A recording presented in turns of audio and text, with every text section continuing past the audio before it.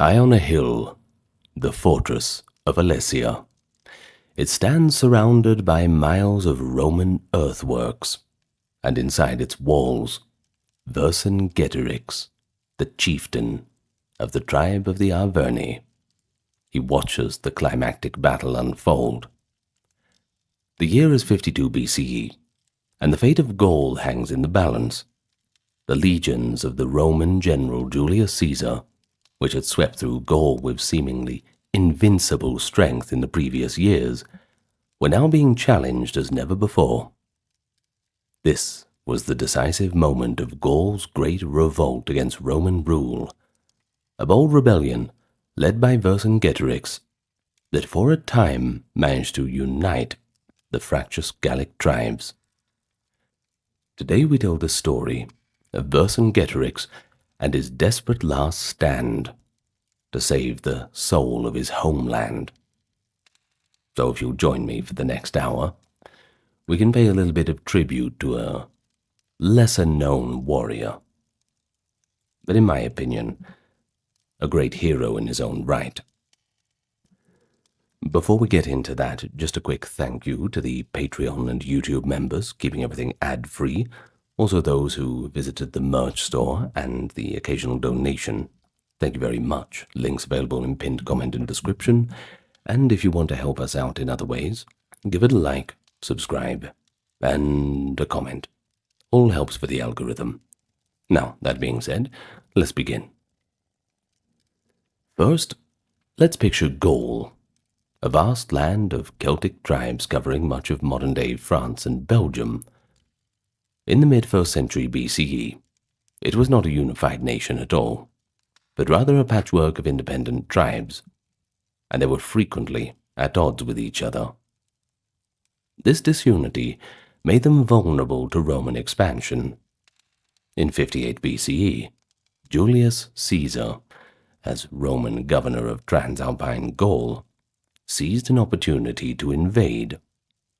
He claimed to be helping allied tribes and preempting a supposed threat.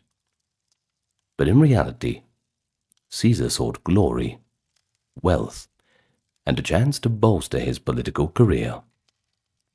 Over the next few years, he used classic divide-and-conquer tactics to subdue one tribe after another. Some Gallic chiefs allied with him. They wanted to settle the old scores they had with rivals, only to find Roman dominance tightening the noose afterwards. By 53 BCE, Caesar's armies had ravaged large parts of Gaul, imposing Roman rule and heavy tribute. These conquests were brutal, entire villages slaughtered or sold into slavery. Deep resentment began to spread among the Gallic peoples. Sporadic revolts had already flared. For example, a revolt in 54 led by Ambiorix of the Eburones ambushed and annihilated a Roman legion. But all of this had been localized. There was something that Gaul lacked, that Rome had, and that was a single leader that could unite the peoples in a coordinated rebellion. That leader would emerge in the year 52 as Vercingetorix.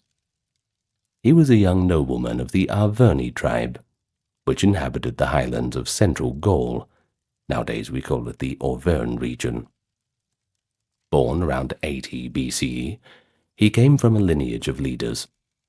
His father, Celtulus, had been a powerful Arvernian magnate who at one point claimed authority over much of Gaul. But Celtulus was executed by his own tribe for seeking too much power. The Arverni, like most Gauls, feared kingship and tyranny.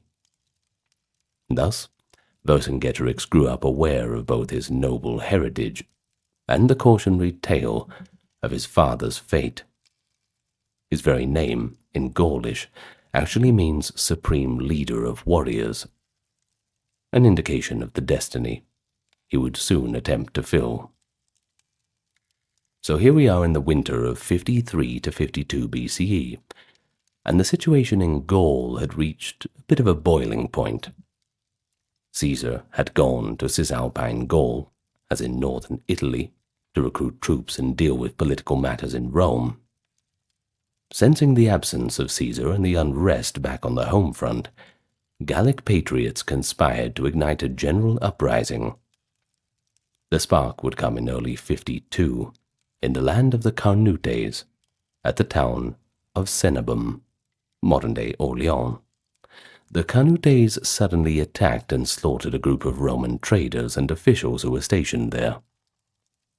A violent act, barbaric even, essentially the murder of Romans on Gallic soil, many of whom didn't even have a dagger at the hip. In any case, the message was clear. This was a signal for revolt. News of the Carnutes' deeds spread rapidly across Gaul, carried by messengers and the cries of sympathizers, and when the alarm reached the Arverni, the young Vercingetorix was ready to seize the moment. He was about 30 years old at the time, but he was ambitious, charismatic, and an ardent advocate for Gallic independence. He began rallying support in Gergovia, the Arverni stronghold. At first, though, the Arvernian nobles, including his uncle Gobernitio, refused to risk war with Rome.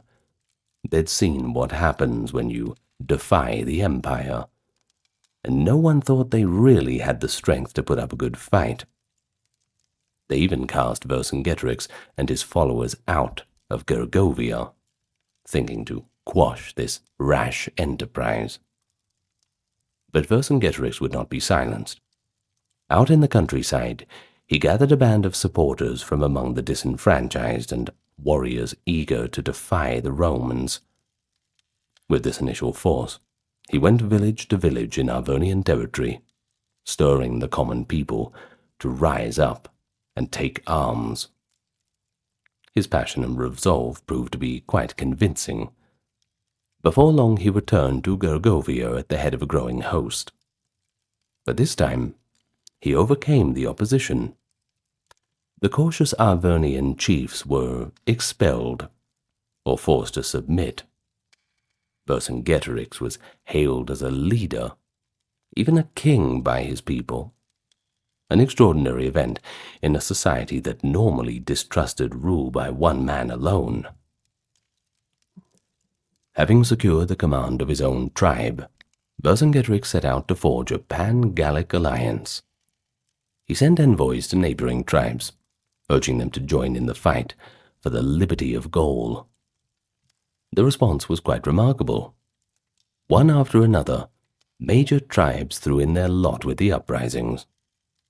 The Senones of central Gaul, the Parisii of the north, the Cadurci, the Aedui, Sequani, Pictones, Arverni themselves, and many more. Virtually all of Gaul was soon in on the revolt. Never before had so many Gallic peoples agreed to cooperate militarily under one command. By a council of tribal chiefs, Vercingetorix was elected supreme commander of the coalition. To lead this patchwork of warriors, Vercingetorix imposed strict discipline and undertook measures that even the Romans found impressively organized. He demanded hostages from each tribe to ensure loyalty, and set quotas for each tribe to supply soldiers and weapons by set deadlines. He placed particular emphasis on raising a strong cavalry, knowing that Gallic horsemen, superb riders with fine horses, could be a decisive factor against the Roman infantry. To hold the alliance together, Vercingetorix did not shy away from brutality. Caesar recounts that he enforced his orders with draconian punishments. For serious disobedience or treachery, offenders were executed. Sometimes they were even burned alive. For lesser infractions, the punishments could be ghastly mutilations, cutting off of the ears or the nose, serving as a warning to others. Harsh methods, sure, but they were meant to instill unity and deter any tribe from wavering. Under Vercingetorix's leadership, what had once been a spontaneous flare-up was rapidly becoming a coordinated uprising. By the spring of 52, the Gauls had a unified command and a clear purpose. They were going to expel the Romans and reclaim their freedom. From the very outset, Vercingetorix showed keen strategic insight in confronting the Roman war machine, and he was going to have to be really clever about it. Strength of arms alone was not going to cut it. He understood that Caesar's legions excelled in set-piece battles on open ground. The Romans had disciplined heavy infantry, ones who could outlast and outmaneuver any undisciplined mass chargers. So, rather than face Caesar in a conventional pitched battle that he would most likely lose, Vercingetorix adopted a strategy of scorched earth and guerrilla tactics. He had a plan, and that was to deny Caesar's armies any ability to live off the land and to constantly harass them, while avoiding all-out battle, at least until the conditions were favorable.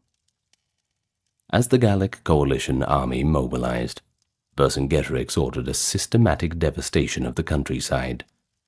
Villages, farms, and even mid-sized towns were deliberately burned down by their own inhabitants ahead of the Roman advance. This was a painfully difficult directive for many of the Gauls to carry out. I mean, they were meant to be fighting for their own homes, but they were also being told they had to destroy their own homes and food stores. A bit ironic. In any case, most tribes obeyed, convinced that Vercingetorix had these sacrifices in mind and they were necessary for the greater cause. The goal was to deprive the Romans of food, shelter, and plunder. Caesar's legions depended on foraging and requisitioning local grain to sustain themselves.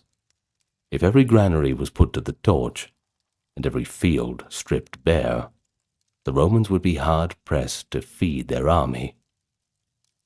Vercingetorix also used the natural terrain to his advantage.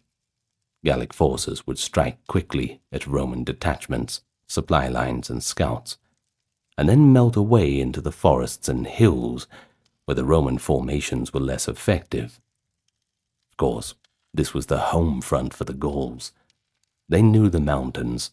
They knew the forests. The Romans didn't. One illustration of Vercingetorix's hardline strategy involved the fate of Avaricum, modern-day Bourges. The chief city of the Bituriges tribe, Vercingetorix urged the Bituriges to burn Avaricum to prevent it from falling into Roman hands.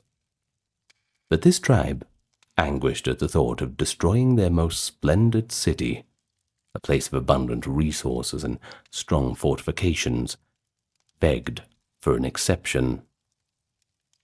Well, after a bit of back and forth, Vercingetorix reluctantly agreed to spare Avaricum, reasoning that its natural defenses and the ongoing winter weather might stall Caesar long enough. Of course, this decision would soon be put to the test, as Caesar indeed made Avaricum his next target. Meanwhile, Julius Caesar reacted swiftly to the burgeoning revolt. Though surprised by its scale, he was an experienced and bold commander. Gathering whatever troops he could in the province, and even drawing on legions from across the Alps, Caesar marched back into central Gaul earlier than campaigning season normally would allow.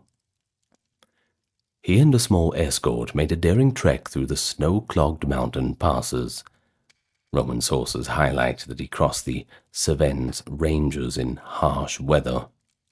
It's to show up unexpectedly in Arvernian territory. This sudden appearance caused alarm among some rebels, and momentarily relieved a Roman ally under siege. Caesar then headed north to link up with his main legions coming from their winter quarters. By extraordinarily forced marches and logistical feats, Caesar concentrated his forces before the Gauls could fully coordinate against him. Thus, as spring arrived, it was all ready. Vercingetorix's overall strategy was to wear the Romans down, avoid direct large-scale battles, keep shadowing Caesar's movements, pick off stragglers, and destroy any resources, hoping that hunger and exhaustion would cripple the Roman legions. Caesar's strategy was to bring Vercingetorix to battle, or at least capture key strongholds to break the Gallic morale. The first major showdown of the campaign would occur at Avaricum. And so Caesar marched straight to Avaricum, determined to make an example of this large Gallic city. You see, Avaricum was the most important town of the Bituriges, and one of the finest in Gaul. It was situated amid rivers and marshes, with only a narrow approach, a pretty good site in terms of natural defense. Vercingetorix, adhering to his strategy, didn't trap himself inside the city. Instead, he opted to camp his field army in the rough country outside of Avaricum at a safe distance. From there, his cavalry and guerrilla bands could continually harass the Roman foraging parties, while he avoided a direct engagement on open ground. He trusted that a combination of Avaricum's strong walls and the scarcity of food, thanks to that scorched earth policy, would work in his favor against the Romans. The siege of Avaricum in early 52 proved to be arduous, to say the least. The Romans, roughly 40,000 strong, encircled the city and commenced building massive siege works. They constructed terraces, battering rams, and siege towers to reach the ramparts, all while enduring rain, mud, and constant skirmishes launched by the Gauls from outside the walls. The cavalry of Vercingetorix made hit-and-run attacks, keeping the Romans on guard. And inside Avaricum itself, the Bituriges and their allies bravely endured a tightening blockade. Caesar's soldiers grew increasingly frustrated, not to mention hungry. Vercingetorix had indeed managed to strip the surrounding land of provisions, and the Roman supply line was sorely overstretched. After about a month of siege operations, the persistence of the Romans paid off. His troops built a massive ramp, and finally, on a stormy day, managed to push a siege tower against the walls and breach of Avaricum's defense. The Roman legions poured into the city, and what followed was a slaughter. Embittered by the long siege and by the carnage the revolt had inflicted upon the Romans, Caesar's men took a brutal revenge. They massacred virtually the entire population of Avaricum. Men, women, children, none were spared. Ancient reports claim that out of some 40,000, only a few hundred managed to escape. The city was sacked and set ablaze. Roman soldiers gorged themselves on the stores of grain and food that the Gauls had left behind, finally relieving their own hunger. But what about from a strategic standpoint? Well, you can imagine that the fall of Avaricum was certainly quite the blow to the Gauls. But Vercingetorix managed to handle the setback quite cleverly. Watching the plumes of smoke from the burning city, he withdrew his army to a safe distance to avoid an immediate clash with Caesar's now resupplied forces. He then convened a council of his allies. Rather than demoralizing the coalition, the atrocity at Avaricum just steeled their resolve. Vercingetorix argued that the loss of one city, as tragic as it was, proved that they must stick even more firmly to the scorched earth plan. Avaricum, he reminded them, had not been destroyed when he urged it, and it became the one place where the Romans could resupply. He took responsibility for the decision not to spare the city, but turned it into a lesson in unity. Going forward, they would not question him, and they would not spare any resource that might aid the enemy. By most accounts, the Gauls remained committed. They even agreed that, despite the catastrophe, morale should remain high. After all, Caesar had only taken one city, and Gaul's vast armies were still intact. The uprising would continue, and Vercingetorix now led his forces south, into the lands of his own people, drawing Caesar further from the Roman supply bases.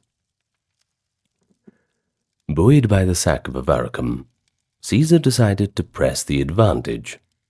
The next target, Gergovia, the chief town of the Arverni, and Vercingetorix's home ground.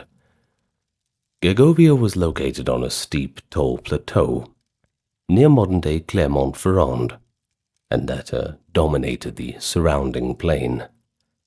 It was naturally fortified by cliffs, and had been strengthened with walls. Importantly, it was a symbolically rich target. Capturing Gergovia would be a personal and political blow to Vercingetorix. Caesar marched his legions south into the Arvernian hills, determined to force another decisive confrontation. Vercingetorix anticipated Caesar's move. He positioned his army around Gergovia and prepared the defenses. As Caesar approached, Vercingetorix employed scorched earth tactics and blocking maneuvers to slow him down.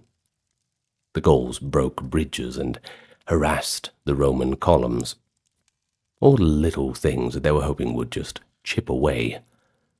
But still, Caesar was not that easily defeated. He managed to maneuver cleverly. He restored a destroyed bridge over the Allier River in a rapid operation, outflanking some Gallic watchers, and arrived at Gergovia's vicinity. He encamped on high ground, facing the Gergovia Plateau, separated from the town by a valley. One look at Gergovia convinced him that a direct assault was not going to be a very wise decision.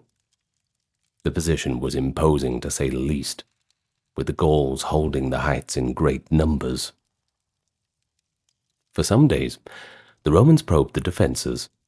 Caesar captured a minor hill near Gergovia, gaining a partial advantage. It may have cut off one of the town's water springs, too. But the Gauls held firm on the main plateau. Vercingetorix's warriors, drawn from many tribes, encamped in a ring around Gergovia's summit, ready to counterattack any Roman thrust.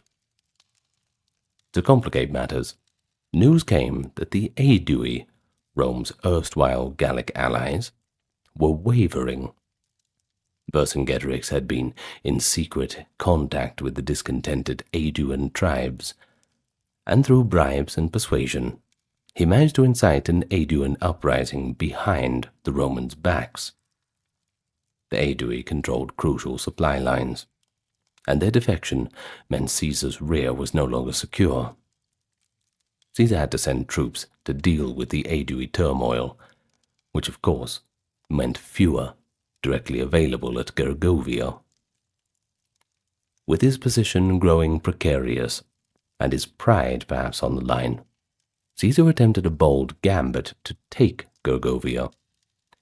So he devised a plan to create a diversion on one side of the plateau and then storm the weaker side. In essence, he ordered part of his army to make a conspicuous show of moving away, luring some of the Gauls off the heights, while two legions hid and prepared to assault from another direction. Seemingly the plan worked, at least at start. Well, when the Roman feint drew a portion of the Gallic forces out of position, Caesar launched an attack up the slopes toward the town. The Roman legions succeeded in overrunning some outer works and a small Gaulish camp below the walls. Things were going well. Some Roman units pressed their attack further up to the steep incline, perhaps misinterpreting Caesar's limited objectives as a full assault. In any case, everyone thought they were on quite a roll, and you don't stop when you're on a roll, don't you? Gergovia's main rampart loomed above, and on Caesar's signal, the legions halted short of the town. And it was exactly at that moment that Vercingetorix unleashed his fierce counterattack. The battle around Gergovia quickly turned into a chaotic struggle on the hillsides. Gallic warriors, familiar with the terrain, swarmed down paths and ravines, hitting the Romans from higher ground. The legions found themselves to be in a very disadvantaged position, climbing, spread out, and now under a hail of Gaulish missiles. Centurions tried to keep their men together, but in confusion some Roman cohorts either didn't hear or didn't heed the order to retreat in time. A contingent of Caesar's troops advanced too far, and they became isolated. Vercingetorix's forces surrounded these detachments. A brutal melee ensued in which the Romans suffered heavy losses. According to Caesar's own later report, at least 46 Roman centurions, that is, seasoned officers, were killed in this engagement. It's hard to replace them. Once again a testament to how fiercely the Gauls fought, and how desperate the situation for the Romans became. One Roman eagle standard was almost captured by the Gauls, an enormous shame that was narrowly averted. Caesar, observing the disaster from a distance, had to commit his reserves simply to extricate his men from the slopes. Eventually, the battered Roman forces managed to pull back to their camp, leaving many dead on the field.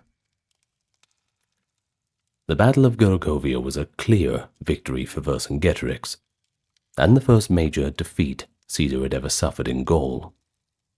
The news spread fast among the tribes. For the Gauls, it was exhilarating proof that the Romans were not invincible. Vercingetorix had out-generaled Caesar on the ground of his own choosing.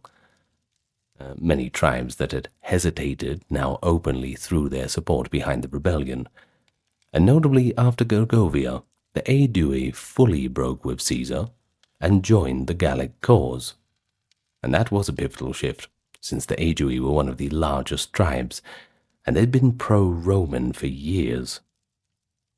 Back in Caesar's camp, the defeat caused deep discouragement among the troops, and Caesar himself recognized that he could not maintain his position at Gergovia under these conditions.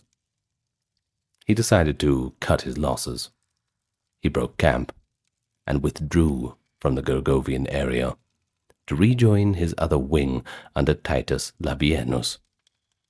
Caesar and Labienus eventually reunited near the Loire, bringing the Roman forces back together after each had faced serious challenge.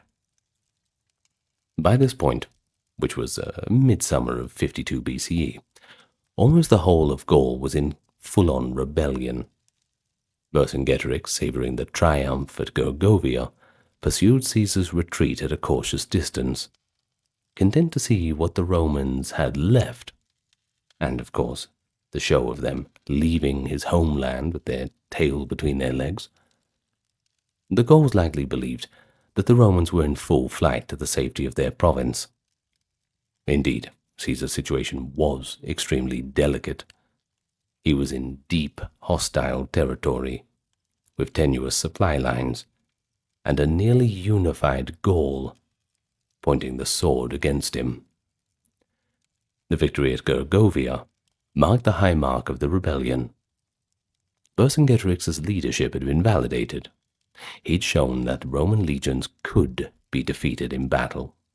You just had to get the right conditions. But that is not to say that Caesar was finished. The Roman general, though bloodied, was a master of resilience. He knew that Vercingetorix's coalition, for all its unity and victory, could be tested severely by a reversal of fortune. Caesar would seek that reversal. After regrouping with Labienus and securing the loyalty of his remaining allies, Caesar began to plan how he was going to trap Vercingetorix and force a final confrontation, this time on Roman terms. Well, the stage was set for the crescendo, the siege of Alesia, an encounter that would not only decide the war, but, well, the fate of Gaul. In the immediate aftermath of Gergovia, Vercingetorix pursued Caesar's combined forces northward, not letting the Romans out of his sight. He continued to employ hit-and-run tactics, attacking the Roman scouts and rear guards wherever he could find them. Now Caesar, for his part, moved towards the territory of the Sequani and the Lingones, in what is now eastern France, likely aiming to find easier supply, or perhaps a position to receive reinforcements. Priorities food and water first, we'll sort the rest out later. During this maneuvering, a significant engagement occurred on the plains, one that managed to tip the scales. You see, Vercingetorix had deployed his large cavalry force to encircle and harass the marching Roman columns.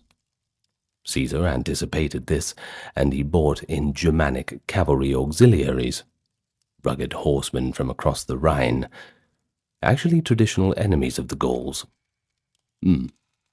Well, in a pitched cavalry battle, these Germanic riders, together with Caesar's Gallic allies still loyal to Rome, managed to rout Vercingetorix's mounted warriors. The loss of the Gallic cavalry was a serious blow. It deprived Vercingetorix of his chief tactical advantage, mobility and superior scouting, that is, not to mention leaving his army half blind. Seeing his cavalry defeated, and realizing that he could no longer easily shadow the Romans, or choose the perfect ground for battle, Vercingetorix made a strategic withdrawal. He decided to fortify himself in a strong defensive position until the rest of Gaul could come and help out. And he chose the hill town of Alesia for this stand. Now, Alesia was special. It was an oppidum, that's what they call it, a fortified settlement, not belonging to the Arverni tribe, but to the Mandubi tribe, located on a high plateau with steep cliffs, bounded by the rivers and valleys of the territory of modern Burgundy. It was a position of great natural strength, the kind of place where a relatively smaller force could have a chance at holding off a, vastly larger one. Make sure you have plenty of rocks and hot oil ready from the walls. Well, they'd probably be just using hot water. I mean, oil's a bit expensive, but you know what I mean. Anyway, Vercingetorix and his army entered Alesia, along with the local population and whatever refugees or warriors from other tribes would accompany them. Some modern estimates suggest he had around 80,000 troops with him. Exact numbers are uncertain, though. And don't bother asking Caesar, he tends to inflate the enemy numbers. Of course, that makes the victory look a lot better, right?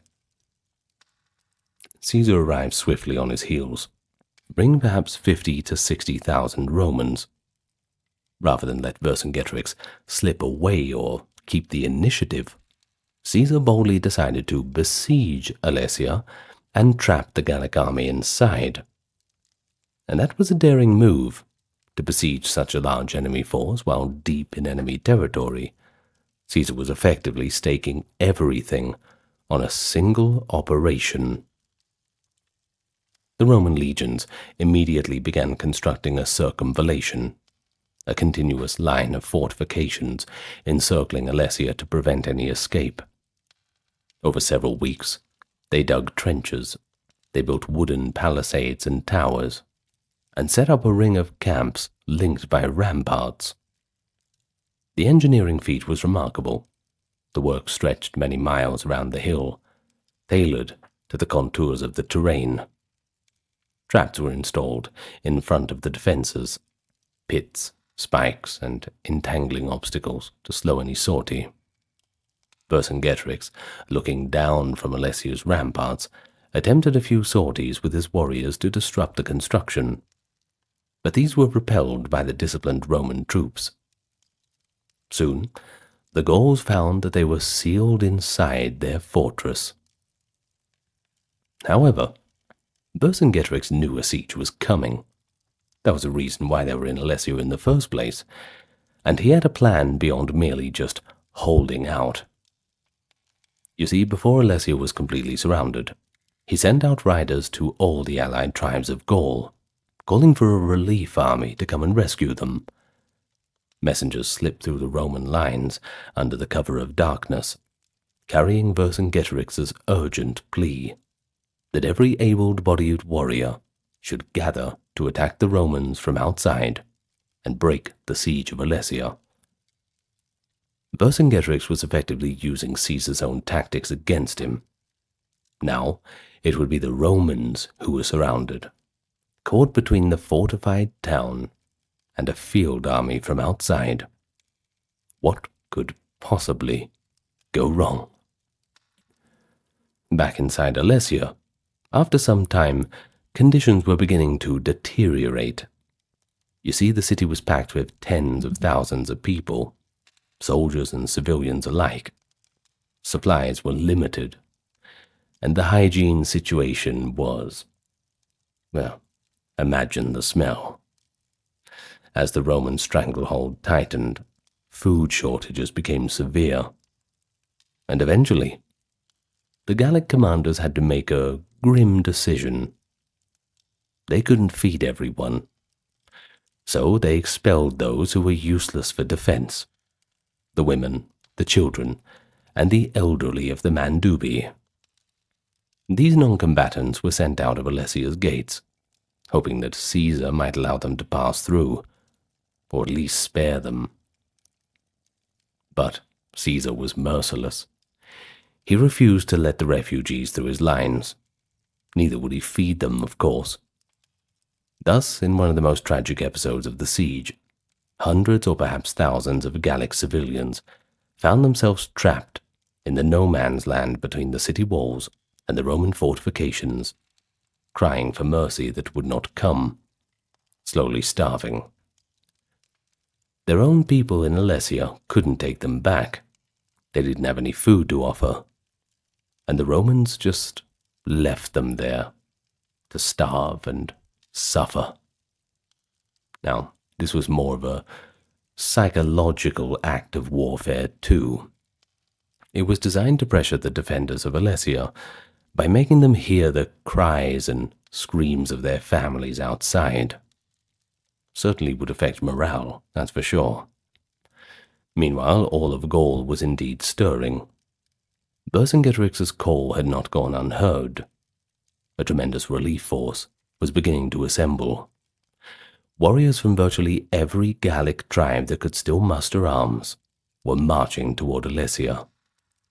Caesar's commentaries list many of the tribes, and give an inflated total of perhaps 250,000 men.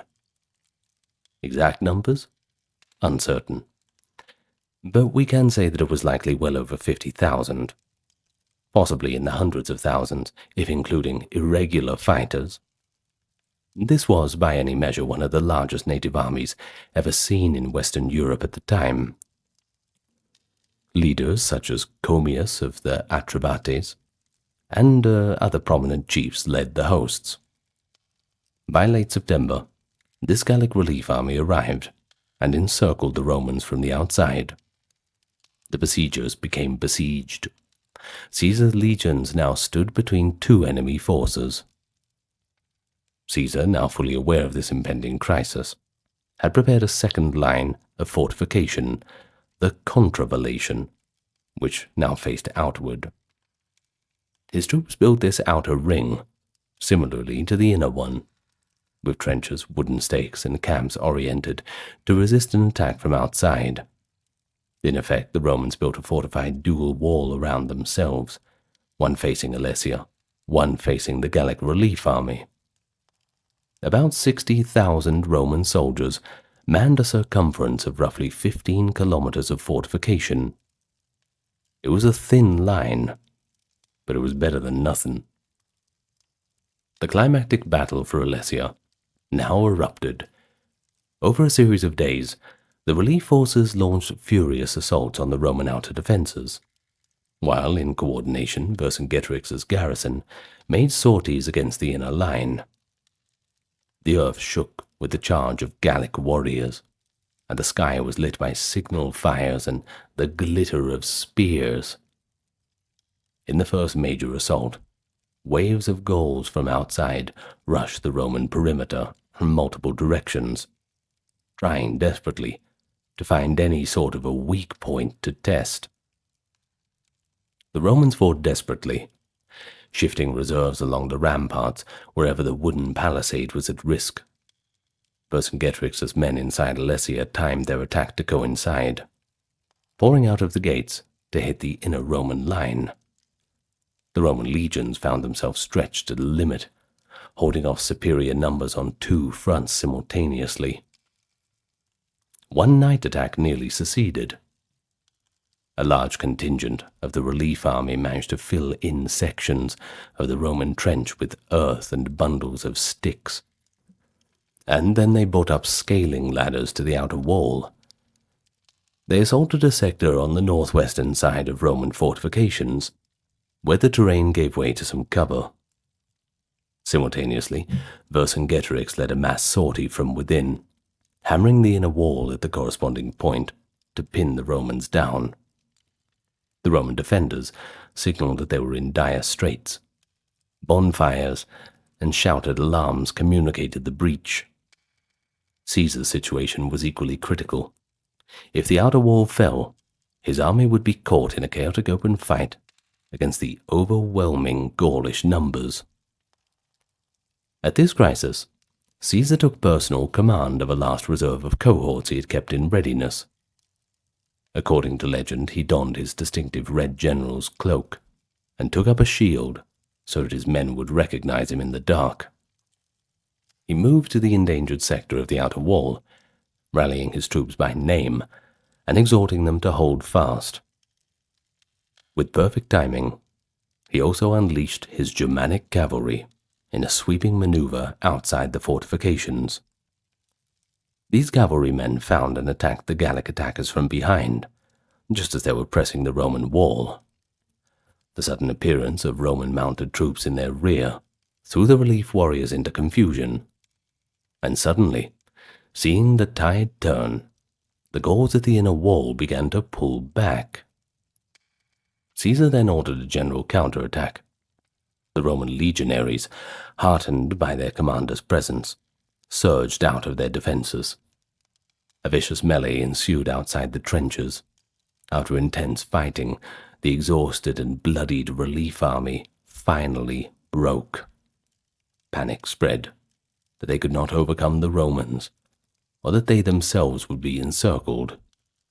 The Gallic warriors began to fall back from the fortifications, and soon that fallback turned into a full retreat. Roman cavalry pursued them, cutting them down and preventing any reassembly. And as the dawn came, the great relief army of Gaul was in full flight, and the fields around Alesia were strewn with the bodies of the fallen. The defenders of Alesia, upon the heights, beheld the disastrous sight. The relieving host, their friends, their brothers and kin, they were all gone. All that remained were the flickering campfires in the distance, and the masses of abandoned equipment outside the Roman lines. Realizing their final hope had vanished, a wail of despair arose from the people of Alesia. After holding out for so long, they knew that this was the end. Vercingetorix pulled his remaining forces back inside the walls. The siege of Alesia had ended in a stunning Roman victory. With the failure of the relief army, Vercingetorix and the Gauls in Alesia had no options left. The food, it was gone. The allies, gone too. And they were surrounded by an impenetrable ring of Roman steel. Things really could not get any worse. A council of Gallic leaders in Alesia was convened in a crisis meeting. Different accounts describe the scene.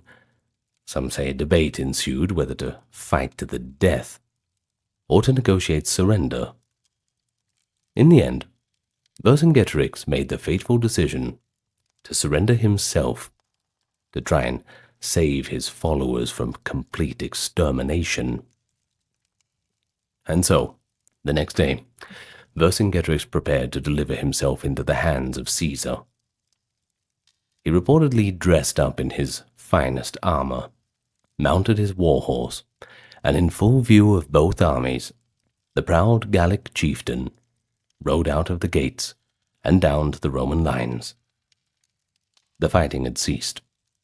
Thousands of Romans and Gauls watched in an awed silence. Accounts differ slightly on the details, but there is a famous version from Plutarch. It describes Vercingetorix riding directly up to Caesar's seat. There, he dismounted his horse. In a dramatic gesture, he removed his helmet and laid down his sword at Caesar's feet, then knelt, hands outstretched in surrender. He spoke a few words, if anything. His actions were his plea. Another account, from Cassius Dio, suggests that Vercingetorix perhaps hoped for mercy due to past goodwill between him and Caesar. But if so, it was a vain hope. Caesar was stone-faced. He accepted the surrender without any show of compassion. At a signal, Roman soldiers stepped forward and seized Vercingetorix. The Gallic commander was bound in chains. And just like that, the revolt was over. The once proud leader had been hailed as a king by the Gauls, was now just another captive. Following this, the remaining Gauls in Alesia laid down their arms. Caesar's forces took a vast number of prisoners. According to Caesar, something on the order of 40,000 were captured. Many of these were enslaved. Tribal chiefs and nobles were taken into custody to be paraded later or executed as examples. It was a complete Roman triumph. But what about Vercingetorix? Well, he was kept alive. The Romans customarily preserved famous enemies to display during the triumphs in Rome.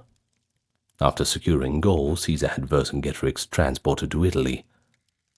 The Gallic hero languished in a Roman prison cell for several years, while larger events unfolded.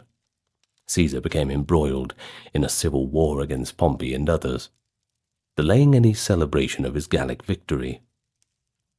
And finally, in 46 BCE, Caesar, by then dictator of Rome, held a magnificent multiple-day triumph in the capital.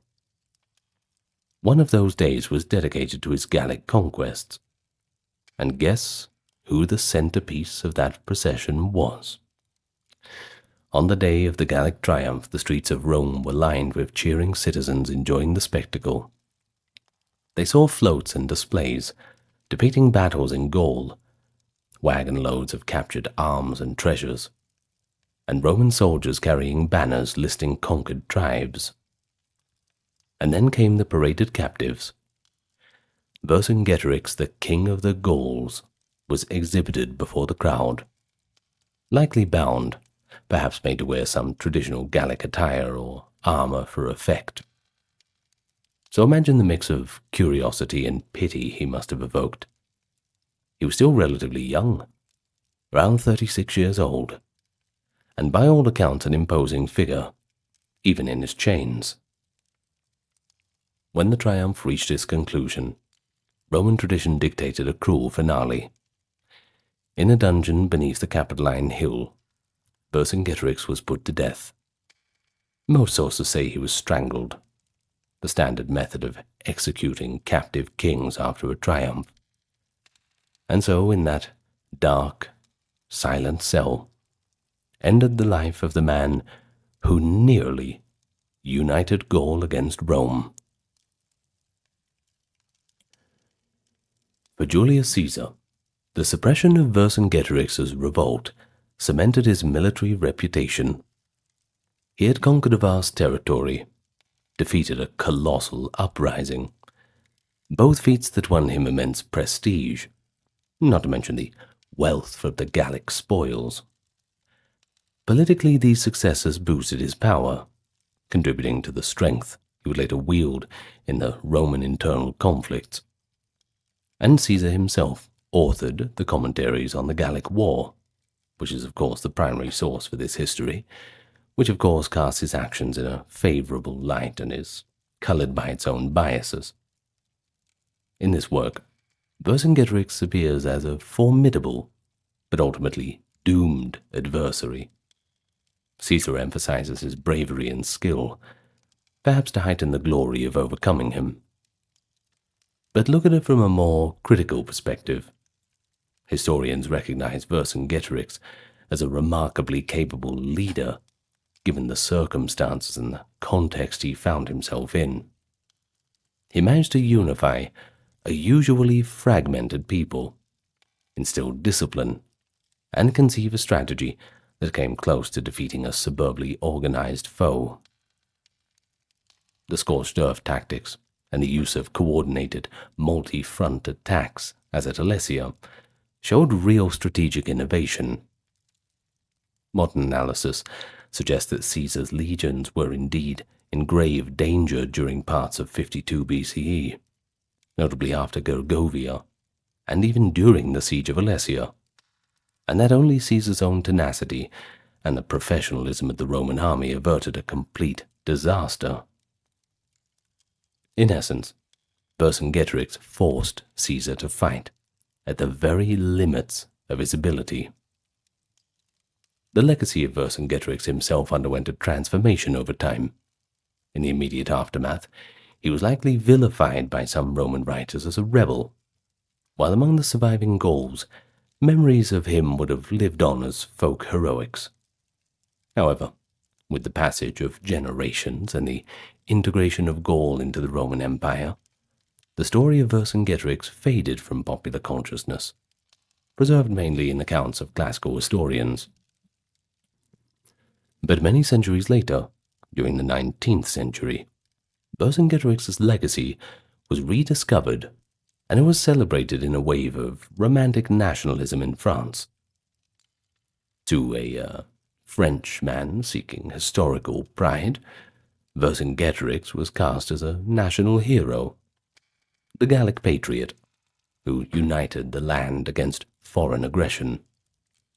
Statues of Vercingetorix were erected, most famously a monumental statue at Alesia, commissioned by Emperor Napoleon III, depicting him with wild hair and a mustache, defiantly surveying the horizon. Streets were named after him, and his story became part of the French historical consciousness, often paired with that of Joan of Arc as symbols of resistance. This modern myth-making often glossed over a few of the complexities, but it did ensure that Vercingetorix would no longer be a forgotten name. But in truth, separating the legend from the fact is always going to be challenging, mostly because everything that we know about Vercingetorix comes from the Romans, above all Caesar's own commentaries, which are as much propaganda as they are reportage. There is no direct Gallic testimony about him. Yet, by piecing together ancient accounts and archaeological evidence, one can discern a leader who was courageous, shrewd and resolute. He nearly succeeded in changing the course of history. Just imagine it. Had he prevailed, the Romanization of what is now France might have been delayed, or even altered fundamentally. In the end, Vercingetorix might not have saved Gaul from conquest. Rome's resources of military might were far too great for him to overcome in the long run. But the revolt was not in vain in terms of legacy. It became a lasting story of unity and resistance. His name, once uttered in fear by Roman legions, is now remembered with admiration for Gallic pride and for the heritage of France. He remains the archetype of an indomitable warrior chief.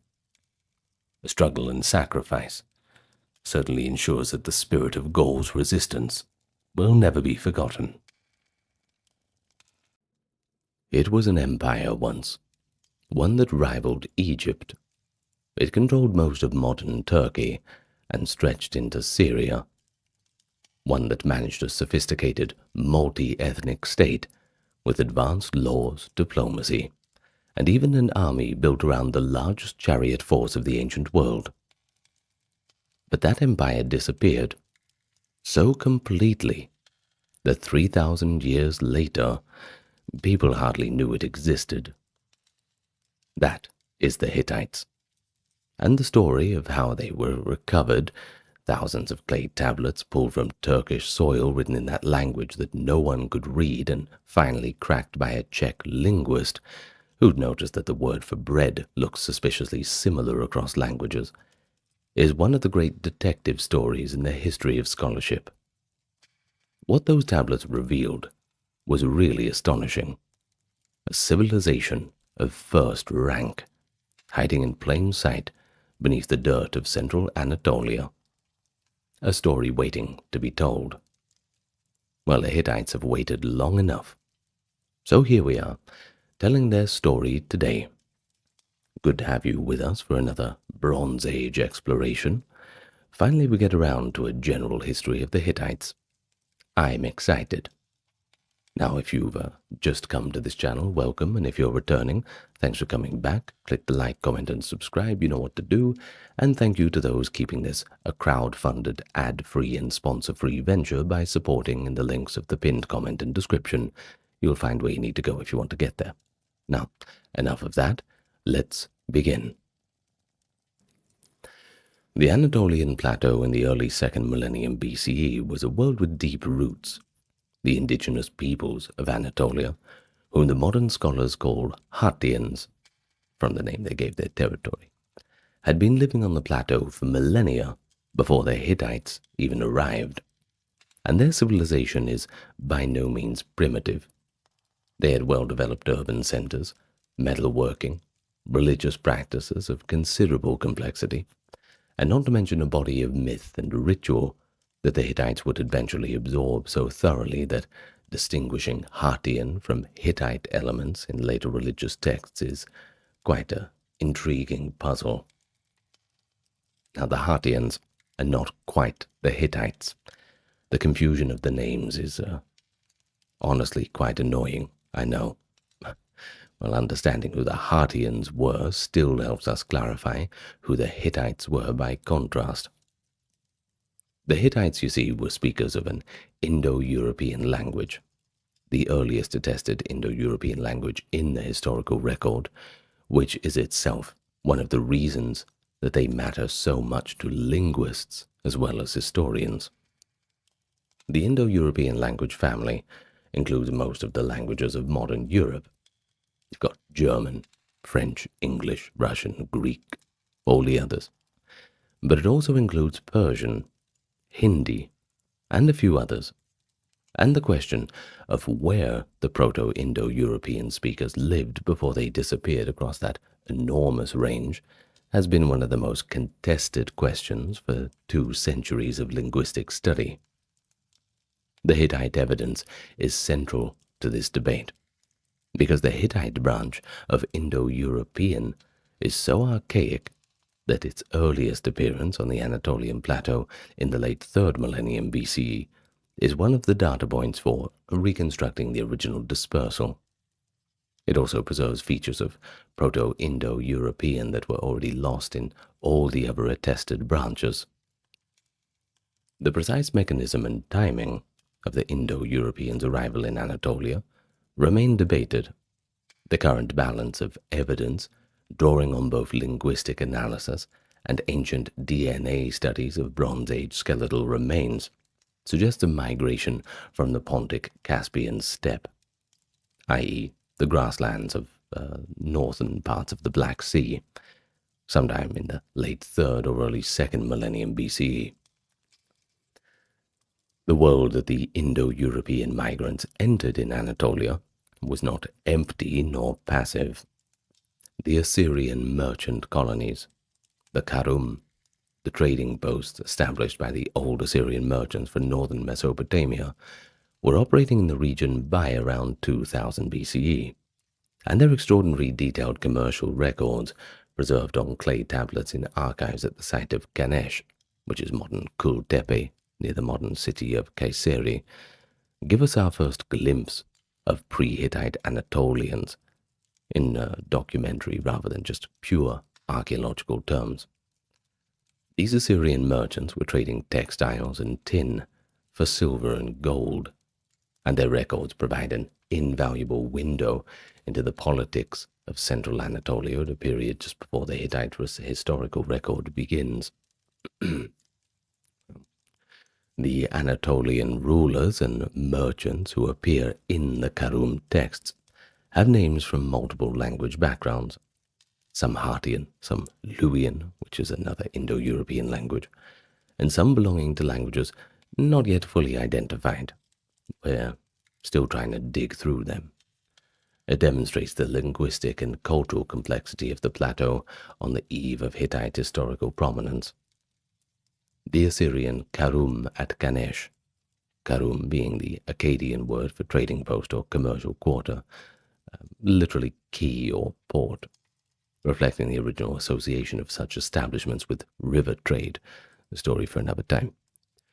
Well, this Assyrian port at Kanesh Kurum was the largest and most important of the Assyrian merchant colonies in Anatolia. But it was one of more than 20 such establishments scattered across the plateau. The archaeological excavations at Gultepe have revealed a substantial Assyrian merchant quarter with houses, administrative buildings, and temples that formed a semi-autonomous community living alongside but distinct from the Anatolian city above it.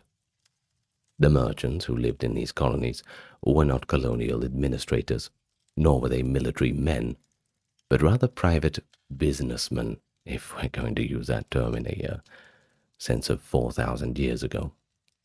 I suppose it still counts.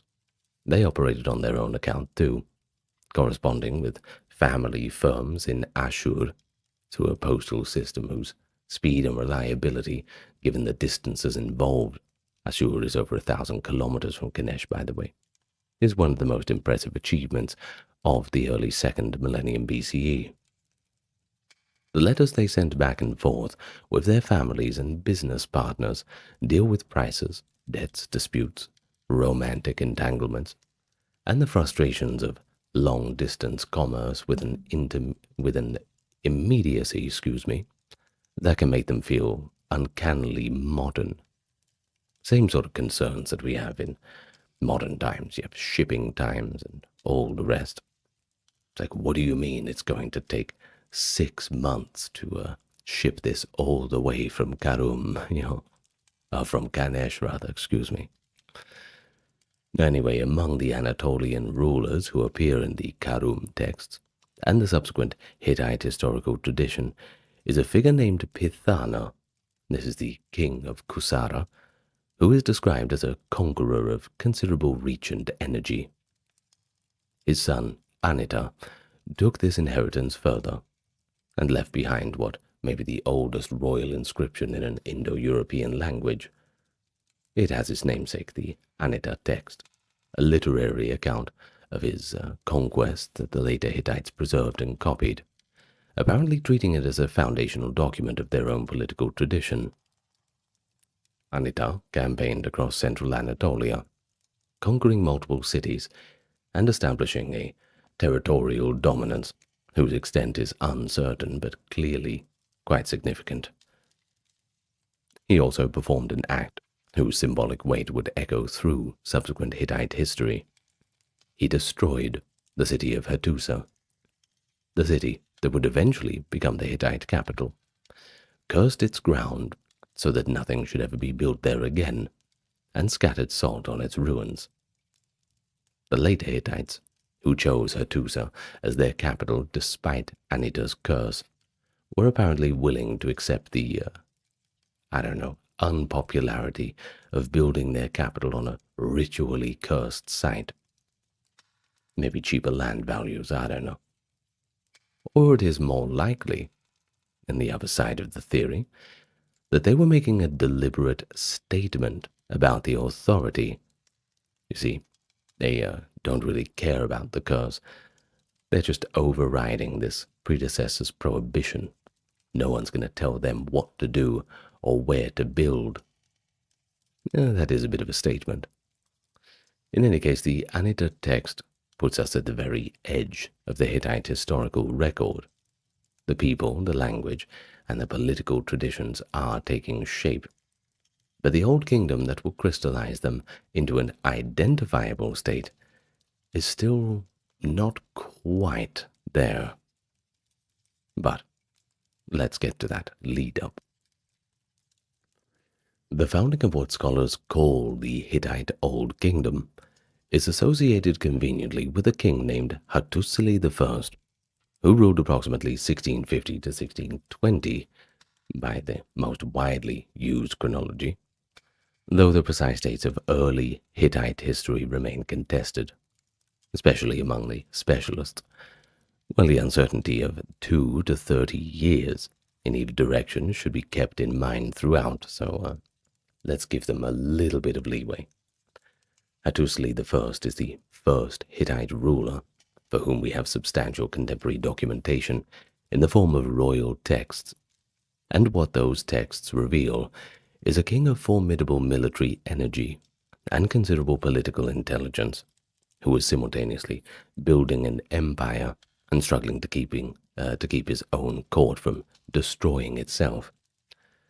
Hattusili's military campaigns extended Hittite power in two directions. First, they went southward into the northern Levantine coast, and westward into territories that would define the continuing western frontier problem throughout Hittite history. You'll see what I mean once we move on through it. His Anatolian text, which is a bilingual document preserved in both Hittite and Akkadian, clearly intended as a pragmatic statement of royal achievement, describes campaigns against Alalak and other sites in what is now northwestern Syria, with a confidence and specificity that tells us the Hittites understood their campaigns in international terms from very early on in their history. But the campaigns were not simply military adventures. They were also economic operations, oriented toward the control of trade routes and the extraction of tribute from wealthy urban centers of the Levantine coast. Once again, it all comes down to the money, always. But what gives the documents from Hattusili's reign their distinctive character is the degree to which they expose the internal political crisis alongside external military achievements. The Hittite royal succession in the Old Kingdom was persistent in its sources of instability. There was no clearly established rule for how the kingship was to pass, and the result was a succession of coups, murders, counter-murders within the royal family that would have made the Hittite state ungovernable had the institution of the kingship itself not been sufficiently robust to survive these repeated internal convulsions. Hattusili I's own text addressing his succession, sometimes called the Political Testament of Hattusili I, is an extraordinary document. And it's just crazy that all this stuff survives 4,000 years later, but hey, that's why you put stuff on clay. It just survives a lot better once it's baked. Well, basically the document is a king apparently dictating from his deathbed, denouncing the relatives who had betrayed him in terms of controlled fury that have lost none of their rhetorical power over these centuries. He disinherits his nephews, denounces his sisters, and he names his grandson, Mursili, as the heir in a document that reads simultaneously as a legal instrument and a personal vindication.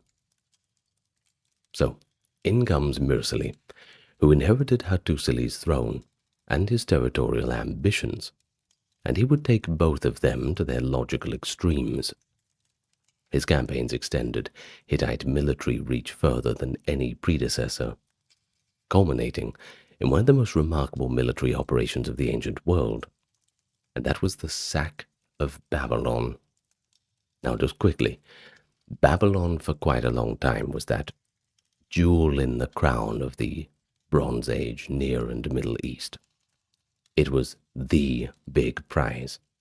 A lot of these rulers would call themselves King of Babylon and all the rest because that was the place to be.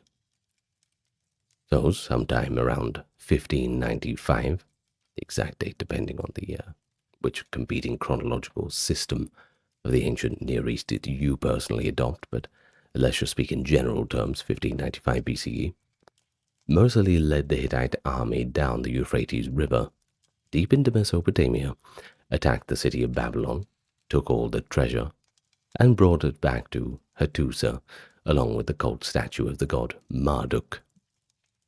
Babylon was the greatest city in the Near East. The Hittites had reached it from central Anatolia across 1,000 kilometers of difficult terrain.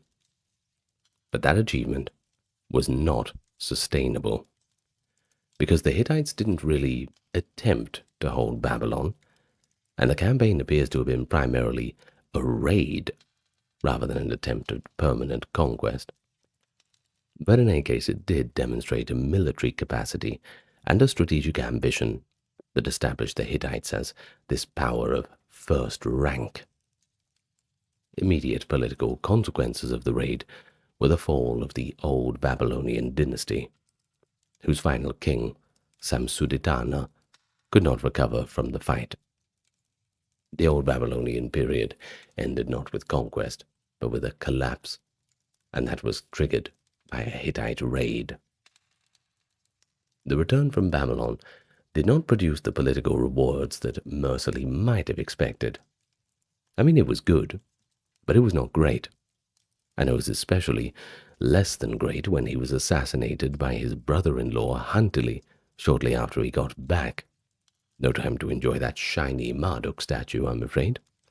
In a coup that inaugurated what historians sometimes call the Dark Age of the Hittite Old Kingdom, a period of roughly 100 years in which the succession question proved repeatedly deadly, with kings following each other in rapid succession to a combination of displacement, murder, and dynastic exhaustion.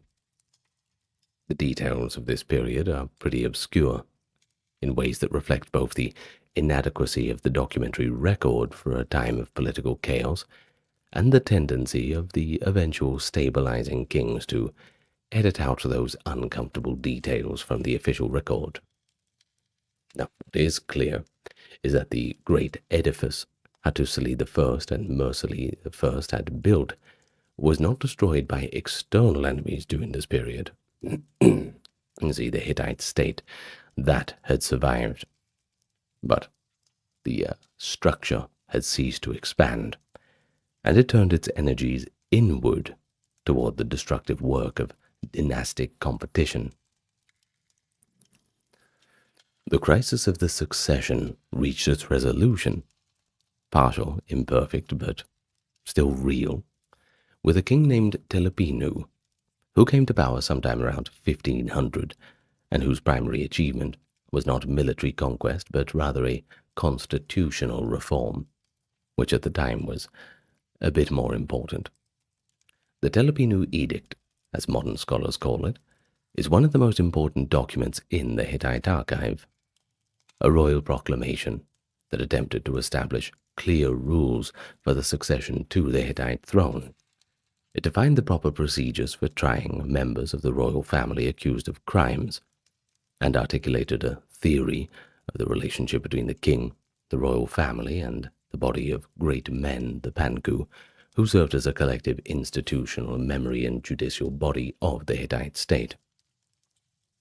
The edict basically begins with a survey of the succession history of the Old Kingdom that is simultaneously a historical and political document. Telepinu reviewing the murders, coups, family disasters of the preceding century, not as neutral history, but as a demonstration of what happens when succession rules are violated. The rhetorical logic is clear. This is chaos. This is what chaos looks like. Here is what it costs the kingdom, and here is the procedure that will prevent it from happening again. Basically, they just want to get things back to normal. They'd had enough of those days of the backstabbing and all the rest. No one likes that. The specific succession rule Telepinu established gave priority to the sons of the king's principal wife, then to the sons of secondary wives, then to the king's daughters' husbands, a system that privileged legitimate descendants while providing clear alternatives in the absence of suitable sons. The edict also addressed the treatment of royal family members in political disputes. Now, they were to be tried formally, they were allowed to plead, and they could be executed or exiled only on the basis of a proper judgment by the Panku, not simply murdered by whoever had seized power most recently. A lot more of a stable system. Whether the Telepinu edict achieved its intended effect is a bit more of a complicated question. The succession remained a source of instability throughout Hittite history. A piece of paper, or rather, well, a piece of clay, is not really going to fix that. Later kings were deposed, murdered, or outmaneuvered by political rivals with a frequency that suggests the constitutional reform did not eliminate the underlying problems that had produced the chaos it was designed to address. But the edict did establish something important. It gave us a framework, one of legitimate procedure, a set of standards against which actual behavior could at least be measured and criticized, and a principle that even the most powerful members of the royal family were subject to institutional constraints. Now, this is more than many contemporary political systems have achieved, and it created a tradition of legal thinking within the Hittite administration that would eventually produce one of the most sophisticated legal codes in the ancient Near East, the Hittite Law Code. Now, that's a document of genuine intellectual interest, preserved in 2 versions across multiple tablets, and spanning several hundred laws. Kind of a big deal.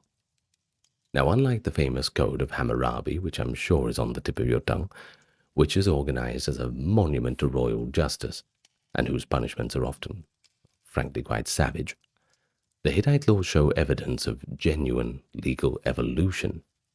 The earlier version of many laws prescribes death for the offense, and the later versions of the same law substitutes a fine or other penalty.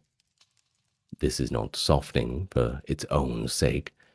It's more of a pragmatic legal philosophy, one that values restitution over punishment, and recognized that a dead criminal could not compensate his victims. The laws address an enormous range of situations, from the agricultural and commercial matters one expects of a Bronze Age legal code, to some of the most detailed regulations of personal status, sexual conduct, and ritual purity to survive from the ancient Near East. They also reveal, incidentally, the social and economic texture of Hittite life in ways that royal annals and diplomatic correspondence cannot do. You've got the prices of animals and grain, the relative status of free persons and slaves, the conditions under which a marriage could be dissolved, and the responsibilities the landlord bore toward those who worked in his fields.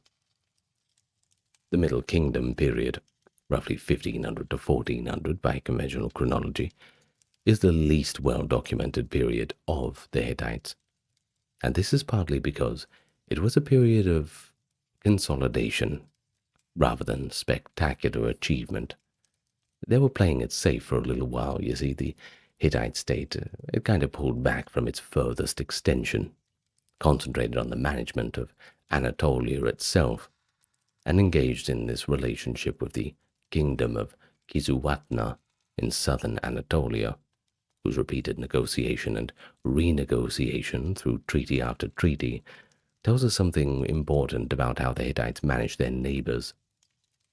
Through formalized agreements, carefully calibrated mutual obligation, and the language of diplomatic kinship that were they to characterize their relationships with the great powers of the Near East, the Hittite politicians were getting things done.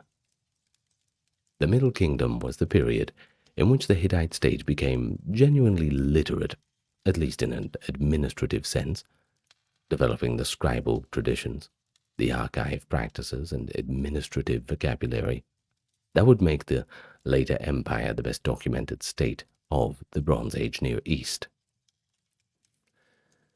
But if the history of the Hittite state has One pivotal figure, a single ruler whose decisions and campaigns transformed the situation so fundamentally that everything before and after must be understood in relation to him. That figure is Suppiluliuma I, who came to the throne around 1350 and proceeded to remake the map of the ancient Near East with a thoroughness that even his enemies were compelled to acknowledge. France has Napoleon, Rome has Caesar, the Mongols have Genghis Khan, and the Hittites have Suppiluliuma. His campaigns in Syria eliminated the Hittite competitors, established the northern Levant as a Hittite sphere of influence that would last for over a century, and created a confrontation with Egypt, whose consequences would define the political world for the remainder of the Bronze Age. The circumstances of his accession are themselves a window into the politics of the Hittite court. It appears that he came to power through a coup of some kind, displacing or succeeding a king named Tudalia II, whose relationship to Suppiluliuma is, well, it's a little bit disputed in the sources, and the energy with which he then pursued external conquest may reflect in part the domestic political logic of a king who needed military success to legitimize a questionable succession. Whether or not that's the right reading, the campaigns he launched almost immediately upon taking power had an urgency and strategic clarity that suggest extensive prior planning, possibly during a period when he was a military commander under his predecessor. The primary target of Suppiluliuma's ambitions was the kingdom of Mitanni, the Hurrian-speaking state that controlled much of northern Syria and southeastern Anatolia, and that had been, for the most part of the preceding century, the dominant power in the region between Hatti and Egypt. Mitanni had developed close diplomatic relations with Egypt under the pharaohs of the 18th dynasty, exchanging daughters in diplomatic marriages and competing with the Hittites for influence over the smaller states of the Levantine coast.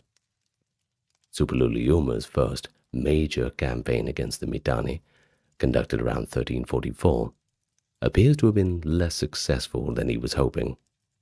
The campaign narratives preserved in what is called the Deeds of Suppiluliuma, compiled after his death by his son Mursili II, are honest enough about the limitations of the first campaign to give us confidence in their reliability when they describe the subsequent triumph.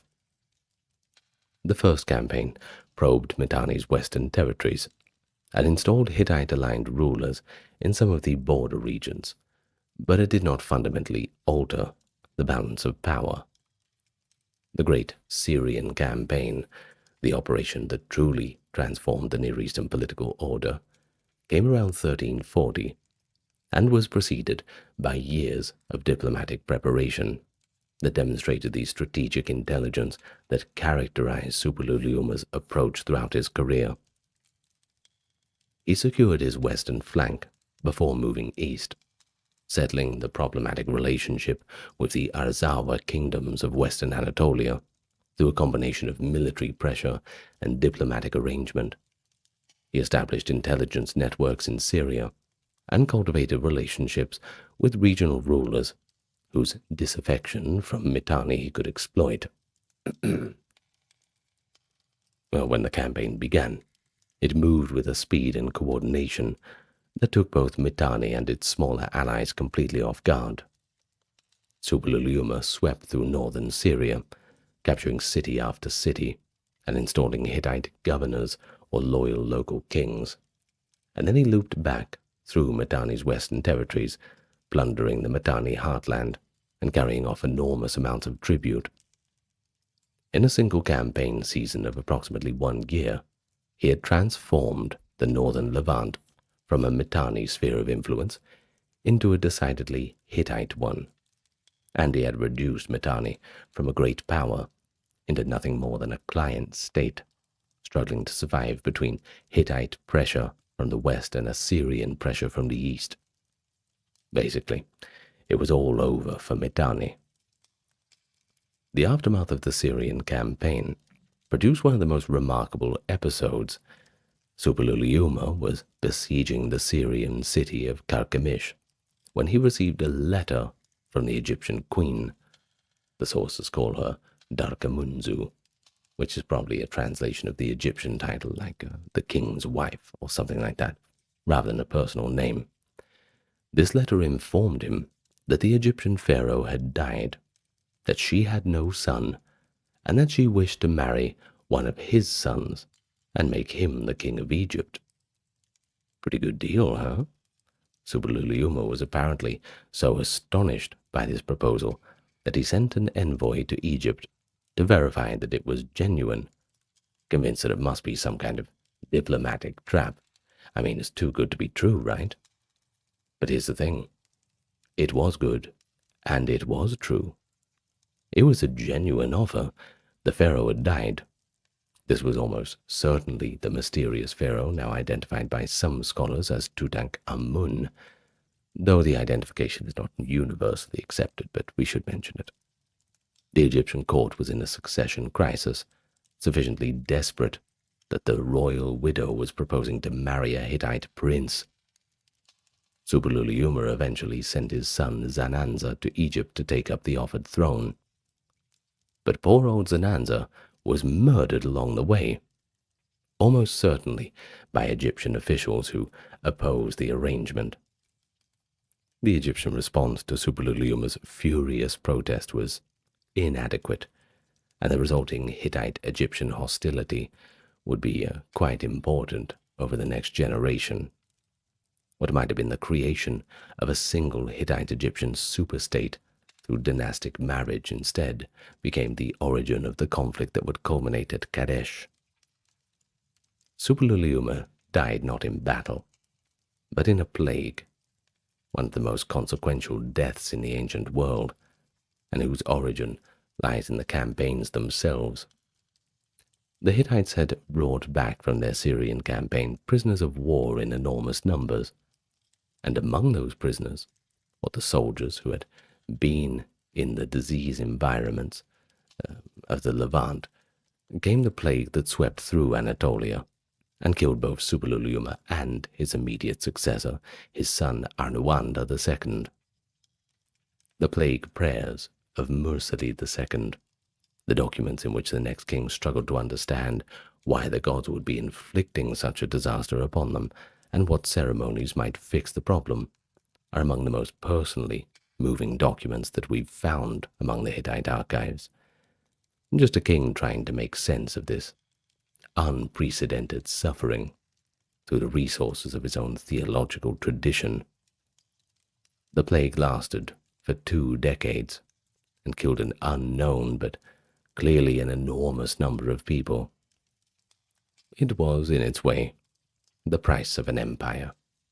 The connectivity that makes a great state powerful is also what makes it vulnerable to the diseases of the populations it conquers. So let's talk about Mursili II. He inherited from his father both the most powerful position in the Hittite state that they had ever occupied and the most severe crisis it had ever faced, at least since the dark age of the old Hittite kingdom. The plague was still killing people. That was the immediate problem. The empire's recently conquered Syrian territories were not quite impressed with their new rulers. The Arzawa kingdoms of western Anatolia, which Suppiluliuma had pacified, had used the distraction of the plague years to reassert their independence. Kaskas, the tribal confederation of the Black Sea coast that was the Hittites' most persistent and most dangerous northern enemy, had raided into the Anatolian heartland. And Mursili was young, probably in his early 20s at his accession, and without the military reputation that allowed his father to command immediate respect. He spent the next 25 years making one. The annals of Mursili II are the most complete surviving account of military campaigns in Hittite history, and they reveal a king of extraordinary energy. In a career spanning roughly 30 years, he campaigned in western Anatolia, suppressing the Arzawa kingdoms in a series of operations that were notable for the scale of deportations he conducted, moving populations between regions on a scale that reflects a strategic understanding of how to reduce the military capacity of a conquered territory by dispersing the communities that had sustained resistance. He campaigned repeatedly in the north against Cascas, in operations that he himself acknowledged were never definitively conclusive. The Cascas were expert raiders who could melt into their forested terrain whenever the Hittite army appeared in force, requiring a strategy of repeated pressure rather than the decisive engagement that could end a war. He campaigned in Syria to consolidate the position his father had established, fighting a major war against the Nuhas and its allies, defeating an Egyptian-backed coalition at Kadesh, which was the same Kadesh whose name would become famous 2 generations later. Don't get confused. In a campaign that established Hittite dominance over the northern Levant more thoroughly than Suppiluliuma's original conquests had imagined.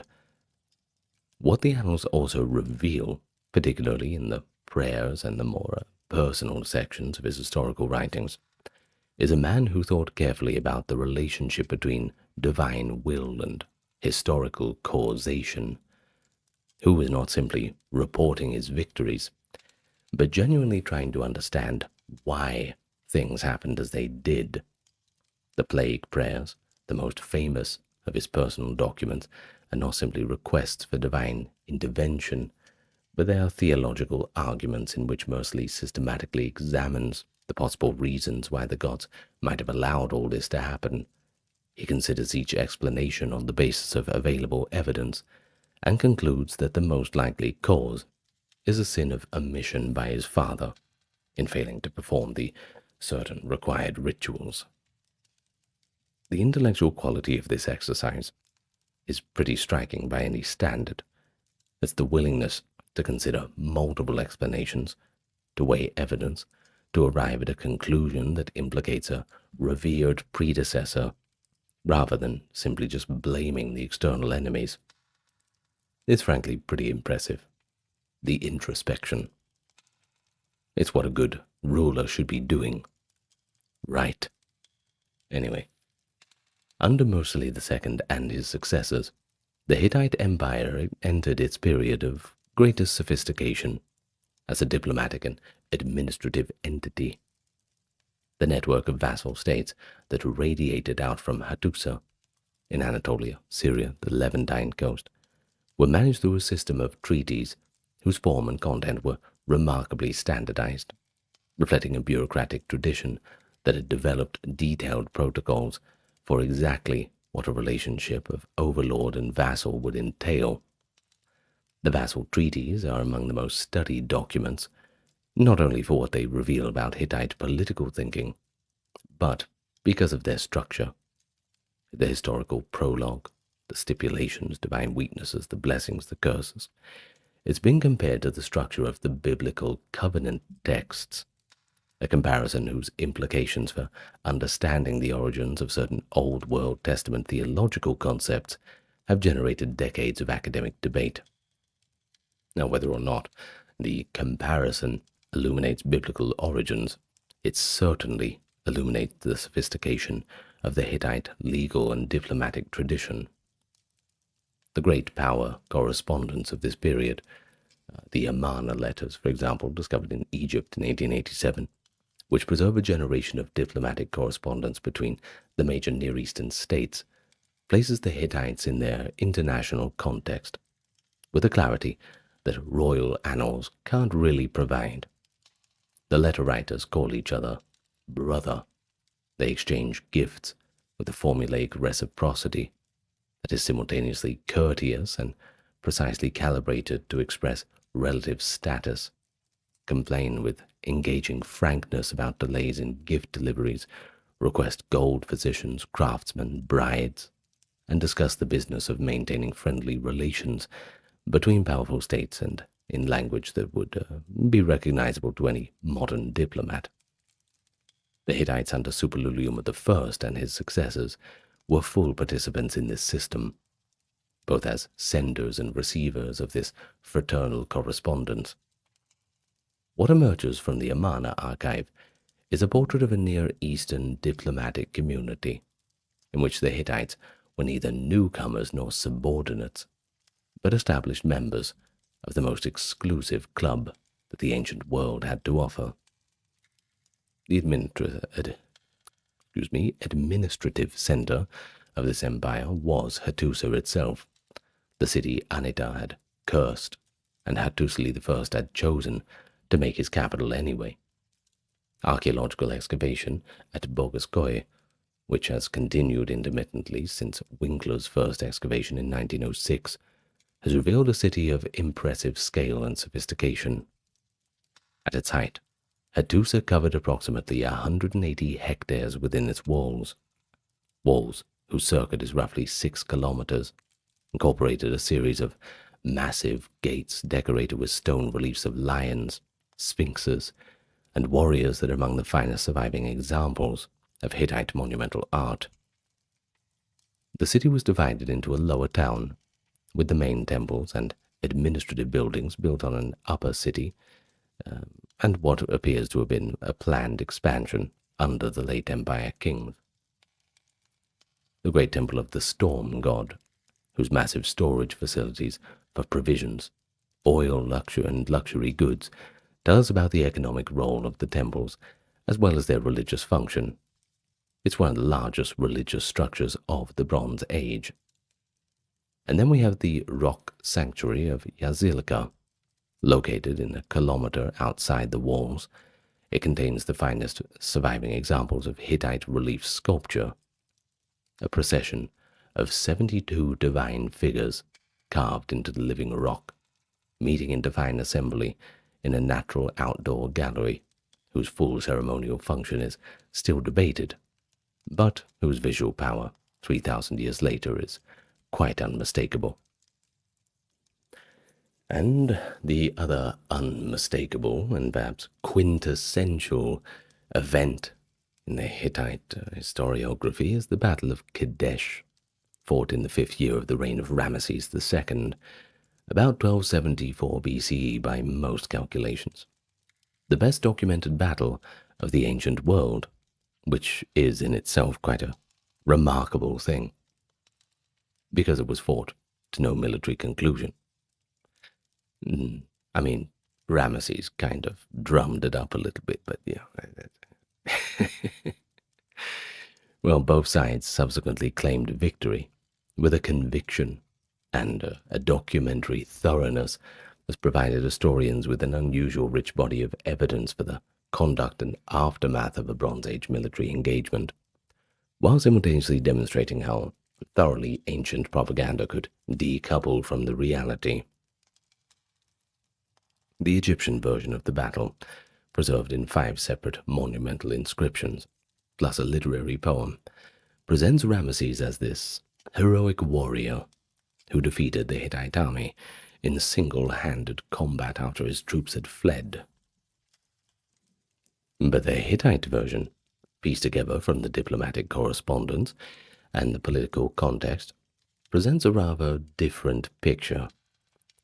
The actual battle, insofar as it can be reconstructed, was a near disaster for both sides, and well, it just was a Pyrrhic victory, if anything, if anyone won at all. The immediate context of Kadesh was a decade of Hittite-Egyptian tension over control of Syria. The Hittite king Muwatalli II, who was Mursili's son, had been consolidating Hittite control over the northern Levant and extending pressure southward into territory that Egypt considered a sphere of influence. Ramesses II, newly come to the throne of Egypt and eager to establish a military reputation, led a campaign northward in 1274 with the explicit objective of getting Kadesh, the city of Homs in modern geography, which commanded the crucial pass between the Orontes Valley and the route to the Euphrates, so it was a pretty important place. Now, Muwatalli assembled a coalition army that ancient sources claim to reach 37,000 men, though the actual figure is probably lower than that. Ramesses led an Egyptian army of perhaps 20,000, organized in 4 divisions named after the Egyptian gods, Re, Amun, Ta, and Set. The battle almost ended before it properly began, through an intelligence failure of remarkable consequence. You see, there were 2 scouts captured by Egyptian forces, and they told Ramesses that the Hittite army was far to the north, near Aleppo, and had not yet reached Kadesh. On the basis of that information, which was false, planted deliberately by Muwatalli, Ramesses advanced with the Amun division, which sounds cool, the Amun division. Isn't that cool? Without waiting for the rest of his army to close up behind him. Well, when the truth became apparent, the Hittite chariot force had already crossed the Orontes River and was striking the Ra division from the flank, destroying it and driving its survivors into the Amun division's camp in a complete chaos. Ramesses found himself with 1 division, part of another, in a rout. When the Hittite chariots inside his camp, the situation was looking, by his own subsequent account stripped of its embellishment, quite catastrophic. What happened next is where the Egyptian and Hittite sources diverge most dramatically. The Egyptian account, most famously the literary version known as the poem of Pentar, describes Ramesses personally charging the Hittite chariots, calling on Amun, and defeating them through divine assistance and personal heroism in a passage of considerable rhetorical power that reads like the ancient equivalent of like an action film. Yeah, it's a bit, it's a little bit drummed up. I think Ramesses was looking over the shoulder of the scribe as he was writing that one down. Ooh, add in a part where I stand on top of a giant pile of Hittite bodies and start screaming at the gods or something. Who knows?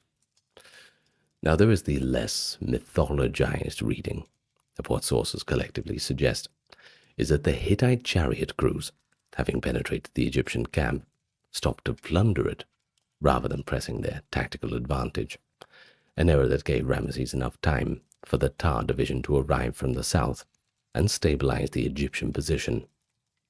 A Hittite second wave was not committed in time to be decisive, for reasons that the Hittite sources don't fully explain to us. Well, by nightfall, neither side had achieved a breakthrough. Both sides had suffered significant casualties, and Muwatalli had not captured Kadesh. The following day, negotiations of some kind appear to have taken place, and both armies withdrew. The consequences for the battle were essentially nil, at least in the short term. The frontier between the the Hittite and Egyptian spheres of influence remained pretty much where it had been before the campaign. But the political consequences, they were substantial.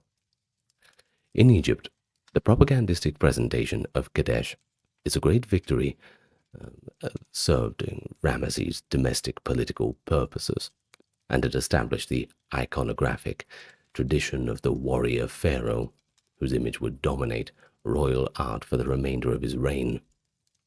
In Hatti, the failure to defeat Egypt decisively was absorbed into a political calculation that recognized the limits of Hittite power in the south and the advantages of a stable settlement. The subsequent years saw continued low-level conflict and diplomatic maneuvering, with Muwatalli's successors, including his brother Hattusili III, who had overthrown Muwatalli's son Uri-Teshub in a palace coup, gradually moving toward the diplomatic resolution that Kadesh's military inconclusiveness had made ultimately inevitable. The figure of Putehepa, Hattusili III's queen, the daughter of a priest of the goddess of Shaushka from Kazuatna, and one of the most remarkable women to appear in any ancient record, deserves a bit of attention in her own right, rather than simply as a detail in the diplomatic story. The Egyptian-Hittite correspondence preserved in the Hittite archive includes letters written by Putuhepa herself, and the tone is interesting because she corresponds with Ramesses II as an equal, rebukes him gently when she finds his requests to be excessive, and manages the negotiations over her daughter's diplomatic marriage to Egypt with the confidence of someone who understood precisely what was being exchanged and how valuable it was. One letter, responding to the Egyptian pressure to finalize arrangements more quickly, explains with impressive patience why the Hittites cannot deliver the princess on the schedule that Egypt is demanding. There's been a religious festival, there's illness, and there's been the business of assembling an appropriate dowry. And the explanation has the quality of a head of state buying time in a negotiation, not a subordinate apologizing for some failure to meet a deadline. The treaty itself was formally sealed, in Putuhepa's version of events, in the presence of the gods and both countries, and the divine witness list in the Hittite text includes both the storm god of Hatti and the sun goddess of Arina. The latter a goddess whose cult Putuhepa was particularly associated with, and whose temples she patronized through her long career. The sun goddess of Arina was the chief goddess of the Hittite state, preeminent along all the divine beings whose goodwill the empire depended upon, and Putuhepa's identification with her patronage gave the queen a religious authority that complemented rather than merely supported the king's political and military power. She's one of the few women in the ancient Near East whose personal seal, inscribed with her own name and titles, survives in substantial numbers, a material testimony to a genuine administrative role rather than just a ceremonial one. Well, the Egyptian-Hittite peace treaty of approximately 1259, negotiated between Ramesses II and Hattusili III, and preserved in versions from both sides, is the oldest surviving international peace treaty, for which we have both parties' versions. Its terms established the frontier between the two empire spheres of influence in Syria, provided for mutual extradition of political refugees, pledged military assistance in case of a third-party attack or internal rebellion, and invoked as witnesses a comprehensive list of the Egyptian and Hittite gods. The divine witness list is itself a document of considerable interest, by including the gods of both parties as guarantors of the agreement. It reflected a sophisticated understanding that a treaty between two great powers is more durable when its divine legitimation is shared rather than unilateral. The treaty was followed by a dynastic marriage. Hattusili sent his daughter to Egypt as a wife for Ramesses, and by the remarkable series of letters preserved in the Hittite archive between the Egyptian and Hittite courts, including a request from Ramesses for a Hittite physician to help with fertility problems at the Egyptian court, and the warm correspondence between the Egyptian queen Nefertari and the Hittite queen Putuhepa that speaks of a friendship and sisterhood with a directness that suggests the diplomatic formula had, for those two women at least, some personal reality behind it. No, and not to mention that peace treaty, they've still got it hung up in the United Nations today. That's pretty interesting.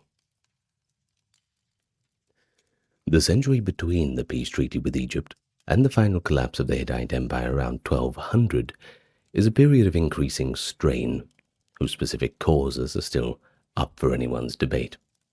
But the general contours are clear enough. The empire that Suppiluliuma had built, and that Mursili II had consolidated, was, by the reign of Tudhaliya IV in the mid-13th century, a little pressured on multiple fronts, so pressured that its administrative and military systems were finding it quite difficult to manage things simultaneously. The successors of Hattusili III, whose own accession through the overthrow of his nephew Urhi-Tesheb Teshub, had introduced a new succession, uncertainty into the Hittite royal line, faced an Assyria that was growing steadily and more powerful in the east, a Kassite Babylon that required careful management to the southeast, and restive vassals in Syria and Anatolia, who frankly saw Hittite weakness opportunities for reassertion and, well, beginning to appear on the horizon by the reign of Tudalia IV, the first evidence of large-scale population movements that would accelerate into that catastrophe of 1200. The internal tensions of the late empire are particularly visible in the correspondence and administrative records of the period. A series of letters from the Hittite king to the king of Ugarit, the prosperous trading city on the Syrian coast, whose archive at Ras Shamra has provided some of the most important documentary evidence for the late Bronze Age. They revealed a court of the Hittites increasingly concerned about food supplies and requesting substantial shipments of food from Ugarit and other Levantine cities. Famine, or at least a serious food shortage, appears to have been a significant factor in the empire's final days. Whether this was caused by the climate or by the disruption of the agricultural systems that supported Hittite Anatolia, or perhaps by the logistical strain of maintaining large armies on multiple fronts, the food shortage was very real, and the political consequences were serious. The most dramatic evidence for the speed and totality of the Bronze Age collapse comes from the Ugaritic archive itself. Among the last documents recovered from Ras Shamra, before the city was destroyed and never rebuilt, is a letter from the king of Ugarit to the king of Alashia, i.e. Cyprus, describing an attack by ships and requesting help. These sea peoples, or at least the maritime components of the population movements. The letter, however, was never sent. It was still found in the kiln when it was being fired, and the city was destroyed. Another letter from the same archive, from the Hittite king, probably Suppiluliuma II, the last documented great Hittite king, to the king of Ugarit is a request for grain, urgent, specific, and reflects the food crisis that the Hittite heartland was experiencing, rather panicked, begging for assistance. And then there was a third letter from the king of Ugarit to an unspecified correspondent. It describes enemy ships at sea, the city burning, the absence of any available Ugaritic military force to respond. These three documents, found together in the ruins of a city that was never rebuilt after approximately 1185, constitute a kind of time capsule of the catastrophe. It's the food crisis, the raiders, the military helplessness, the diplomatic appeals going unanswered, all compressed into a few clay tablets, fired by the destruction that killed the civilization that had made them.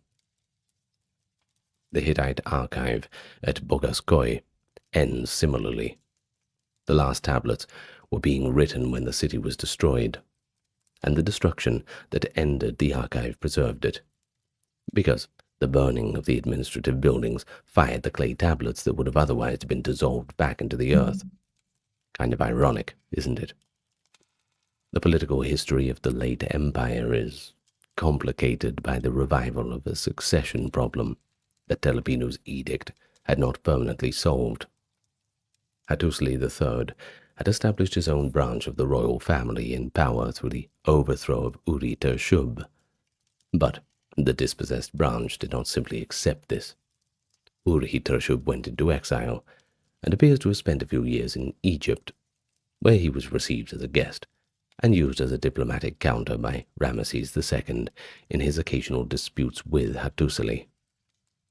The correspondence about Uri-Tershub's status and the demand for his extradition runs through the diplomatic archive for decades, a persistent irritant in Hittite-Egyptian relations that the peace treaty had not fully resolved. He was almost like some kind of Hittite version of Julian Assange. Maybe, without all the state secrets being leaked, but hey, who knows what he was telling the Egyptians to get a bit of extra food or whatever other pleasantries the Egyptian palace could offer to him. Now, within Hatti itself, the question of which branch of the royal family had legitimate claim to the throne continued to generate tensions whose destabilizing potential would become acute in the empire's final years. Tudalia IV, the last of the great Hittite kings, responded to the empire's difficulties with an impressive combination of military campaigning and religious intensification. The sanctuary of Yazilikaya,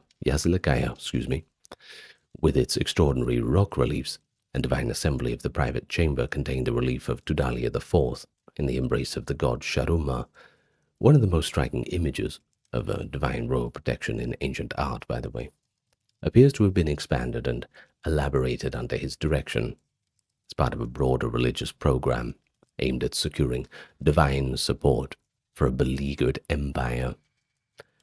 His military campaigns reasserted Hittite control over Cyprus, which had been developing as a semi-independent trading entity, and maintained the pressure on Assyria that prevented its expansion westward into the Hittite sphere. But unfortunately, the pressures were multiplying faster than they could be addressed.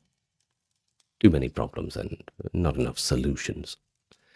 And so the end came, with a speed and thoroughness that sources could barely describe, and that subsequent scholarship has spent decades trying to make sense of. Around 1200, or more precisely in the decades on either side of that date, the Hittite Empire collapsed. Hattusa itself was destroyed. Its great temples and palaces were burned and its population dispersed. The destruction was not the work of a single enemy. The evidence suggests a combination of factors, including raids by the peoples the Egyptian sources called the Sea Peoples, a large-scale population movement from the Aegean and Balkans. A little complicated. We did another video about it. It's a story for another time. But also possibly by internal revolt, by subject peoples taking advantage of the imperial center's weakness. The Kaskas of the Black Sea coast, the Hittites' oldest and most persistent enemies, may have delivered the final blow to Hattusa itself, following a pattern that the city had experienced before during periods of Hittite weakness. Now, the Bronze Age collapse, of which the Hittite Empire's destruction was one component, is one of the great unsolved problems that we have of the Bronze Age.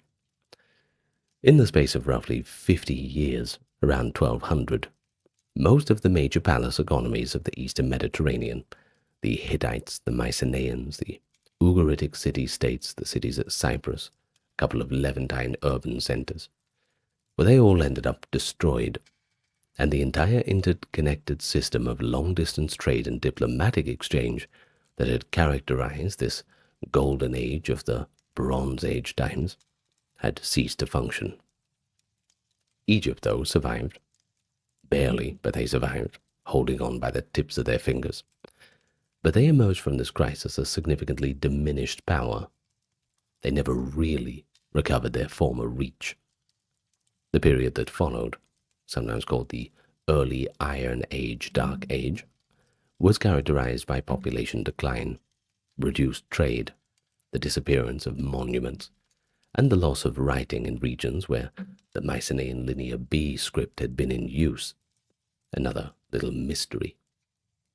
The causes that scholars have proposed for this catastrophe include climate change and associated drought, migration and invasion by those sea peoples, internal rebellions by subject populations, and systematic vulnerabilities of the highly interdependent palace economies themselves, an overconnected system in which the failure of one node could cascade through the entire network.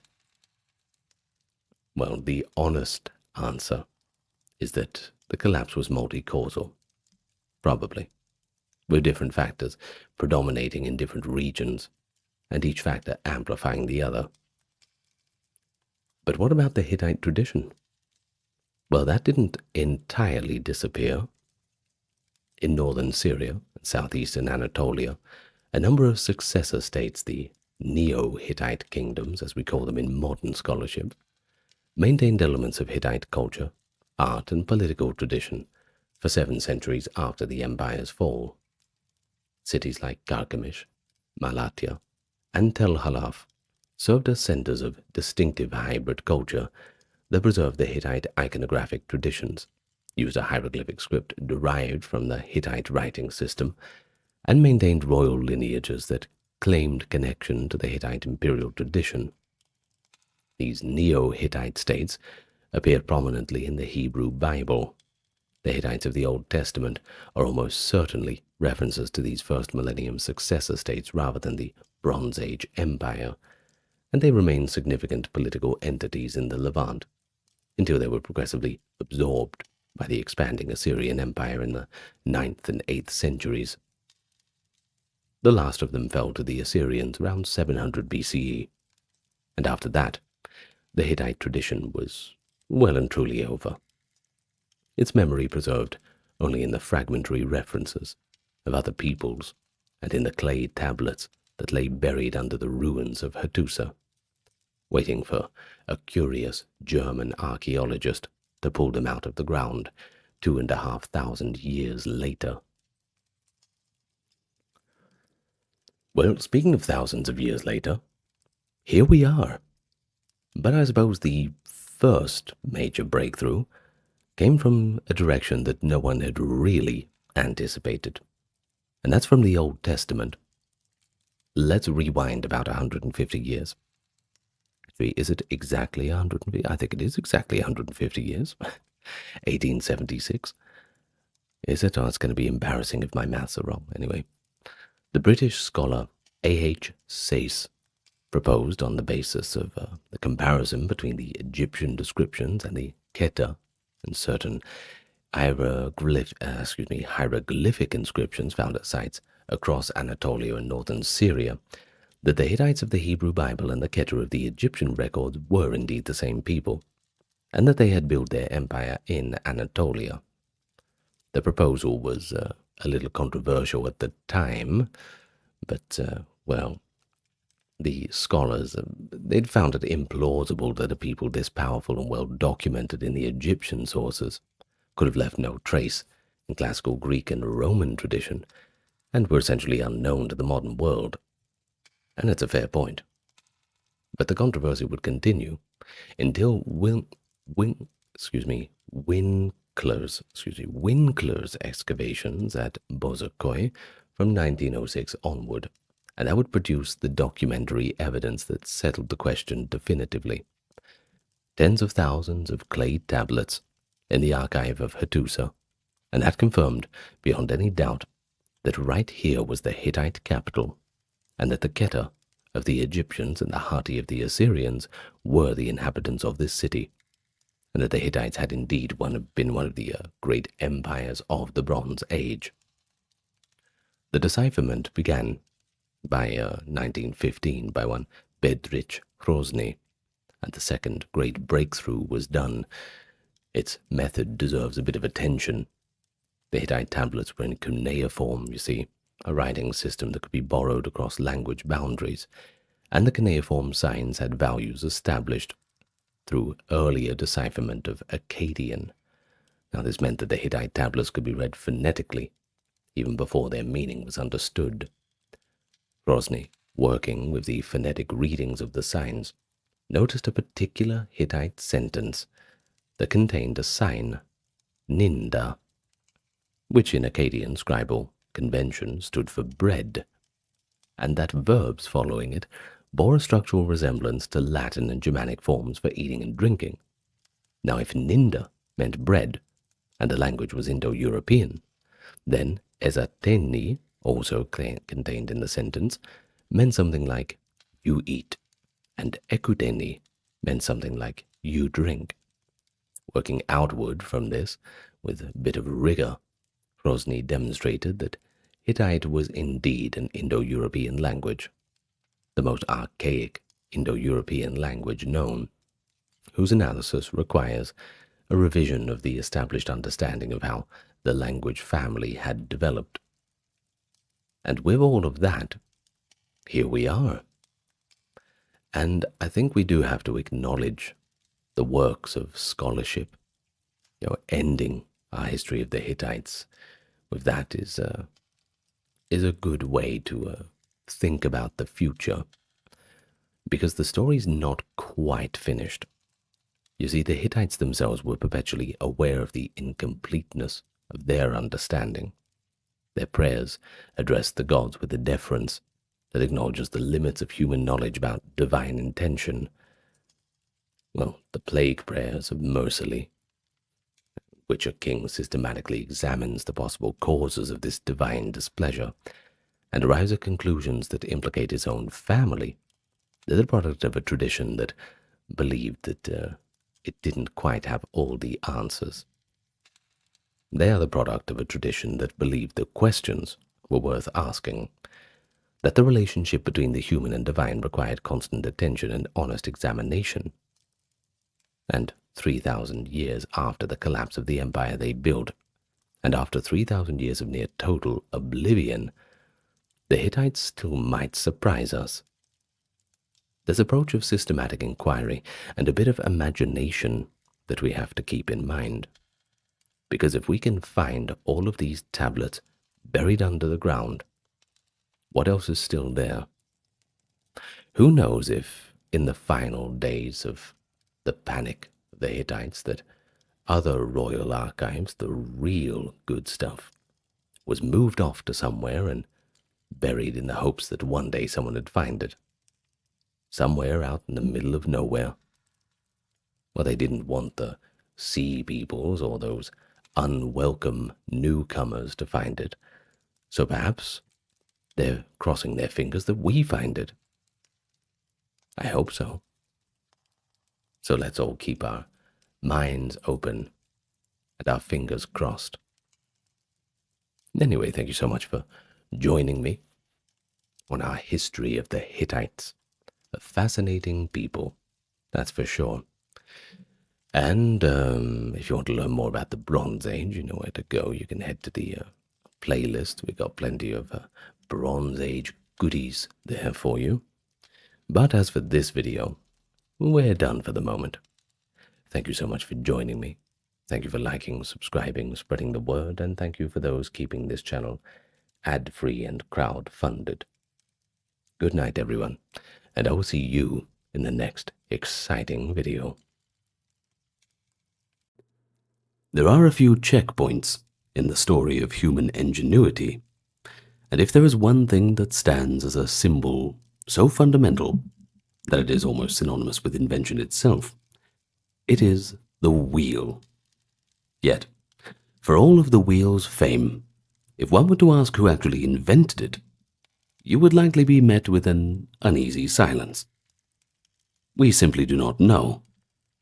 The wheel's not like a telephone or a light bulb. The wheel has no singular known inventor. It emerges from the mysteries of prehistory. But it leaves us with a few questions. Who really came up with it? And how did this simple yet revolutionary idea change the world that it rolled through? It's a really good question, if I do say so. And that's what we're here to discuss today. Who invented the wheel? And ultimately, how the wheel affected society. In any case, welcome to the channel, everyone. I'm your host. Thank you to those supporting on Patreon and YouTube memberships, also the merch store and donations, keeping everything ad-free, completely uninterrupted. And also thank you to those who take the second or two to leave a comment, subscribe, and click the like button. Really helps us in the algorithm, and we would really appreciate it. Anyway, let's roll on, shall we? Now, I did speak of that uneasy silence when we asked that question. Well, let's try and break it a little bit.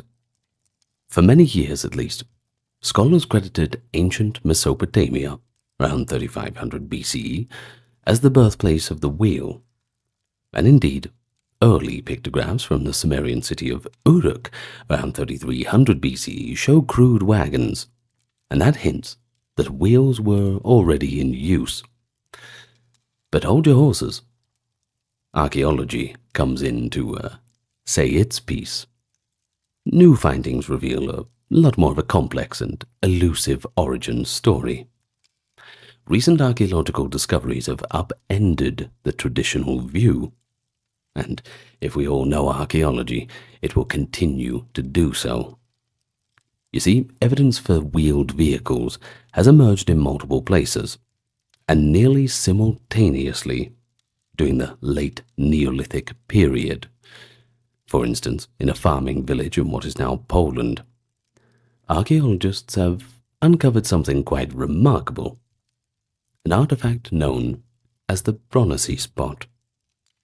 This clay vessel, dated to around 3400 BCE, bears a simple incised illustration, and it appears to depict a four-wheeled wagon.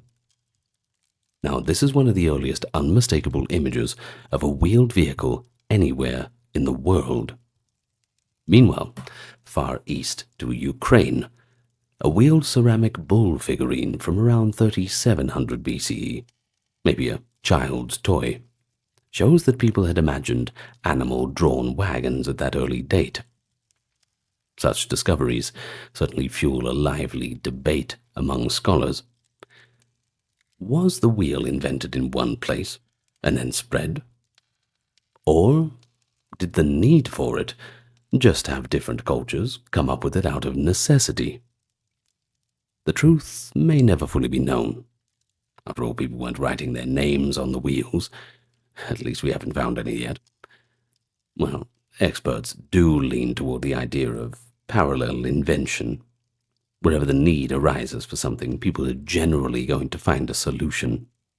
This is why in some parts of the world they didn't really have wheels because, well, there was just no need for them. They were impractical. In any case, maybe we'll talk about that later. I won't go on about that. But the late Neolithic was a period of rapid innovation across Eurasia, all the way from metallurgy to proto-writing, and it seems that the concept of the wheel was in the air, so to speak, in multiple regions. Archaeologists have found one of the oldest wooden wheels, still actually attached to its axle, by the way, in a Slovenian marsh, and they radiocarbon dated it to around 3100 BCE. Over in northern Germany, a pair of parallel wheel ruts pressed into ancient clay have yielded a similar date. From the middle of the 4th millennium onward, the evidence for wheels becomes widespread across Europe and the Near East.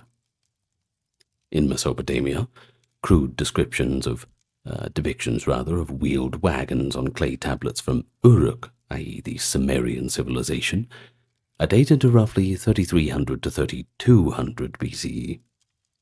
And in the second half of that millennium, evidence of wheeled vehicles appeared almost simultaneously in the Caucasus and Eastern Europe, etc., the Maykop and Kukenteni-Tepelian cultures. All this evidence points to a broad horizon of innovation, spanning roughly 500 years between 3500 and 3000 BCE, during which the wheel and axle concept emerged in human societies. There was no single workshop, no inventor's blueprint that gave us the wheel. Instead, it seems pretty obvious, like a case of convergent genius. Different communities, facing similar needs and equipped with similar skills, coming up with variations of the same brilliant idea around the same time. The mystery, then, is not whether the wheel was invented, it clearly was, but exactly when, where, and roughly by whom. On those details, prehistory is going to keep its secrets. We have no ancient diary entry to credit a lone inventor. Instead, we have a patchwork of clues. A drawing on a pot, a toy in a grave, an old wheel preserved in a bog, parallel lines in fossilized mud. By carefully piecing these clues together, we have to try to sketch a general answer to a rather elusive question. So, next let's narrow the focus down a little bit to specific regions and cultures, and we'll see how this breakthrough took shape and what uses the earliest wheels were put to. But if we're going to sing the wheel's praises and say how the world was after the wheel, it's probably a good idea to appreciate what the world was like before it. You see, for thousands of years after the advent of agriculture, humans lived, built, and traveled without wheels. Early farming societies managed to transport goods and people using other means. Heavy loads were dragged on sledges or travois, rolled on logs used as rollers, or simply just carried by human and animal muscle. Waterways were crucial corridors for transport as well. Well, they still are. And this is long before wagons were rattling over land. People were moving bulk goods on rafts and boats along rivers. It is remarkable to consider that even the Great Pyramid of Giza, circa 2500 BCE, was built without wheels. Its massive stone blocks were hauled by sledges and manpower, since Old Kingdom Egyptians had not yet adopted wheeled transport. In fact, many early civilizations achieved monumental projects with ingenious techniques that predate the wheel. So then there's another question. Why exactly did it take so long for this seemingly obvious invention to appear? The delay was not for lack of intelligence. Don't mix it up. Mainly because a wheeled vehicle is a complex solution and it requires several preconditions to be met. Archaeologists have identified a few essential ingredients that make the wheel and axle practical. First of all, draft animals. There must be a strong domesticated animal to pull a wheeled vehicle. Oxen were the primary draft beasts in early Eurasia. Horses came into play later. So without such beasts of burden, a heavy cart offers pretty little advantage, especially over a sledge dragged by humans. Next, we have the carpentry and tools aspect. People need the skill and tools to shape and join wood with precision. Constructing a reliable wheel and axle requires considerable woodworking know-how. You got to create smooth, round shapes with sturdy joints, and the right tools for cutting and drilling. Next, materials. Wheels also require suitable raw materials, especially large timber. And early wheels were often cut from solid wooden planks or tree trunks. A community in a treeless region would struggle to find enough wood for wheels and axles. Next, we have the environment. That has to allow wheeled travel. On flat, open landscapes like plains or gentle valleys, carts can roll quite easily. But in dense jungles, steep mountains, or wetlands, or sand, that is, wheels bog down without roads. A culture in such terrain would find very little benefit in inventing carts, and therefore just wouldn't bother with them. If any one of these factors is absent, the incentive to invent or adopt the wheel completely diminishes. One telling example is pre-Columbian America. Now, despite their large cities and impressive roads, the civilizations of Mesoamerica and the Andes never employed wheel-based transport. This was not due to lack of imagination. Indeed, as we'll discuss, they did make wheeled toys. Rather, the Americas lacked a few of the preconditions. They had no suitable draft animals, no horses, oxen, or donkeys, until the Europeans showed up and brought them, and much of their terrain was mountainous or forested. In such conditions, sledges, human porters, and pack animals like llamas sufficed for moving goods. For millennia, humans thus got by without the wheel. But as villages grew into towns and trade networks expanded, the limitations of sledges and muscle power began to become a little stressed. So the stage was set, in more than one corner of the world, for a revolutionary breakthrough.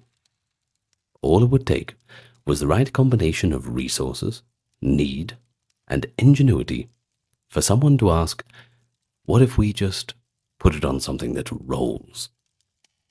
So, let's see how and where that pivotal leap might have happened. Interestingly, the very first use of the wheel might not have been for transportation at all, but for pottery. The invention of the potter's wheel, a rotating platform on which clay could be spun and shaped, appears to slightly precede or at least coincide with the earliest wheeled carts. In Mesopotamia, potters were using turntables or slow-spinning wheels by the late 4th millennium, around 3500 to 3300 BCE. This simple device allowed for more uniform and faster production of pottery, revolutionizing what had become a fundamental craft. There is evidence that some form of potter's wheel was independently developed in Eastern Europe as well. A fragment of a rotating device found in present-day Ukraine, belonging to the Kukenti-Tripilian culture, has been dated to around the 5th millennium BCE, suggesting that a primitive potter's wheel or turntable was in use there long before wheel-based transport appears. Now, when it comes to wheeled transport, the archaeological record offers a few precious glimpses of those first carts and wagons. We should picture these early vehicles not as elegant chariots, but rather just sturdy farm carts, essentially wooden platforms riding on wooden wheels. Fred Flintstone sort of stuff. The wheels themselves were usually solid discs of wood. Some were made from a single cross-section of a tree trunk, while others were built from planks fitted together and clamped with wooden pegs. A hole in the center of the wheel would accept an axle, and that axle could then be attached to the cart's frame. One notable early find is the Ljubljana Marshal's wheel, discovered in a Slovenian peat bog. This wooden wheel, found intact with its axle, has been dated to around 3100 BCE. Now, it's about 70 centimeters in diameter and made primarily of ash wood with a square-cut hole for the yoke axle, which was fixed in place with wooden wedges. The design here suggests that the wheel and axle rotated together as a unit. The axle turned in the cart's framework when the cart moved, rather than the wheel spinning independently on a fixed axle. Indeed, early wheels seem to have come in two design philosophies. In some cases, the wheels were locked to the axle, and everything rotated together, much like the modern train wheels fixed on an axle, whereas in other cases the wheels could spin freely on a stationary axle. Each approach had its own advantage. A free-spinning wheel on a fixed axle reduces friction and makes turning the cart easier, but it requires a more complex hub and lubrication to work smoothly. A wheel and axle that turn together are mechanically simpler to build, but it creates more drag and makes steering a pretty difficult affair. Archaeological evidence indicates that by around 3000 BCE, people had invented both methods. In the Alps and Danube regions of Europe, for example, remains of wagons showed that some had rotating axles and fixed wheels, while others had fixed axles and wheels that turned upon them. Humanity's first wheels, it seems, were not a one-size-fits-all design, but rather a concept, one that could be realized in multiple ways. Now, imagine one of these proto-carts in action, a sturdy wooden platform with perhaps a wicker or plank sliding mounted on two axles, each holding a pair of solid wooden wheels. Is drawn by a team of plodding oxen, hitched to the cart with a wooden yoke. On a dirt track across the plain, this ox cart would have moved slowly but steadily, capable of carrying a much heavier load than people could manage by themselves. A cart like this could hold sacks of grain, jugs of water, stacks of mud bricks, or an entire family's possessions. For early agrarian communities, that was a game changer. Even at a pace of only a few miles an hour, An ox-drawn wagon dramatically increased how far and how much one could transport in a day. In short, the first wheeled vehicles of the late Neolithic ushered in a quiet revolution in mobility and transport capacity. The invention of wheeled carts, though, did not happen in a vacuum, is likely built on simpler machines from earlier times, and of course plenty of observation, trial and error. Some historians speculate that people who used log rollers to move heavy loads, a practice employed in construction long before wheels, might have conceived the wheel and axle by observing the rolling motion. And indeed, just a little personal aside, when I was renovating a house with my father, which was fantastic, by the way, go renovate a house with your dad, you'll never forget it, we found a gun safe in the back shed, and it was extremely heavy. We had no idea how we were going to get it from the back shed all the way up to the front where the trailer was, so we could take it away, and for different reasons we couldn't bring the trailer up. Anyway, so we came up with an idea of getting a few of the PVC pipes we were using for plumbing, putting them underneath. Now, I would push from behind, push the safe, when it was laid down, and it would roll along the pipes, and my dad would go and pick up one of the pipes, put it in front, and we would just keep switching the back pipes to the front, and it became quite simple. This is pretty much the way that people were working things out back in the prehistoric days. Trial and error, and then thinking afterwards, hey, that worked. In any case, it's just a modern real-world example. Now back to where we were. Others point to the potter's wheel as an inspiration. Once you have a platform that spins, it's a small imaginative leap to envision it turned sideways and placed under a load. Now, whatever the cognitive steps, by roughly 3000 BCE, the wheel was a reality in several parts of the Old World, and it set the stage for its spread and refinement. So let's turn now to a few key regions to see how the wheel was embraced and what evidence remains of those first contraptions. Let's start with Mesopotamia, the land of Sumer, Akkad, and Babylon. It's long been the central player in the story of the wheel's invention. In this fertile region of modern-day Iraq, the wheel finds its first textual and artistic confirmations. By around 3200, during the late Uruk period, scribes were drawing simple pictograms of wheeled vehicles on clay tablets. Among these, scholars have identified plenty of images that look like carts with wheels, essentially diagrams of a platform on either solid rollers or true wheels. Now this suggests that by the very dawn of writing, the concept of a wheeled cart was known in southern Mesopotamia. In everyday life, the people of ancient Sumer quickly adopted wheeled carts for practical tasks.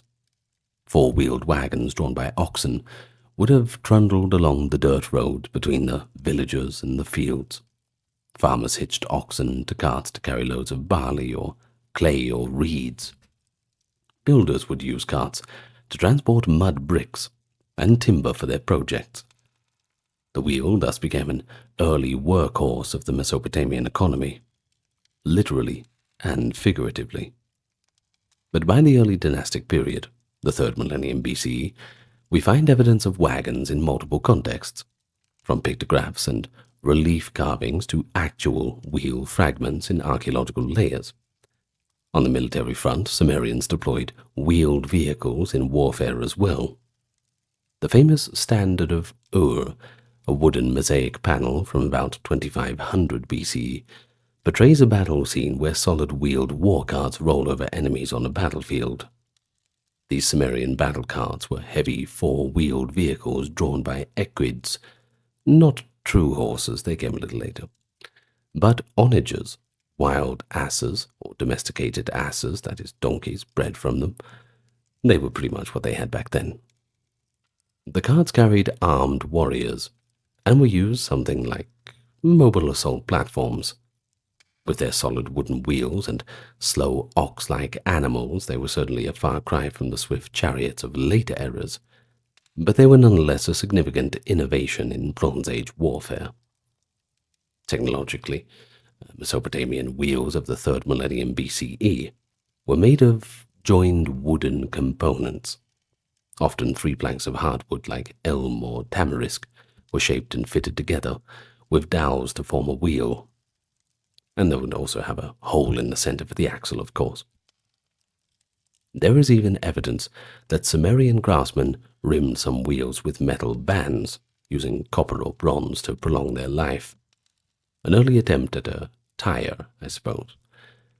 Axles were usually wooden as well, turning within sockets on the cart frame, and grease, animal fat or plant oil, was applied to reduce friction, that is. The environment of Mesopotamia was well suited to wheeled transport.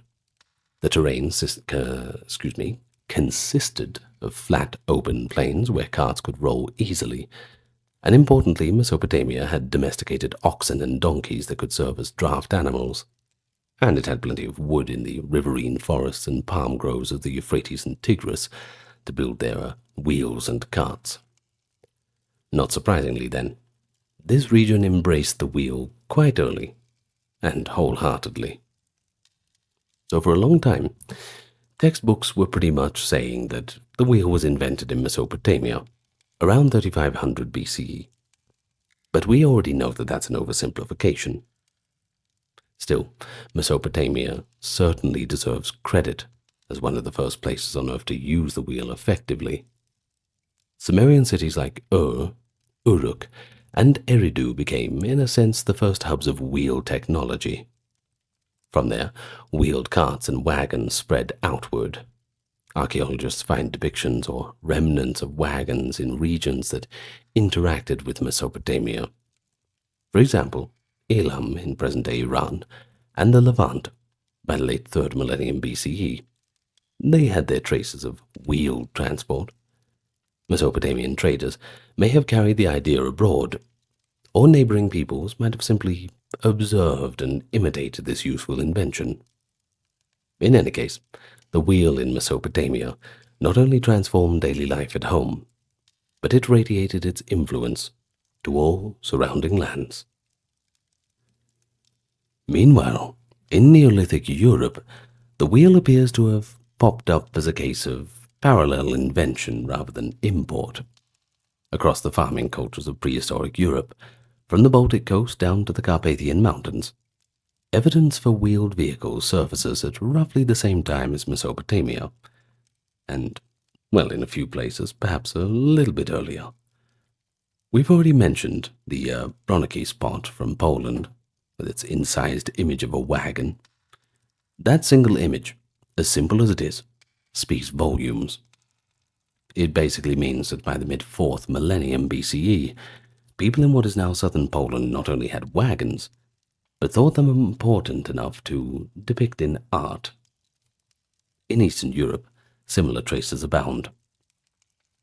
The Tripoli culture in Ukraine, Moldova, and Romania has yielded small clay models of 2-wheeled carts dating to the late 4th millennium BCE. By around 3000 BCE, entire wagons were sometimes included in high-status burials on the Eurasian steppe and forest steppe.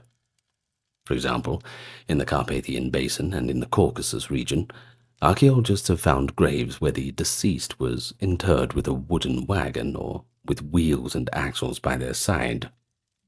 Now, this clearly indicates that wagons had become symbols of wealth or prestige, worthy of accompanying chiefs to the next world. Beyond such miniatures, we even have physical imprints of wheels in Europe. At Flintbeck in northern Germany, a pair of parallel linear grooves pressed into an ancient soil layer have been interpreted as tracks of a heavy wagon that rolled over the ground around 3400 to 3200 BCE. By analyzing organic matter in those ruts, scientists determined that they date to roughly the same time as the Slovenian wooden wheel, i.e. 3000 BCE. And that's a remarkable thought. At the same time, a wagon might have been carrying grain to a temple in ancient Uruk. Another wagon was apparently carrying goods across a Neolithic ritual site in what is now Holstein, Germany.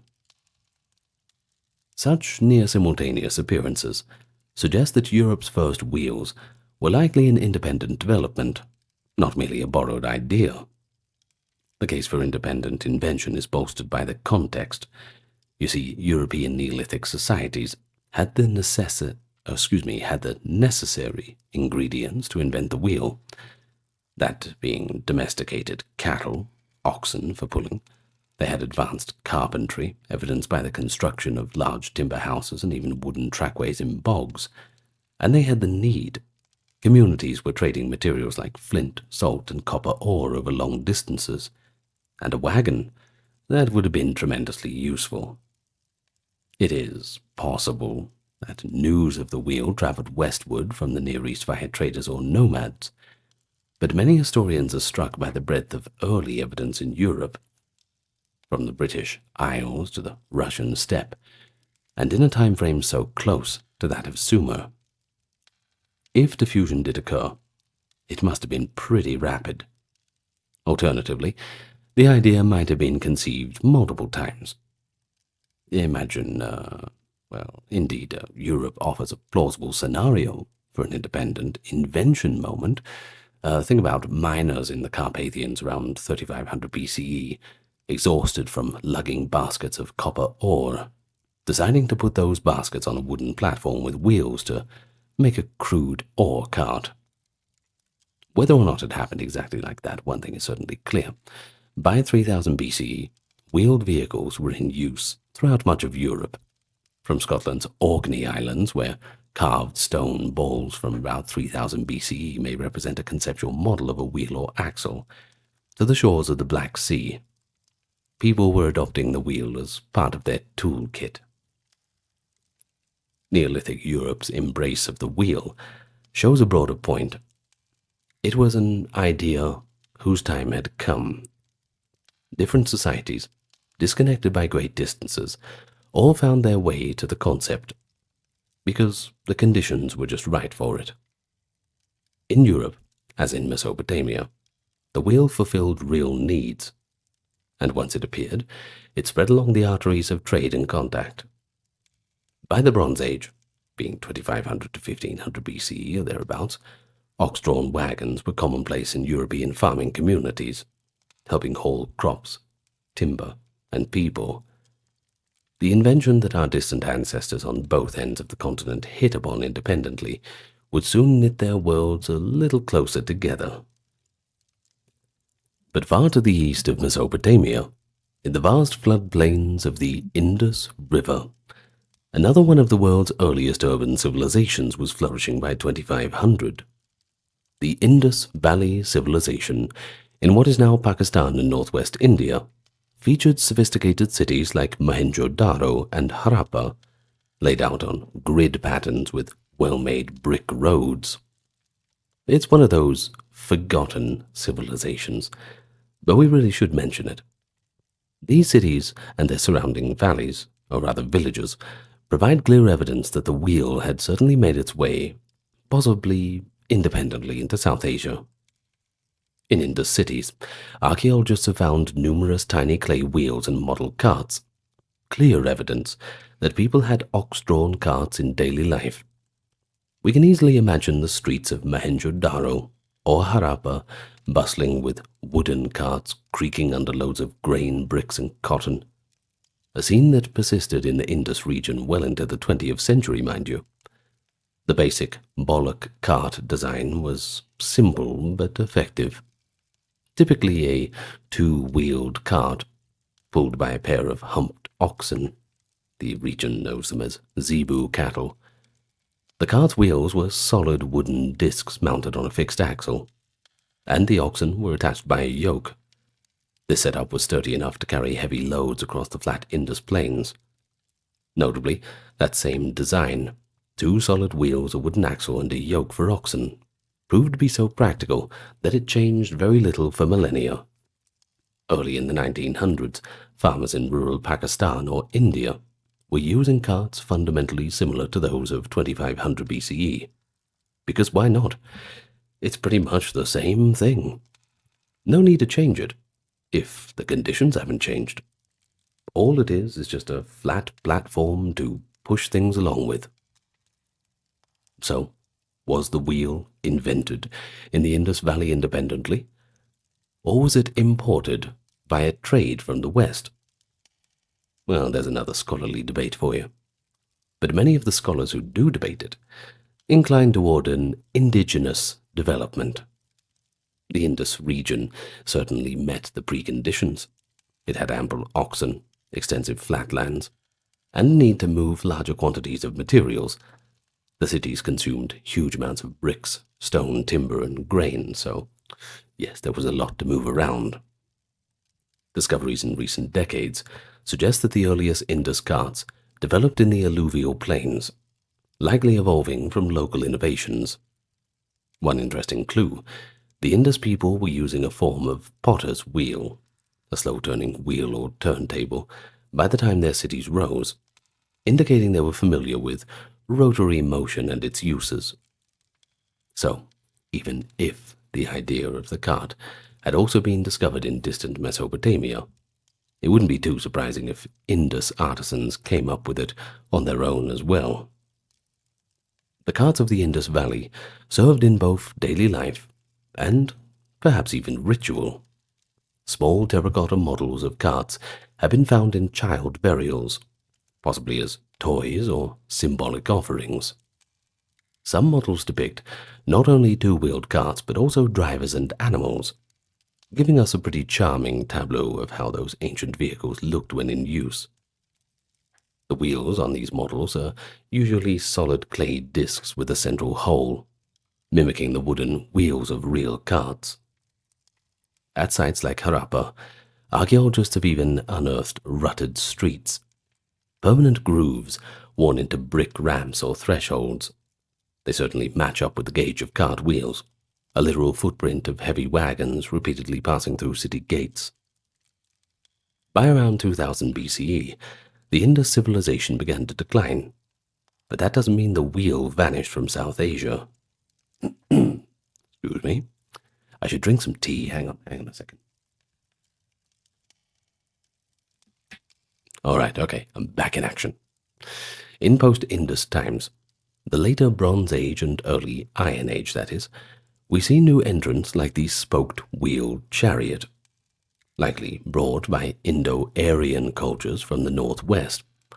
But the old solid wheeled ox cart never really disappeared.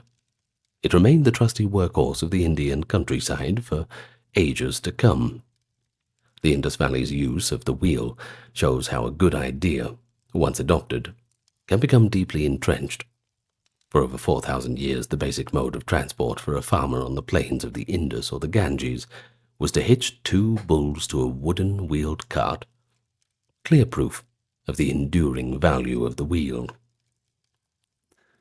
The spread of wheel technology across Eurasia eventually reached East Asia, though on a bit of a later timeline. In ancient China, the first unambiguous evidence of wheeled vehicles appears relatively late, around the 2nd millennium BCE, that is. Early Chinese Neolithic societies from 5000 to 3000 BCE did not, as far as we know, use the wheel for transport. They certainly had the capacity. By the Longshan culture, that is 2500 BCE, roundabouts, Chinese potters were using fast wheels to craft fine pottery. And Chinese farmers had domesticated oxen and water buffalo, which could have served as draft animals. Yet, for reasons still debated, the wheel doesn't show up in the archaeological record of China until the time of the early dynasties. When wheels do appear in China, they arrive dramatically in the form of horse-drawn chariots. In the late Shang dynasty capital of Anyang around 1200, archaeologists have found royal tombs that include wooden chariots with spoked wheels, along with teams of horses buried as sacrifices. These fully formed chariots seem to burst onto the scene, suggesting that the technology was imported rather than invented in China from scratch. The prevailing theory is that nomadic or semi-nomadic people from Central Asia perhaps related to early Indo-Europeans or their Iranian descendants, introduced the chariot to the Chinese world. The steppe lands to the northwest of China had wheeled vehicles and domesticated horses by 1500 BCE, and through either warfare or perhaps trade, the concept likely filtered into Shang territory. Chinese historical legends attempted to ascribe the wheel's invention to their own cultural heroes. Ancient texts from Zhou and Han times credit figures like the Yellow Emperor's minister, Shi Zhong, or the sage king Yu with devising carts and chariots in remote antiquity. Now, while these accounts are mythological, they do indicate that the Chinese themselves viewed the wheel as a cornerstone of civilization, so much that they retroactively placed it into the hands of their revered ancestors. In reality, the archaeological records suggest that China was a late adopter of the technology. But once adopted, it was certainly eagerly embraced and localized. During the Zhou dynasty, 1046 to 256 BCE, chariots became central to Chinese warfare and prestige. Battles of the era often featured lines of chariots carrying archers and nobles, and possession of fine chariots was a mark of status for the aristocracy. Over time, the Chinese innovated further on the wheel theme. By the later centuries of the first millennium BCE, we see evidence of heavy wagons for transport in China, and mention of pole carts in texts. In subsequent eras, the Chinese would contribute their own inventions. The wheelbarrow, for instance, is traditionally credited to a Chinese general around the 2nd century CE, and by medieval times, the wheelbarrow was widespread in China, well before it arrived in Europe. But later wheel-based innovations in China traced back to that fundamental idea of the wheel and axle, which it seems was not homegrown, but imported to the Far East. This late start of wheel transport in East Asia shows how the utility of invention depends upon the context. Early Chinese civilization may not have felt the wheel to be necessary at first. Dense terrain and the abundance of human labor meant that goods could be moved around without carts. But as China expanded into new environments and engaged more with its steppe neighbors, the advantages of chariots and carts became quite evident. From that point on, wheels literally rolled into the fabric of East Asian civilization, just as they had in the West. But here's an intriguing chapter in the wheel story. It's one about its absence, mainly in pre-Columbian America. The great civilizations of the New World, Maya, Aztec, Inca, they built pretty impressive cities and road networks, yet they didn't use any wheels for transport. We've mentioned it a little bit, but let's go into some detail. All goods and people were conveyed on foot or by pack animals, such as llamas in the Andes. They didn't have carts or wagons. And yet, the concept of the wheel was not unknown. Archaeologists have unearthed small clay toys with wheels in Mesoamerica, showing that some imaginative artisans made rolling pull toys for children. So why didn't the wheel take off in the Americas for practical use? Well, the reason circles back to the preconditions of invention. Crucially, the Americas lacked suitable large draft animals to pull the wagons. Neither the Aztecs nor the Maya had horses, oxen, or any other beast strong enough to hitch a heavy cart. In fact, and this is quite humorous, but the largest domesticated animal in Mesoamerica was the turkey, and good luck getting them to pull the cart. In the Andes, the Inca did domesticate the llama, but llamas are too small to pull anything but the lightest cart, and they were used as pack carriers instead. Furthermore, the terrains of the New World posed challenges. The Inca realm was knit together by steep mountain trails and stone staircases, where wheels would be completely impractical. And the Maya cities rose amid dense jungles, where cleared roads were few. Basically, the environment and ecology of the pre-Hispanic Americas did not provide a natural launching pad for the wheel's utility. In short, necessity, or lack of it, usually explains this kind of outcome. Mesoamericans knew what a wheel was, but they didn't have any reason to build carts given their conditions. Only after European contact, when horses and draft animals were introduced, did the wheel finally make sense in the New World, and it was quickly adopted once the practical barriers were removed.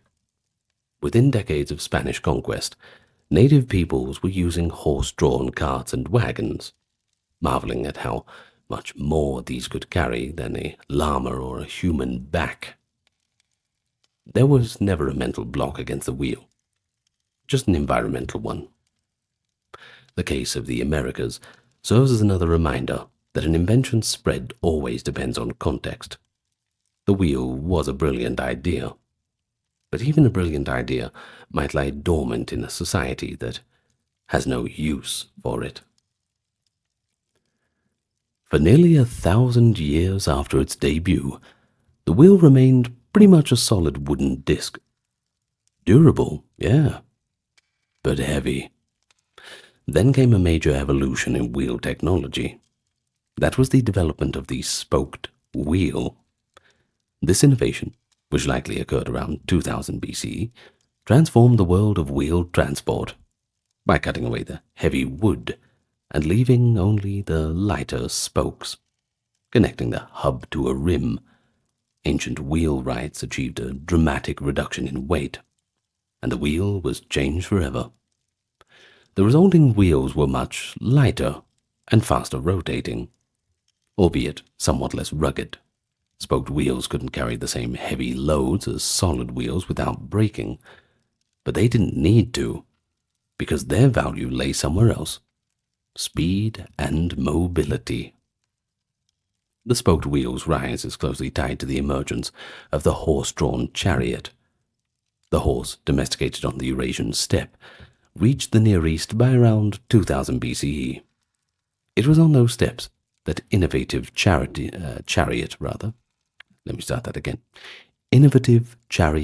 builders first married the swift horse to a lightweight two-wheeled cart. Archaeological evidence from the Sintashta culture in the Ural-Kazakh steppe from around 2100 to 1800 BCE indicates graves containing chariots with spoked wheels and the skeletal remains of horses, the earliest known physical chariots. These finds strongly suggest that by the dawn of the second millennium BCE, people on the steppe had invented true chariots, agile, springy vehicles designed for speed in battle, or after the battle when you're chasing the enemies down to cut them up.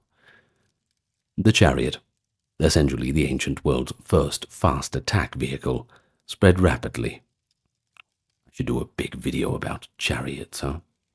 I'll talk to the guys. We'll do a chariot video. Well, by the 17th and 16th centuries BCE, chariots appear across the Near East. The Hyksos invaders likely introduced them to Egypt around 1600, and soon the great empires of the late Bronze Age were fielding chariot armies. The Hittites of Anatolia, the Egyptians of the New Kingdom, the Mycenaean Greeks, and others all incorporated chariots into their military forces. Chariots were used as mobile archery platforms. A skilled archer could stand in a thundering chariot and rain arrows upon foot soldiers, or as fast-moving cavalry-like units to flank and disrupt the enemy. One of history's most famous battles, fought at Kadesh in Syria around 1274, saw perhaps 5,000 chariots charging and maneuvering on the field in a grand dance. This was the battle between the Egyptians and the Hittites, by the way. Now, just quickly, it's also famous for being the first peace treaty, a peace treaty that still hangs in the United Nations to this very day, by the way. You know, it was arguably the high watermark of chariot warfare. You know, kind of like how the Battle of Kursk was the watermark for tank warfare, showcasing just how far the humble wheel had come in a couple of millennia. Beyond the battlefield, chariots carried great prestige. Owning one became a status of nobility, kind of a symbol, you know. For example, Pharaoh Tutankhamun of Egypt around 1330 BCE was entombed with several splendid chariots, likely used for hunting or ceremonial display, probably not for battle. Across cultures, charioteers were admired figures, much like race car drivers or fighter pilots might be today. And chariot racing became a popular sport among elites. From the Olympic Games of Greece to the grand hippodromes of Rome in later centuries, chariots in layman's terms were very cool. While technologically, the spoked wheel continued to improve. Early chariot wheels typically had 4 to 8 stout wooden spokes. By the Iron Age, Celtic chariot makers in Europe were crafting wheels with a dozen slender spokes and fitting iron tires around the rims for added strength and longevity. The basic concept, a lighter wheel for speed, that remained, but the materials and craftsmanship advanced. It's important to note, by the way, that the advent of spoked wheels didn't render solid wheels obsolete. Instead, humanity gained 2 classes of wheel, each with its domain. The old solid wheel remained best for heavy loads and rough use. Ox carts hauling harvests or timber kept their thick wooden wheels, since they needed to bear great weight and had to plod along those rough terrains. The new spoked wheel excelled at swift movement. Chariot, light carriages, and later wagons built for speed or long-distance travel adopted spoked wheels to benefit from their agility. Often, the 2 technologies coexisted. One might see a solid wheeled cart and a spoked wheeled chariot on the same road. Each did what it does best.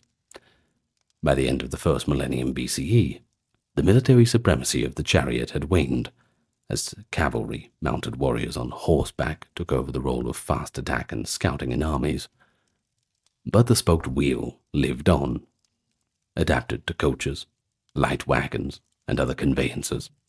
In fact, essentially all pre-modern wheels that needed to go quickly, from the Roman chariot to the stagecoaches of the 18th century in Europe, they all relied on the spoke design and later refinements.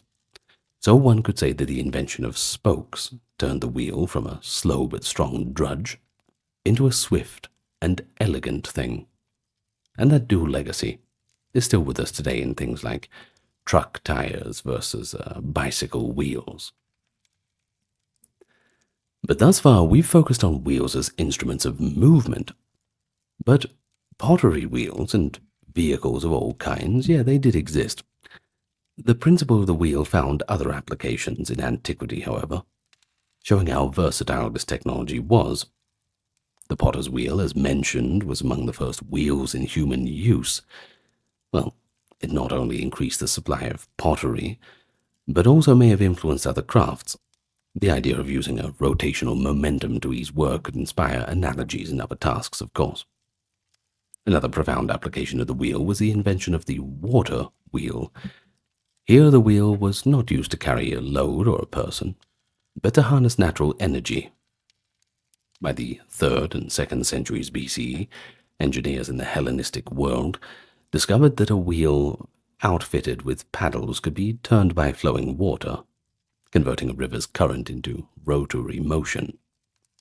The Greeks devised water mills, where turning the wheel would rotate a grindstone to mill grain into flour, essentially automating a process. This development took the wheel into a realm of early machinery and was revolutionary in its implications. Within a few centuries, water mills spread across the Mediterranean world, and similar devices appeared in China. Water-lifting wheels, norias, came into use for irrigation, and water-driven grain mills became commonplace in many regions. This was a revolutionary leap. The wheel had become not just a means of transport, but a core component of machinery, converting nature's energy into useful work. In everyday life, simple uses of wheels proliferated. Rotary grindstones and milling wheels were applied to food processing, hand-cranked querns and animal-driven millstones to grind grain and things like this. Beyond technology, the wheel even took on metaphorical significance in culture. For instance, the Wheel of Fortune, or the chakra, as a symbol in religions, showing how deeply the concept embedded itself in human thought. By the time of the Roman Empire, one could find a variety of wheels serving different purposes. Wagon wheels carrying goods along Roman roads, water wheels grinding grain in the provinces, potter's wheels turning out fine ceramics for export, and even early odometers, that is, distance measuring devices, in which a wheel mechanism would drop a pebble every mile to record distance. The wheel had certainly transcended its initial role and became a fundamental element in countless human endeavors. So as we get to the end of this video, I suppose we haven't really answered the question. And that's because we cannot answer the question. The question being, who really invented the wheel? It's just more of one of those questions you ponder on. More of a conversation starter than an appeal for a direct answer. I think we'll find that the answer isn't a single famous people or a flash of inspiration, but just a process, a collective realization that emerged in multiple places. And in truth, the wheel was likely invented multiple times by different people, responding to similar challenges in similar ways. Certainly easy to imagine how it might have happened. A potter or carpenter observes something heavy rolling on logs and thinks, hey, I can improve that.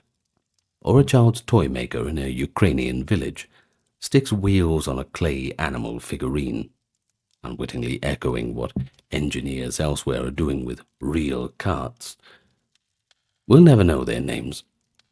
Well, we only have their mute clues in the archaeological record, from which we have to reconstruct their achievements. And this is much like, well, pretty much all of prehistory. And that's why I think prehistory is kind of fun. Because we don't have to take everything into account and say, well, this has to be 100% correct. The lack of written records gives us a bit of dramatic license. It gives us a bit of a way where we can say, well, let's have a think about how a human might act. Just like how I told you the story with me and my dad moving that huge gun cabinet. The guns were not present within the cabinet, by the way, but yeah, the weight certainly was a couple of 100 kilograms. But human ingenuity always gets there. What we can say is that the invention of the wheel was certainly a tipping point in our history. It opened up new possibilities, whether for trade, travel, agriculture, or perhaps war. All of these were previously unimaginable, and the wheel didn't stop evolving after its initial invention. It spurred faster vehicles, new forms of warfare, and eventually complex machines. This story reminds us that even a simple idea can change the world. The wheel transformed transport and trade, and eventually paved the way for countless mechanical innovations. Well, who invented the wheel? We all did. We all did it together. And well, here we are, still making those little improvements. Also, go and check the wheels on your car. The tread on your tires is very important, by the way. Don't cheap out on safety. Go and get a new set of tires, and you'll buy peace of mind. Anyway, thank you so much for listening. I would like to thank the patrons and supporters for keeping everything ad-free, and I'd like to thank you for joining us on this really good video. I will see you next time. The following is a list of our supporters. If you'd like to become part of that club, click the links in the description. You'll find where you need to go if you want to go there. Good night, everyone. Keep on wheeling it up. Ancient Rome and wine. A relationship that was more than just a hedonic indulgence, but rather a defining pillar of the Roman identity. From those humble beginnings influenced by Greeks and Etruscans, wine rapidly became integral to Roman life. It saturated daily routines, economic practices, and even quite a few cultural rituals. It fueled the trade networks, shaped the social hierarchies, and even in time became a subject of philosophical and moral debate. But what drove Romans to such a vinous devotion? And that's what we're here to talk about today. That relationship between ancient Rome and its coveted drink. Allow me to welcome you to the channel first. It's good to see you again if you're coming back, and welcome to any newcomers.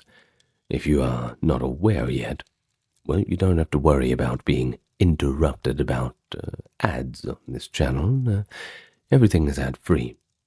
Same with all the other videos in the playlists. And this is because we are crowd-supported.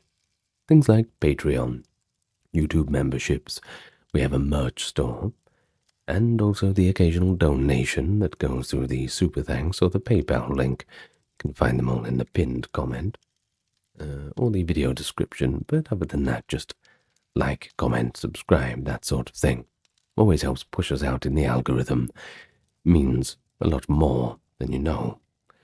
But in any case, introductions out of the way and welcome said and done, let us get on to the topic for today. Nice and relaxed as always, and perhaps you'd like to get a glass of wine of your own as we talk about ancient Rome and their relationship with wine. So how far does it go back? Well, Roman viticulture had its roots and influences from older cultures, and of course in the mythic and religious fabric of early Italy. The Italian peninsula itself is really quite blessed with wild grapevines, but it was the ancient Greeks and the Etruscans who first shaped that viticulture in ancient times. Greek settlers in southern Italy, the area that we know as Magna Graecia, brought advanced winemaking techniques, and the Etruscans of central Italy adopted and spread the cultivation of the vine.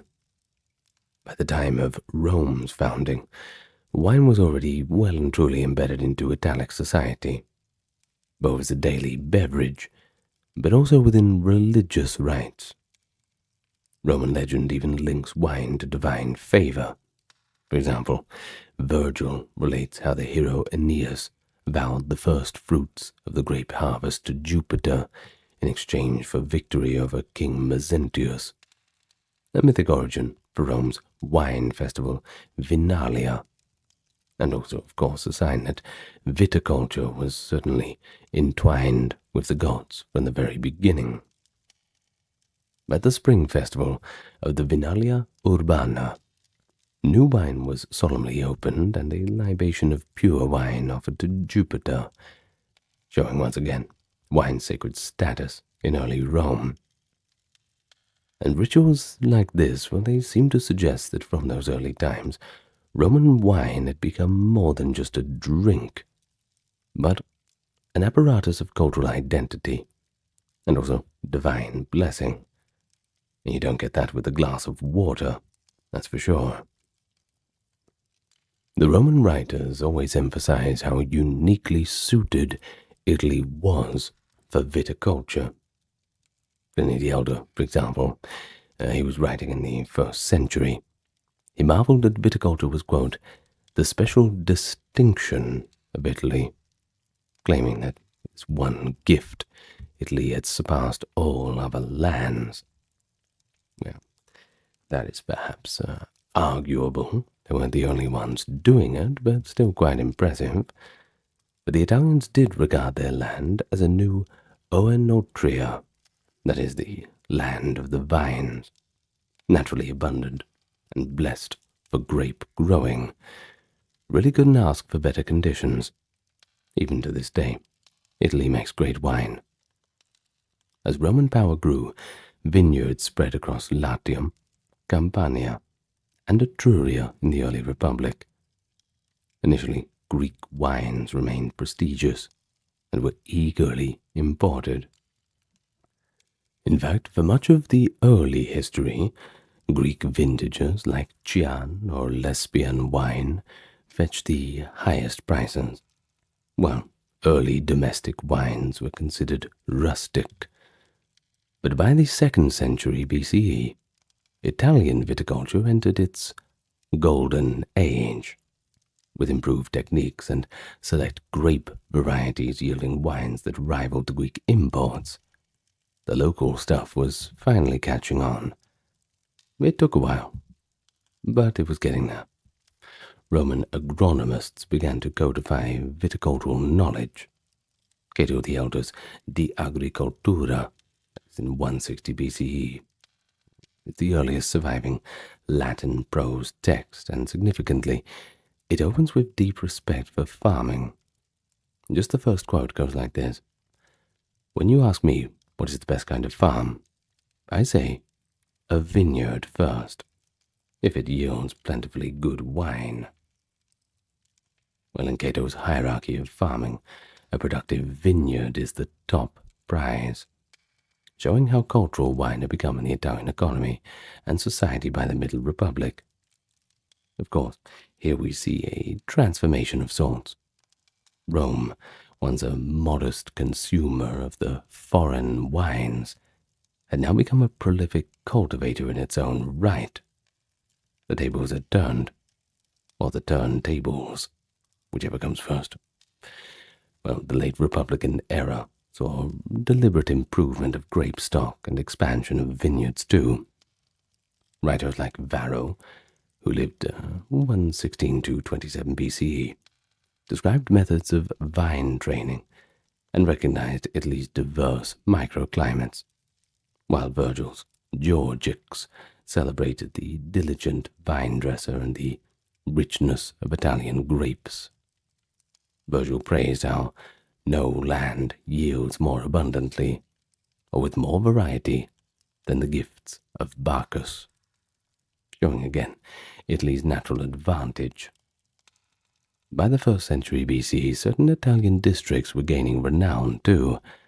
The volcanic slopes of Campania produced a strong wine, Falernian, a wine that soon achieved legendary status. The vintage of 121 BCE, during the consulship of Optimius, became famous as the Optimian vintage, a wine so fine that later generations savored it as a treasure. The idea of vintage, naming a wine by year and consul, speaks to a growing connoisseurship too. The historian Pliny notes that some of this 121 BC Falernian wine was still being served over a century later, a sign of both its reputed durability and the Romans' almost antiquarian reverence for great wines of the times long past. Thus, the obsession seems to have germinated quite early, if you pardon the wording, fed by external influences, but quickly blooming into a unique, homegrown culture. By the end of the Republic, the cultivation of vines had spread throughout the Italian countryside, from the Alban hills to the Bay of Naples. Wine wasn't just an agricultural product. It was tied to Roman notions of piety, through offerings and festivals, but also to health. Early Romans believed old wine had a kind of medicinal value to it. And then don't forget the social life. Already by 300 BCE, plebeians and senators alike shared a cultural attachment. Well, the stage was certainly set for an economic boom in wine, that's for sure, but also for a ever-deepening cultural infatuation with the grape. Let's talk about the economics side of it first. During the Republican period, since the 5th to the 1st centuries BC, wine transitioned from a local indulgence to a booming trade commodity. Of course, that altered Rome's agrarian economy and trade network somewhat. As Rome expanded across Italy and into the Mediterranean, the demand for wine exploded across all strata of society. The Roman belief that wine was a daily necessity, safer than water in many cases, made it nearly ubiquitous. One later writer even remarked that wine in Rome was democratic, in the sense that it was available in some form to everyone, from slaves all the way up to aristocrats. Just depends how much they watered it down, I suppose. Well, this burgeoning demand turned viticulture into big business for enterprising Romans, and there was no shortage of them. In the Middle Republic, old patrician family, who once prided themselves on grain or olive farming, began to switch to more profitable vineyards. Cato, in the 2nd century BC, already calculated the yield of a good vineyard in painstaking detail, giving instructions on how many amphorae of wine that an eugrum of land could produce, and how best to store and sell it. An amphorae, by the way, is kind of like a big wine jug. Find these quite often in any Italian museums. His treatise, that being Cato, reveals a proto-capitalist mindset. For example, he advises monitoring one's slaves, even on rainy days, having them scrub and pitch the wine casks, repair wine presses, and prepare containers, or to ensure that not a drop of potential profit was lost. In any case, wine had certainly become a pretty worthy commodity of meticulous attention. Investment in vineyards certainly brought a fortune to quite a few. By the late 2nd century BCE, Italy was dotted with large villa estates oriented towards wine production. Landowners selected a choice grape variety and imported techniques to increase yields. Columella, a Spaniard writing in the early empire about ideal farming practices, drawing upon earlier republican knowledge, noted that a good vintner, that is a winemaker, must decide between quantity and quality. You see, if your land produces a fine and flavorful wine that fetches a high price, even a moderately fruitful vine is acceptable. But if the wine is low quality, or even cheap, quote, it is best to plant the most prolific vines, so that our revenues may be increased by the greater quantity of the yield. It all makes sense, doesn't it? Just general business practice. But this astute advice likely echoes the wisdom of the Republican-era growers who learned to balance mass production versus boutique quality in pursuit of profit. After all, no one starts a business without that in mind, and that goes for the ancients as well. Many Romans strove for the richest possible yield, and as fast as possible. And sometimes that came at the expense of the land. Of course, some people didn't know about things like that. People who were new to farming, but perhaps not new to business. Profiteering. Well, Columella actually criticized those who exhaust their vines for short-term gain, a concern that presumably arose in the Republican boom when some vineyards happened to be overcropped. In any case, by the 2nd and 1st centuries BCE, Italian wine had flooded foreign markets. The Roman state's expansion meant new provinces full of potential customers, and of course, competitors. There was more than one vineyard in town and more than one culture of people doing it. You had Greeks doing it, you had everybody. In any case, the Roman state's expansion meant new provinces full of potential customers too, as we mentioned, and the trade in wine became a driver of economic exchange, especially with Gaul and Hispania, to have modern-day France and Spain. Ancient evidence, that is, shipwrecks loaded with wine amphorae, for instance, attest to a roaring wine export trade. I found plenty of old sunken ships that are just full of wine. The Greek historian Diodorus Siculus preserves a telling anecdote about the late Republican Gaul. Quote, "The Gauls are exceedingly addicted to wine and drink it unmixed. Many Italian merchants, eager for profit, supply them with wine, transporting it by river and wagon, and receive an incredible price. For in exchange for 1 jar of wine, they get a slave, trading the drink for a servant. This is almost unbelievable, don't you think? 1 amphora of Italian wine for, well, quite literally, a human being. Well, in any case, it's either going to show the immense value and desirability of Roman wine in the barbarian north, or the immense disposability of those slaves.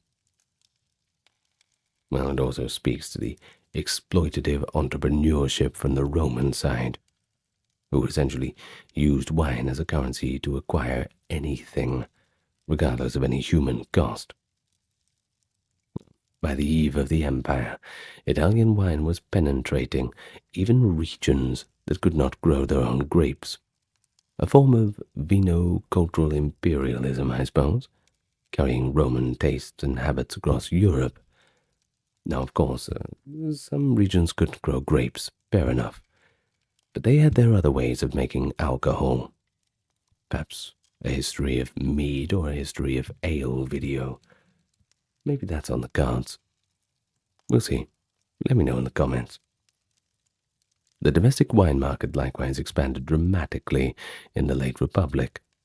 In the city of Rome itself, a tavern culture had begun to blossom, with wine shops, which were actually called tabernae, on every other corner catering to the common folk. These establishments served pretty rough local brews, new tart wines, or posca. It is a sour wine mixed with water for the lower classes and slaves. Meanwhile, the elite had their own drinks, and, well, their own private cellars, with amphorae from the Italian first growths. Pliny the Elder later lists the renowned vintages of this late Republican era: the honeyed Falernian of Campania, the rich Caecuban of Latium, which, Pliny notes, was once considered the finest of all, at least until its vineyards were destroyed by neglect. There was also the Mazic and the Cettine wines praised by poets, and the Mamertine of Sicily, which Julius Caesar himself had quite a fancy for. We even hear of vintage years being celebrated, not only that Opimian vintage of 121 BCE, but others too, like the consulship of Lucius Lucilius, perhaps 66 BCE, which connoisseurs marked on their amphorae. And this shows a new chronological dimension to wine too, with savvy consumers tracking the year and the origin of the bottles, a practice very much alive today, but essentially born in the late Roman Republic. Economically, viticulture's success had ripple effects. Some historians believe that Italy's focus on wine and olive oil by the late 1st century BC contributed to a decline in grain self-sufficiency, making Rome more dependent on imported grain, especially Egypt and North African wheat. Yeah, I can see why they say that. Well, writers of the time note that enormous swaths of fertile land in Italy, once used for cereals, were suddenly converted into vine cultivation. Why? Well, you'd make more money off that. And after all, why would anyone go and farm wheat or, I don't know, some other legume or something when they could be making 5 times the money? It just makes sense. In any case, this agricultural shift occasionally sparked a bit of tension. We see hints of it in political debates on the ager publicus, as public land, and populist calls for land reform, as smaller farmers struggled when wealthy landowners filled the market with inexpensive wine. There was also awareness that monoculture could be risky.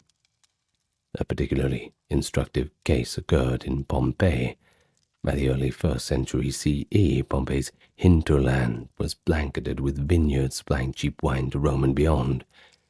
After the region's destruction in 79, And even before, when a blight or glut occurred, Rome experienced a sharp wine shortage, followed by a price crash when new vineyards nearer the city came into production.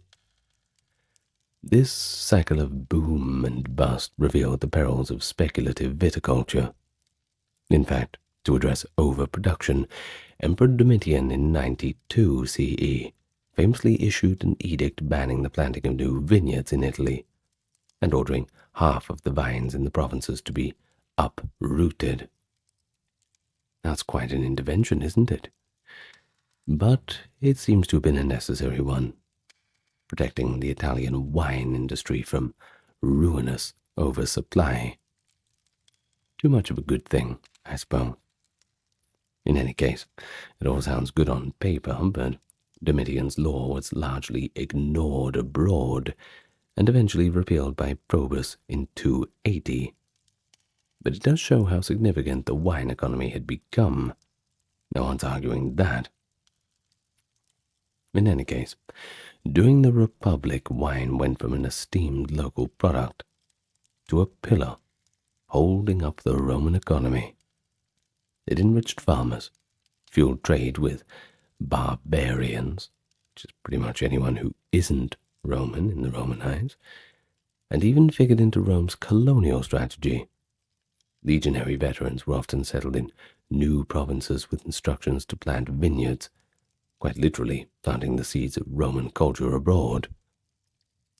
Writers like Varro and Cato saw viticulture as the engine of agricultural wealth, and by the dawn of the empire, Rome had turned wine into an instrument of economic power and social change. And with that, the stage was set for an even greater era of extravagance and refinement. And so with the advent of the empire, as the 1st to 2nd century CE, Rome's love affair with wine reached, well, extravagant heights. The early imperial period ushered in an age of unholy connoisseurship, in which the upper classes competed to acquire the oldest, rarest, and most prestigious vintages, while writers catalogued the merits of various wines with almost scientific precision. Well, at the same time, the sheer excess of wine consumption among Rome's wealthy became quite proverbial and occasionally scandalous. Banquets grew ever more lavish, and wine often took center stage as a mark of luxury, sometimes to an outrageous effect. The encyclopedist Pliny the Elder provides a near-contemporary guide for the imperial wine scene in his Natural History. Pliny names the era's first-growth vineyards in something like a Grand Cru ranking. Quote, Falernian holds the highest rank at present, declares, noting that it is the one wine that, quote, that will catch fire if a flame is applied. Well, that certainly must be potent, likely a reference to the high alcohol content of the fortified Falernian. And he describes Falernian in detail too. Apparently it came from three styles, sweet, dry, and light, and even sub-regions. Faustian Falernian, from the estate of Faustus, was considered the finest. Distinctions like that show an almost modern sensibility to brand and vintage. Pliny lists other top wines too. The Alban wine from hills near Rome, the Setine beloved by Emperor Augustus for its mildness, and the Caecuban, once esteemed above all until its vineyards were ruined by Nero's canal project. He does mention too the Rhaetic wine from North Italy, said by Virgil to be second only to Falernian, and the aromatic Lunense from Etruria. This was a true wine canon, a repertoire of famed labels that any aspiring connoisseur of the time would know by heart, and hopefully you would have tasted them all. Imperial connoisseurship also extended to vintage age. The Romans discovered that some wines improved up to a point with time. A notoriously prized relic was the Opimian Falernian of 121 BCE. By the early empire, this wine was over 150 years old. More a syrupy essence than a drink at this point, yet it was still being brought out as a party trick or a tonic. Well, we have a delightful fictional depiction of this in Petronius's Satyricon.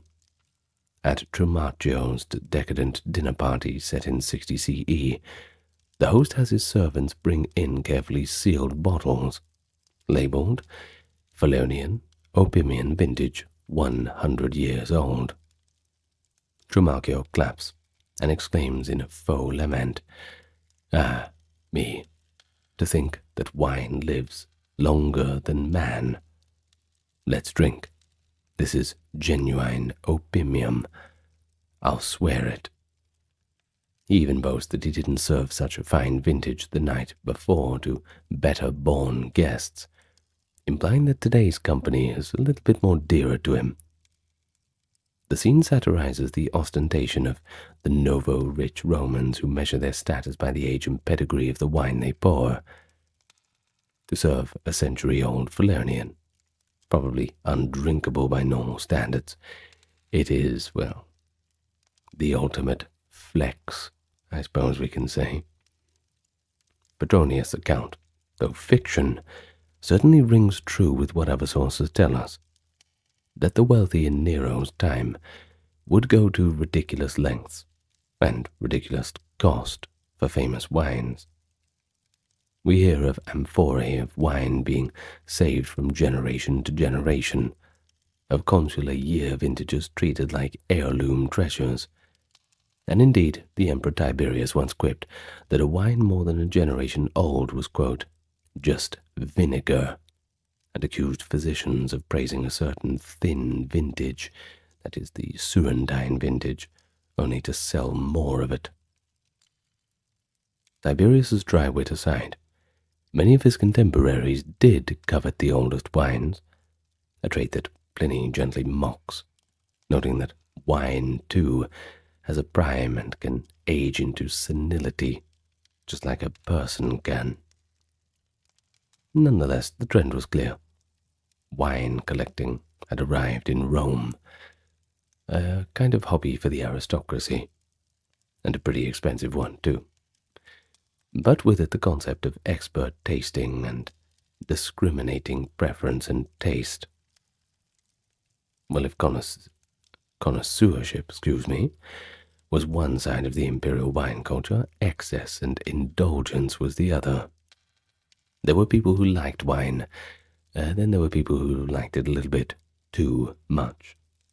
Seems to be a problem that has not quite yet gone away. The early empire saw an explosion of elite feasting where wine flowed freely and often extravagantly. The satirists and moralists of the time paint a vivid picture of these revels.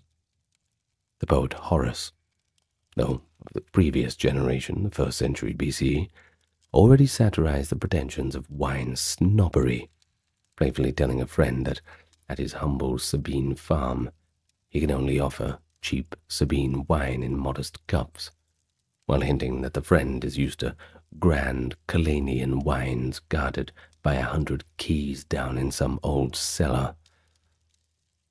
By Martial's day, that is the 1st century CE, late 1st century that is, one expected a patron at dinner to serve different quality wine to different guests, the host sipping old Cettine or Falernian, while offering his client something markedly inferior, a practice that Martial skewers as stingy and offensive, certainly a little bit poor manners. But in imperial Rome, one's choice of wine could signal society, social hierarchy at the table, I suppose. Some emperors themselves gained reputations, fairly or perhaps not, for wine-soaked indulgence. Caligula and Nero were accused by later historians of wild debaucheries where wine figured prominently.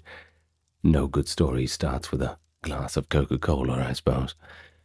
Now Suetonius claims that Nero squandered fortunes on Tyrrhenian wines and floated on barges with wine fountains. Wine fountains, wow. I could imagine some sort of Willy Wonka-esque kind of boat. Now, philosophers like Seneca, too, felt compelled rather to remind readers that appreciating wine was not inherently bad, but, quote, drunkenness is nothing but voluntary madness, and I will have you remember such a quote next time you overindulge in such things. He praises the example of Cato the Younger, who was known to get merrily drunk on occasion, yet remained morally upright, a paradox that Seneca uses to argue that moderation can coexist alongside enjoyment, but also that one must guard one's reason, even in drink. These voices show an acute awareness of, and perhaps discomfort with, the excesses of the age. Stories of extreme wine extravagance abound. One legendary tale tells of Cleopatra, though not Roman, but certainly entwined with the Roman triumvirs, certainly a main character in Rome's story, at least I believe so, dissolving a priceless pearl in vinegar wine, creating an incredibly expensive cocktail merely to win a bet against Mark Antony. And while this is an outlier anecdote, it circulated among Romans as the ultimate emblem of wasteful luxury. Close to home we have reports of Roman banquets, where the floor was strewn with rose petals, and the wine mixed with rare spices, and of a costly affectation. But once again, those upper classes, showing off the only way they know how to. Now Athenaeus, compiling earlier writers, recalls a Roman host who filtered his Falernian wine through mounds of snow to chill and dilute it, another mark of refinement. Another common extravagance was to serve wine in huge vessels. Pliny mentions seeing dolia, massive wine jars, so large that people drowned in them during the infamous banquet of Piso. And the sizes of wine goblets in this era grew absurd indeed. The nobility drank from jeweled cups the size of buckets, prompting the satirist Juvenal to quip about ladies at dinner, quote, drinking from such large crystal that you'd think is the ambition of our women to challenge the capacity of their husbands' wine casks.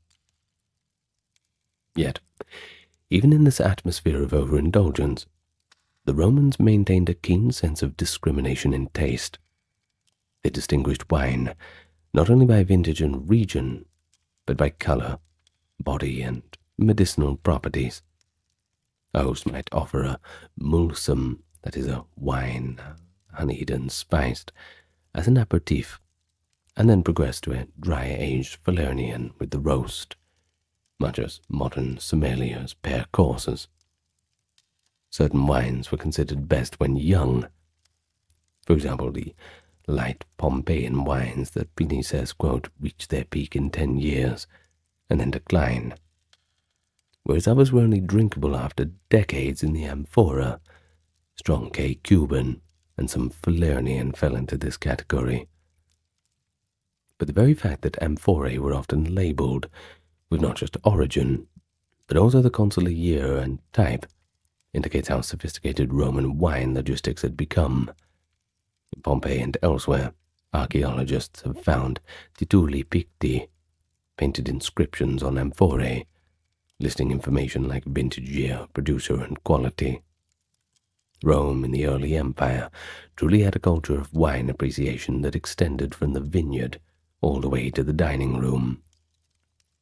And to illustrate this pride of connoisseurship, Pliny relates how one of the Emperor Augustus's freedmen, a certain Julius Hyginus, was famed for his sensitive palate.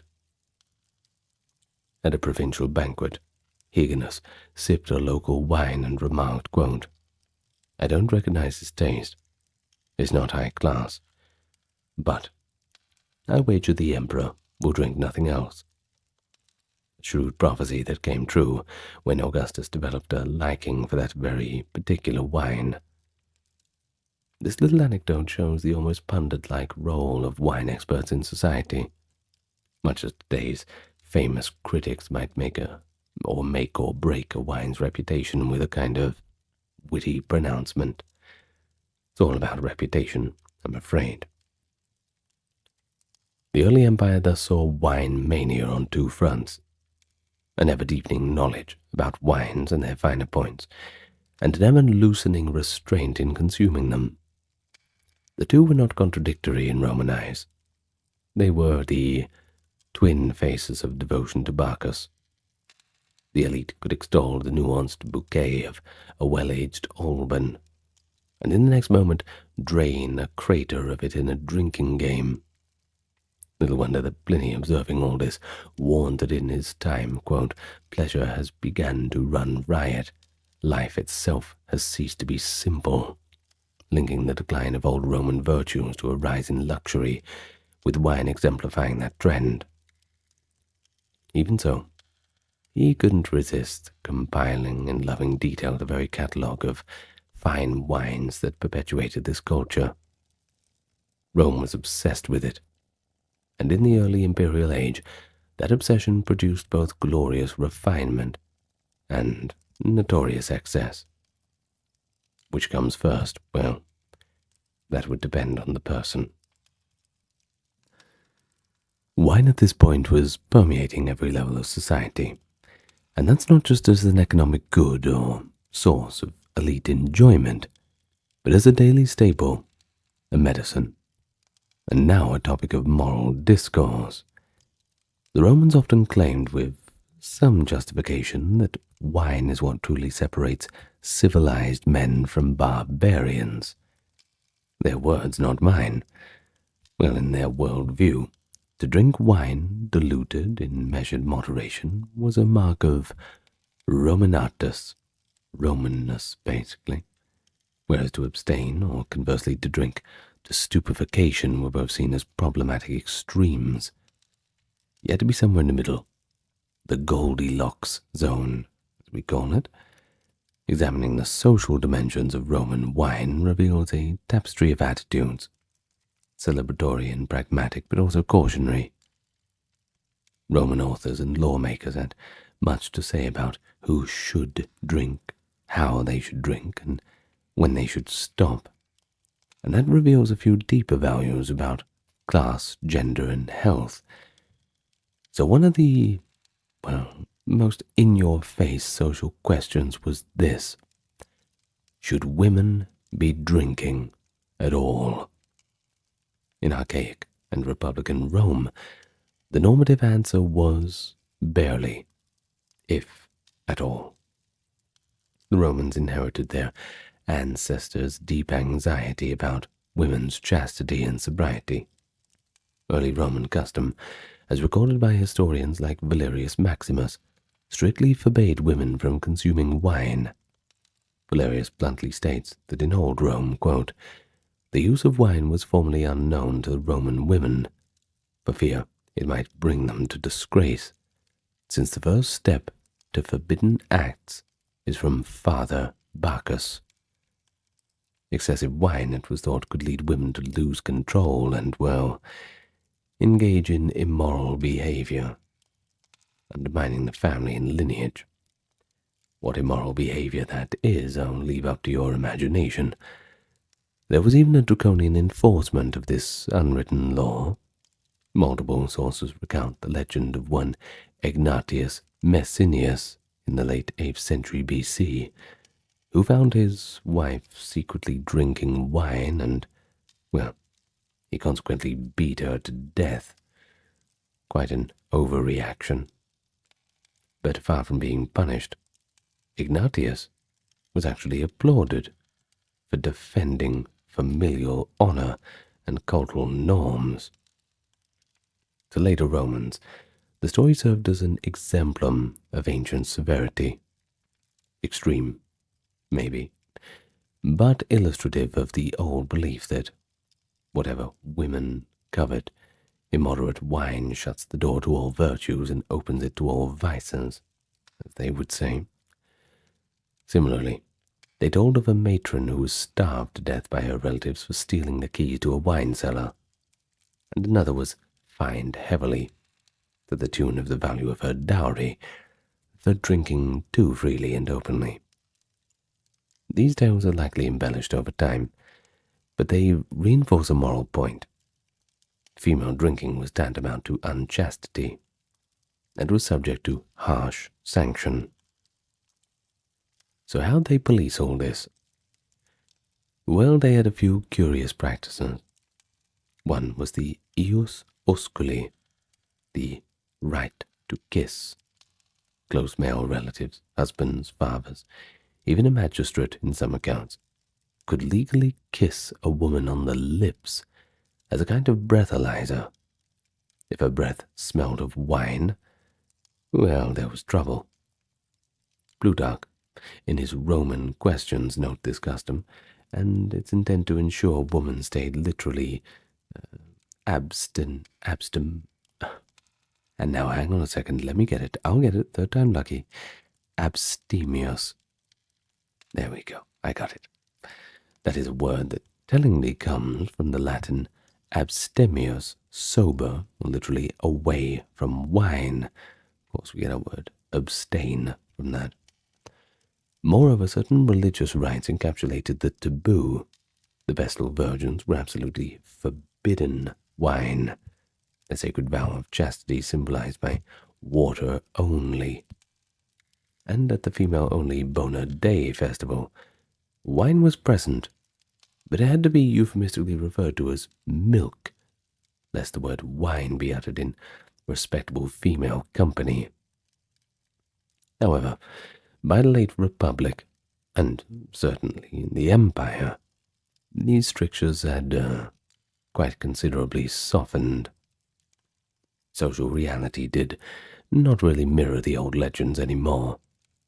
Literary and archaeological evidence indicates that Roman women did drink wine in moderation by the 1st century BC and AD. The historian Livy hints at respectable matrons sipping wine at mixed banquets during the Hannibalic War, albeit with some raised eyebrows from the older men. Horace, in his Odes, portrays aristocratic ladies not averse to a glass or two in a proper setting.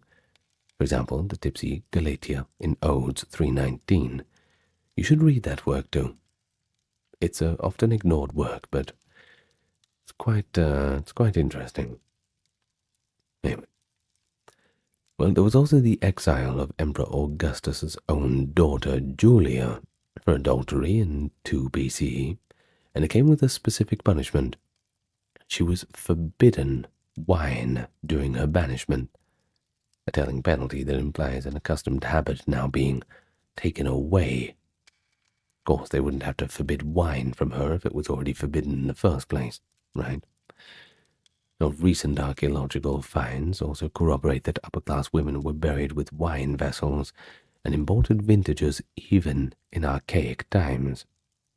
And this suggests that the absolute prohibition of women's drinking is more myth than fact. In the daily life of the empire, women did partake, though ideal decorum urged them to do so in a modest manner. Moralists continue to frown upon drunkenness in women as unseemly, but an orderly enjoyment of wine by a matron at dinner, that became acceptable now. By the empire, the presence of women at dinner parties, those convivium, was quite common, and they were served from the same crater, mixed wine bowl that is, as the men were, albeit social norms expected them to dilute it a little bit more and control themselves. Thus, the morality of wine largely shifted from who should drink it to how one drinks. Temperance, and as for both men and women, it was extolled by philosophers of, all degrees. Musonius Rufus and Seneca advised that a Roman should take wine, quote, within the limit of prudence, never to the point of losing rational control. I think that's pretty fair, as long as it's applied evenly among all genders and social castes. and no one should be going overboard. It's not dangerous. Well, it is kind of dangerous, sure, but it certainly ruins the party. It's just not worth it. Well, I think the earlier quote summed it up, submitting yourself to voluntary madness. In any case, the Romans were also realists. The word sobriety, sobrietas, was a valued virtue, sure, but they also acknowledged wine's benefits. Quote, "It unlocks the tongue and heart," one Roman said, loosening social stiffness, but it must be reined by the mind. And they had examples to emulate too. Socrates was famed for holding his liquor very well, and Cato was admired for drinking late, yet being up the next morning and the first in the Senate. The underlying message in Roman ethical writings was clear. Wine itself was not a sin. Losing control was.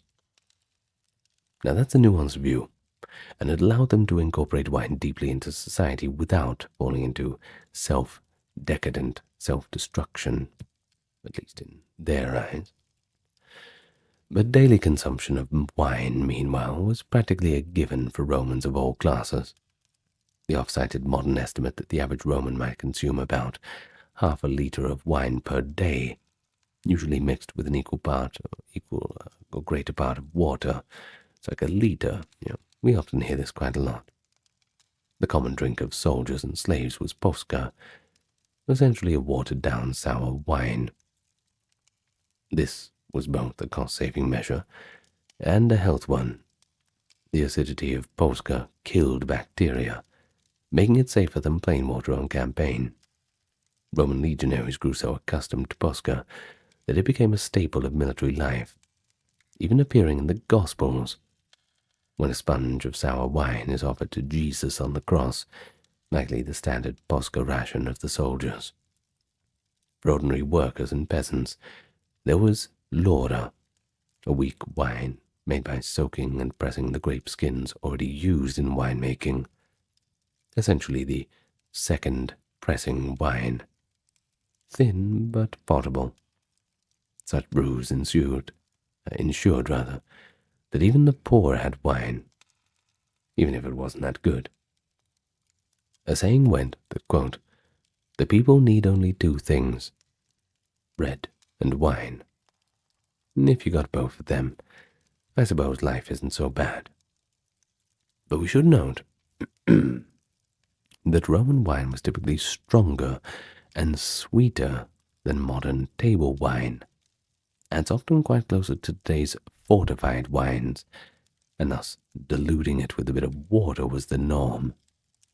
To drink wine neat, is merum, was looked down upon as something only a drunkard or perhaps a barbarian Gaul would do. At respectable gatherings, wine was mixed in a large bowl, we mentioned that crater, with hot or cold water, sometimes additionally flavored with herbs or honey. The dilution ratio could range from 1:1 to 1:3, that is 1 part wine, 3 parts water, depending on the time of day, and, well, perhaps the temperament of the company. But this practice not only stretched supplies, but it also allowed for longer drinking, without having to turn in too early. There was even a minor social art to mixing.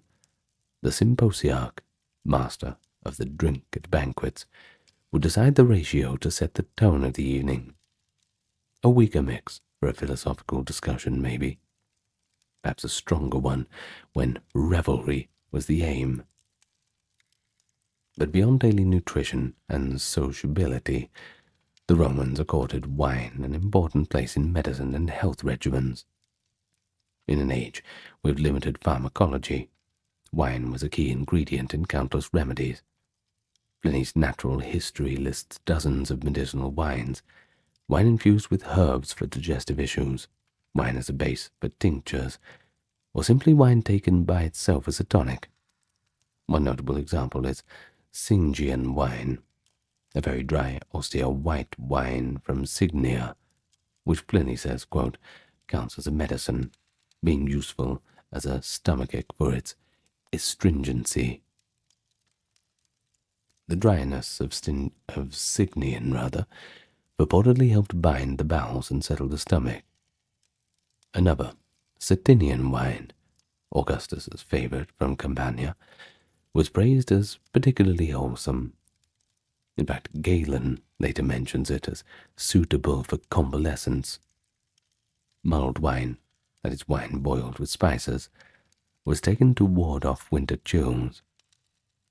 For external injuries, wine was an antiseptic. Celsus, the first-century medical writer, advised cleaning wounds with wine, which, given its alcohol content, was actually effective in reducing infection. Galen, in the 2nd century CE, wrote extensively on the properties of various wines, classifying them by their heating or cooling effects on the body. Sweet raisin wine, called passum, he found to be nutritious and good for a weak patient, while rough red wines he prescribed for lethargy and excess phlegm. We even find proto-recipes for what sounds like respiratoral therapy. For example, Pliny notes that a cup of old Falernian at bedtime can stimulate digestion and even cheer the spirit. But he does warn that too much leads to dropsy and headaches. The line between food and medicine was thin. Wine was right in the middle. Of course, dosages are important. Now finally, wine was entwined with religion and ritual too. Every meal might begin with a small libation, a few drops of wine to the household lares, or a silent toast to the guardian spirit of the house. Religious ceremonies, from the grand state sacrifices to private rites, almost always included wine libations poured on altars or the ground. The phrase, do ut des, I give that you may give, often involved giving wine to the gods in hopes they grant favor in return. At funerals, the deceased was bid farewell with offerings of wine. At festivals like Saturnalia, social norms loosened under the benign influence of Bacchus's gift. The god Liber or Bacchus, often identified with Dionysus, was officially worshipped in the Liberalia and other festivals, although a more unruly cult of Bacchus was suppressed in 186 BCE, reflecting the Senate's fear of uncontrolled nocturnal drinking parties under a guise of religion. Oh, come on. What a way to ruin the fun. Oh, well, maybe it was noise complaints. Who knows? In any case, that does show while Romans loved wine, the higher-ups were a little wary of its chaotic potential when divorced from social control and moderation. Really, we can see wine as a multifaceted force. It was as ordinary as a ploughman's lunch, and as rarefied as a consul's trophy vintage, as praised as life's second bread, and cautioned against as the nurse of vice. It fueled the economy, graced the gods, sealed friendships, tested morals. The Romans' obsession with wine was not a monolithic drunken frenzy, but rather a deeply ingrained cultural phenomenon with practical, spiritual, and intellectual dimension. And so, as one walks through a day in ancient Rome, from the farmer's field, where workers take a sip of watered wine at noon on their break, to the baths, where friends share a glass after exercise, to the banquet hall, where crystal cups clink in salute, one can find wine everywhere. A very close companion to the Romans in joy and sorrow, in leisure and toil. Always there, perhaps for better or worse. There's little wonder that when later generations looked back on classical Rome, they saw in its love of wine both the glory of a refined civilization, but also the seeds of its excess. And in reality, it's pretty nuanced. A civilization truly drunk with wine in every sense, from the economy to its religion, yet always wrestling with wine's dual nature, a temptress and a benefactor. The story of wine is in effect a story of Rome itself, pragmatic, luxuriant, expansionist, indulgent, cultured, disciplined, and even at times a little paradoxical. A grand and heady vintage still captivates the connoisseur today, whether that be of wine or history, whichever one comes first for you. The great colossal monuments of the ancient world. We often have the pyramids of Egypt come to mind, and rightly so. But a curious mind may find itself traveling a little way east, where something interesting awaits. Out on the flat plains of ancient Mesopotamia, great structures were built 4,000 years ago by long dead kingdoms. Man-made mountains of sun-baked brick and glittering glazed tiles soaring into the skies above. But it's not a pyramid. This is a ziggurat, a terraced temple tower built to bridge earth and heaven. In the Bronze Age Near East, nearly every major city boasted of one of these towering monuments dedicated to the local patron god. They were as emblematic to Mesopotamian city-states as the pyramids were to Egypt. Yet today, the ziggurats remain the lesser known, truly forgotten wonders of the ancient world. Their eroded ruins appear as gigantic mounds of mud brick, ghosts of their former glory, overshadowed in popular memory by Egyptian pyramids or classical monuments. But in their own time, ziggurats were unrivaled feats of engineering and spirituality, anchoring the religious and civic life of those great Mesopotamian cities. So perhaps today, the best way to remember the ziggurats is to learn about them. Tell all of your friends about those forgotten monuments. Good news is, I'm here to walk you through it. So welcome to the channel. If you're a newcomer, really good to meet you. I hope you enjoy the introduction and know what you're in for the next hour. But what you are not in for is ads, because there's no ads on the channel. You won't get any interruptions from start to finish, and that's good news. We do this because it's better that way, and everybody hates ads. But we're able to do it because we're supported by those on the Patreon, the YouTube members, the occasional donation through PayPal and Super Thanks, and those who check out the merch store. Also, just your like, comment, subscribe, hit the hype button, tell your friends, all that sort of thing. So thank you very much in advance. Now, with that being said and introductions out of the way, let's get to the topic at hand, the ziggurats. So where exactly does it all start?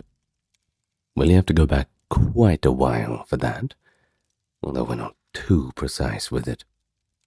We do know that they emerge from a history of sacred high places.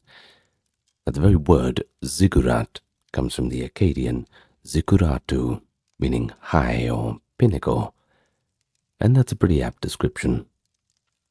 Now, the concept of building an artificial mountain for worship also traces back to the Ubaid period. That is the 6th millennium BCE. So we're talking 8,000 years ago kind of thing. So quite a way back, as we said. Well, this time early temple platforms had first appeared in southern Mesopotamia. And as legend has it, the first Sumerians descended from the eastern highlands onto the river plains, carrying with them the idea of sacred mountains. Because the flat alluvial landscape had no natural hills, people began constructing raised platforms of mud to elevate their sanctuaries. By the Uruk period, 4th millennium BCE, nearly every city featured a large mud brick terrace as the base for a temple, which is effectively a prototype for the ziggurat. One famous early example is the White Temple of Uruk. We believe that that was constructed around 3500 BCE. A whitewashed shrine perched atop a high platform of packed earth. During the early dynastic period, 3rd millennium BC, I'll keep updating you with the approximate times for these periods as we go along, these platforms grew ever larger and more complex, evolving into true multi-tiered structures that are recognizable as ziggurats, though this definition, kind of like pyramids, is one of those where you will encounter ziggurats of different sizes and somewhat different shapes, styles, you see. But they are still ziggurats, just as we encounter pyramids in Egypt that might not be as tall as those at Giza, might not be as grand as Sneferu's pyramids, but they are, even though they are 20 feet tall, something like that, still pyramids. In any case, we're talking about ziggurats today. We won't go too off the topic. But we're at the earliest known ziggurat. Well, the one that we have discovered so far as the earliest known is Tepe Sialk in Iran, dated to around 2900, with a 3-tiered mud brick structure that predates even the great ziggurats of Mesopotamia. By the 3rd millennium, the ziggurats had become an established institution across Sumer, that is, southern Iraq. The cities of Eresh, Eridu, and Uruk all had step temple towers, attested in the archaeological record, or even a few texts that we have, and we do have quite a lot of texts from that time because they were all clay tablets, quite easy to store them. Kings of early dynastic cities took pride in enlarging and embellishing these sacred structures, and over time the tradition spread north and then east. Akkadians, Babylonians, Assyrians, Elamites, even the Eblaites of ancient Syria built ziggurats or similar high temples for their own gods. And so in broad terms, the ziggurat really was a hallmark of Bronze Age urban civilization across the Near East, from roughly 3000 BCE until the end of the Bronze Age, which we place at around 1200 BCE with that collapse, and indeed into the Iron Age as well that followed it, all these monumental towers rising above city walls as visible symbols of a city's wealth, religious devotion, and ultimately technological prowess. But it is important to note that ziggurats were fundamentally Mesopotamian in origin. While ancient Egypt built pyramids around the same era, those were tombs. They weren't temples. So the ziggurats served a different function. Some historians have speculated that Egypt's earliest step pyramid, like King Djoser's step pyramid at Saqqara, built around 2600, may have been inspired by Mesopotamian ziggurats, or the general idea of having a stepped monument. Well, that is quite a point of argument. Whether or not that is true, the independent development of similar forms, a tiered, pyramid-like shape, it certainly speaks to a common impulse in early civilizations to create a sacred mountain of human construction, and I suppose a global desire to get as close to the sky as possible. However, the function and cultural context of ziggurats, that's the real distinction from the Egyptian pyramids, as we will go on to explain more. The ziggurat was not a royal tomb, but a living part of the city's ritual landscape. In Mesopotamia's Bronze Ages, to build a ziggurat was to stake a claim to fame, not just for the king, but for the city itself, honoring the gods, securing divine favor, believed to keep the city prosperous. By the late Bronze Age, the 2nd millennium BC, that is, ziggurats had reached truly colossal scale. They also appeared beyond Mesopotamia's heartland. For instance, the Elamite kingdom in what is now southwestern Iran, if we're going to put it in rough terms, built a magnificent ziggurat at modern-day Choga Zanbil. Around that time, in 1250 BC, it was called Dur-Untash, and that demonstrated that even neighboring cultures had adopted this architectural form for their own deities.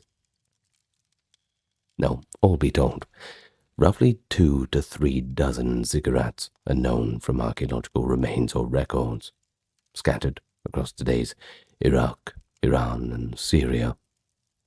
And each of them was unique. There was no one-size-fits-all, but they did share the same basic purpose, and that was to elevate the most sacred temple of the city high above the ground, bring it closer to that realm of the gods. But I know what you're thinking. How exactly do you build a giant mountain out of mud bricks 6,000 years ago? Good question. Certainly discussed around dinner tables worldwide most evenings. Mesopotamian engineers certainly rose to the challenge, and with remarkable ingenuity. Of course, there were feats of Bronze Age engineering, requiring organized labor, careful planning, and knowledge of materials. Typically, a ziggurat began as a broad rectangular or square platform, kind of like a giant stage, and then successive levels were added on top, each slightly smaller than the one below, and that's what creates that gradated, stepped pyramid profile. Most ziggurats had between 2 and 7 tiers. Smaller city ziggurats might have only had a few levels, while the largest ones achieved 7 terraces stacked high. But there wasn't a standard size. At the modest end, some early ziggurats were only a few meters tall, essentially just a raised foundation for a temple. But at the extreme end, like the ziggurat of Babylon, for example, which was called the Etemenanke. Yes, that's it, excuse me. They're recorded as soaring to the height of nearly 90 meters. Now put that into perspective, that's nearly as tall as a modern 20-story building. Of course, we will take a look at those claims later on, whether they truly reach that height or if the ancient sources exaggerated. We'll get to that later. But of course, the sky's the limit. Well, the core material for construction was the sun-dried mud brick, the staple of Mesopotamian architecture. Millions of these mud bricks, each about the size of a shoebox, and weighing around 33 pounds, about 15 kilograms, were molded from the silt of the Tigris and Euphrates, dried in the sun, and then laid in thick courses to form the ziggurat's bulk. One estimate for the great ziggurat of is that it incorporated some 720,000 bricks just in its base level. Since ordinary sun-baked bricks were not very water-resistant, builders protected ziggurats' exteriors with a skin of fired brick. Now, these kiln-baked bricks were a little more advanced. Firstly, they were harder, but second of all, they often had glazing of different colors. They were set in bitumen mortar, which is a kind of natural asphalt, which acted as a waterproof cement. Impressively, excavations have found evidence of reed mat layers and drainage systems built into ziggurats, ancient techniques to add stability and channel rainwater off the structure. Herodotus, who was writing in the 5th century BCE, described the Babylonian ziggurats' construction. As they built up terraces, they would interpose layers, of wattled reeds every 30 courses of bricks, and used hot bitumen for cement. Now, this does match the archaeological findings of reed layers that likely helped bind the mud brick mass to prevent cracks from moisture. Certainly built to last, these ziggurats, that's for sure. Design elements of ziggurats were not only practical, but also aesthetic. The facades of many ziggurats were panelled or recessed, creating shadow and depth on the otherwise plain brick surfaces. And some ziggurats had their different levels painted or glazed in distinctive colours of their own. For example, Babylon's Great Ziggurat, which we mentioned briefly, was described in later sources as having 7 tiers, each associated with a planetary colour, and that is a tradition that may have developed in the Neo-Babylonian era. It's hard to pinpoint such things. But even if colour symbolism is uncertain, we do know kings often commissioned decorative glazed bricks. Deep blue, yellow, white, black glazes have been found, and that hints that at least parts of these towers gleamed with vivid hues under the Mesopotamian sun.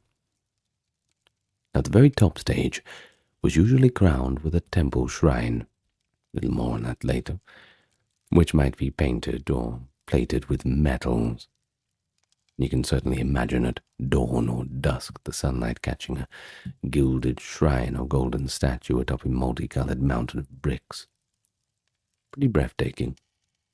Even in our modern day breathtaking, but back then, yeah, you can imagine showing up from a village or something to the big city and seeing that ziggurat. Definitely something to behold. Now, as for access to the upper levels, that was provided by staircases or ramps, just in the artists' renditions in the pictures. The simplest ziggurats had a single grand staircase on one side leading straight up to the temple top. Other designs featured a triple staircase, 2 symmetrical flights rising from the lower court to mid-level, meeting at a landing, and a central flight continuing upward. The Great Ziggurat of Ur offers a classic example of this 3-stairway design on its front face, a monumental staircase that has been reconstructed today. A few ziggurats, according to ancient sources, may have had a spiral ramp wrapping around the exterior. Herodotus claimed that the Babylonian ziggurat's ascent, quote, mounts spirally outside all the towers, and that indicates a kind of corkscrew path. No, modern archaeologists and scholars debate if this was literally the case or just some kind of misunderstanding. There's a few of them within Herodotus's writings, but that's a story for another video, I suppose. Some Assyrian ziggurats in the north were built against citadel walls and likely accessed via sloping ramps. Regardless of the configuration, the climb was steep and ceremonial. It was certainly not your casual walk. Halfway up, there might be a rest area or a gatehouse. In Babylon, Herodotus noted a halting place with seats for repose at the midpoint of the journey at the top. And it's pretty telling, too, that kings loved to stamp their names on the very bricks of their ziggurats. Thousands of bricks from sites like Ur, Uruk, Larsa, and Babylon bear royal inscriptions. You can find ones like, I, King so-and-so, built this ziggurat for the god so-and-so, things like that. And it served as both a dedication but also a perpetual record of the builder. One such inscription from Ur-Nammu, the Sumerian king of Ur, the 21st century BCE, has been found on clay cones and bricks. Quote, For Nanna, the mighty lord of Ur, Ur-Nanna, the king built his temple and raised it as high as a mountain. Now, similarly, decades, well, rather centuries later, Nebuchadnezzar II of Babylon of the 6th century BCE recorded of at Eminenki, quote, I made it the wonder of the people of the world. I raised its top to the heavens. I built doors of cedar for the gates and covered it with bitumen and bricks. Now these words, pressed into clay, let us hear the voices of rulers boasting of their ziggurat projects. The task was certainly immense. That is by no means an overestimation. It likely required corvée labor from thousands, digging clay, molding bricks, hauling them up the growing tower and securing them with hot tar. I'm sure there were no easy jobs, but I would not be putting my hand up for the hot tar or the hauling of bricks, that's for sure. Labourers toiled in the fierce sun, while overseers checked alignments and priests performed rituals at each stage of construction to sanctify the work. Building a ziggurat was as much of a religious undertaking as an engineering one. The first brick and the final capstone were laid with ceremonies to invoke the blessing of the god.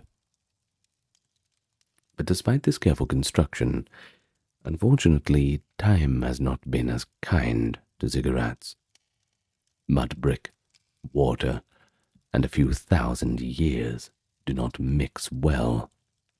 Without constant maintenance, rain and wind ate away at the brickwork. Many ziggurats had outer casings of baked brick that were periodically repaired by later kings. Yet eventually, as dynasties fell and cities were abandoned, these massive towers began to crumble. The baked bricks were often plundered in antiquity to build new houses or fortifications elsewhere. Recycling building material is quite an old practice. Left exposed, the softer mud brick cores eroded into giant lumps, and this is why today most ziggurat sites appear as low, eroded monuments, mere shadows of their original heights. It's also why archaeological evidence of the topmost shrine is scarce.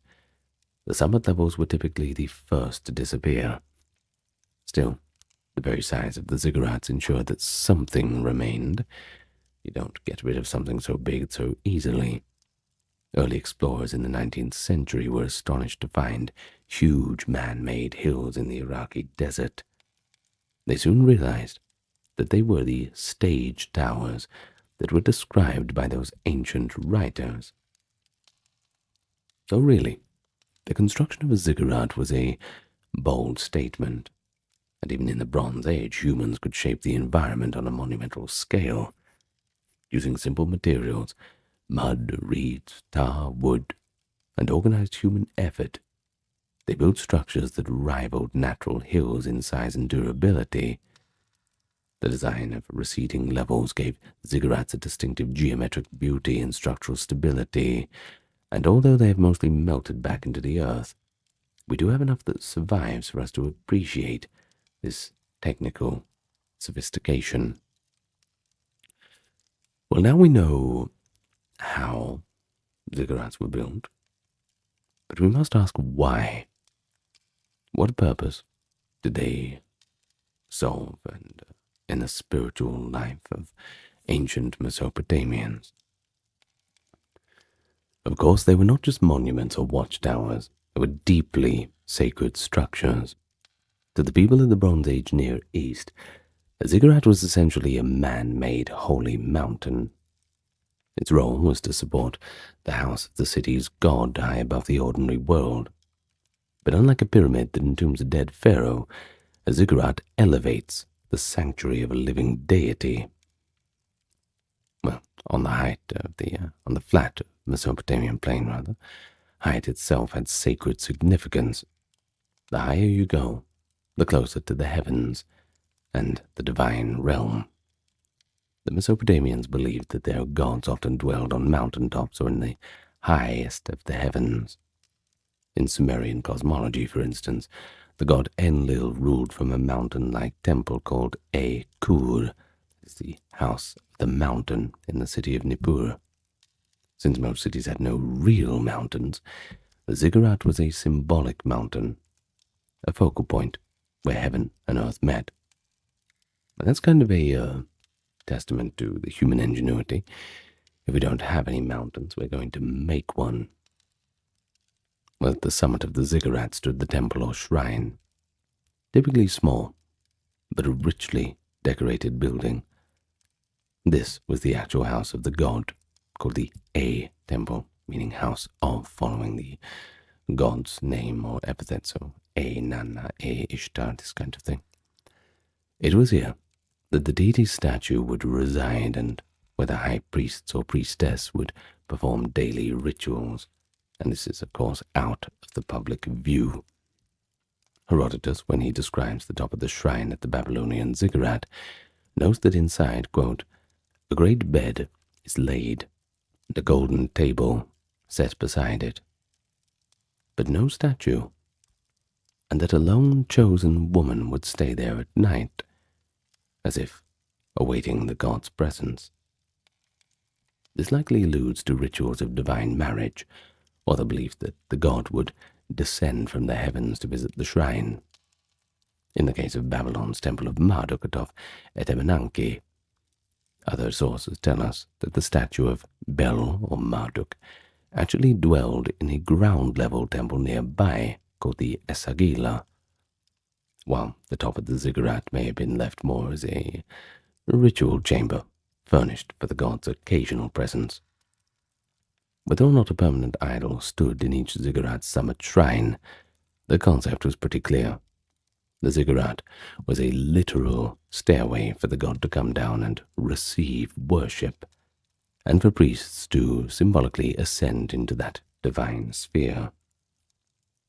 The concept of bridging realms is beautifully reflected in the Sumerian names of some of the ziggurats.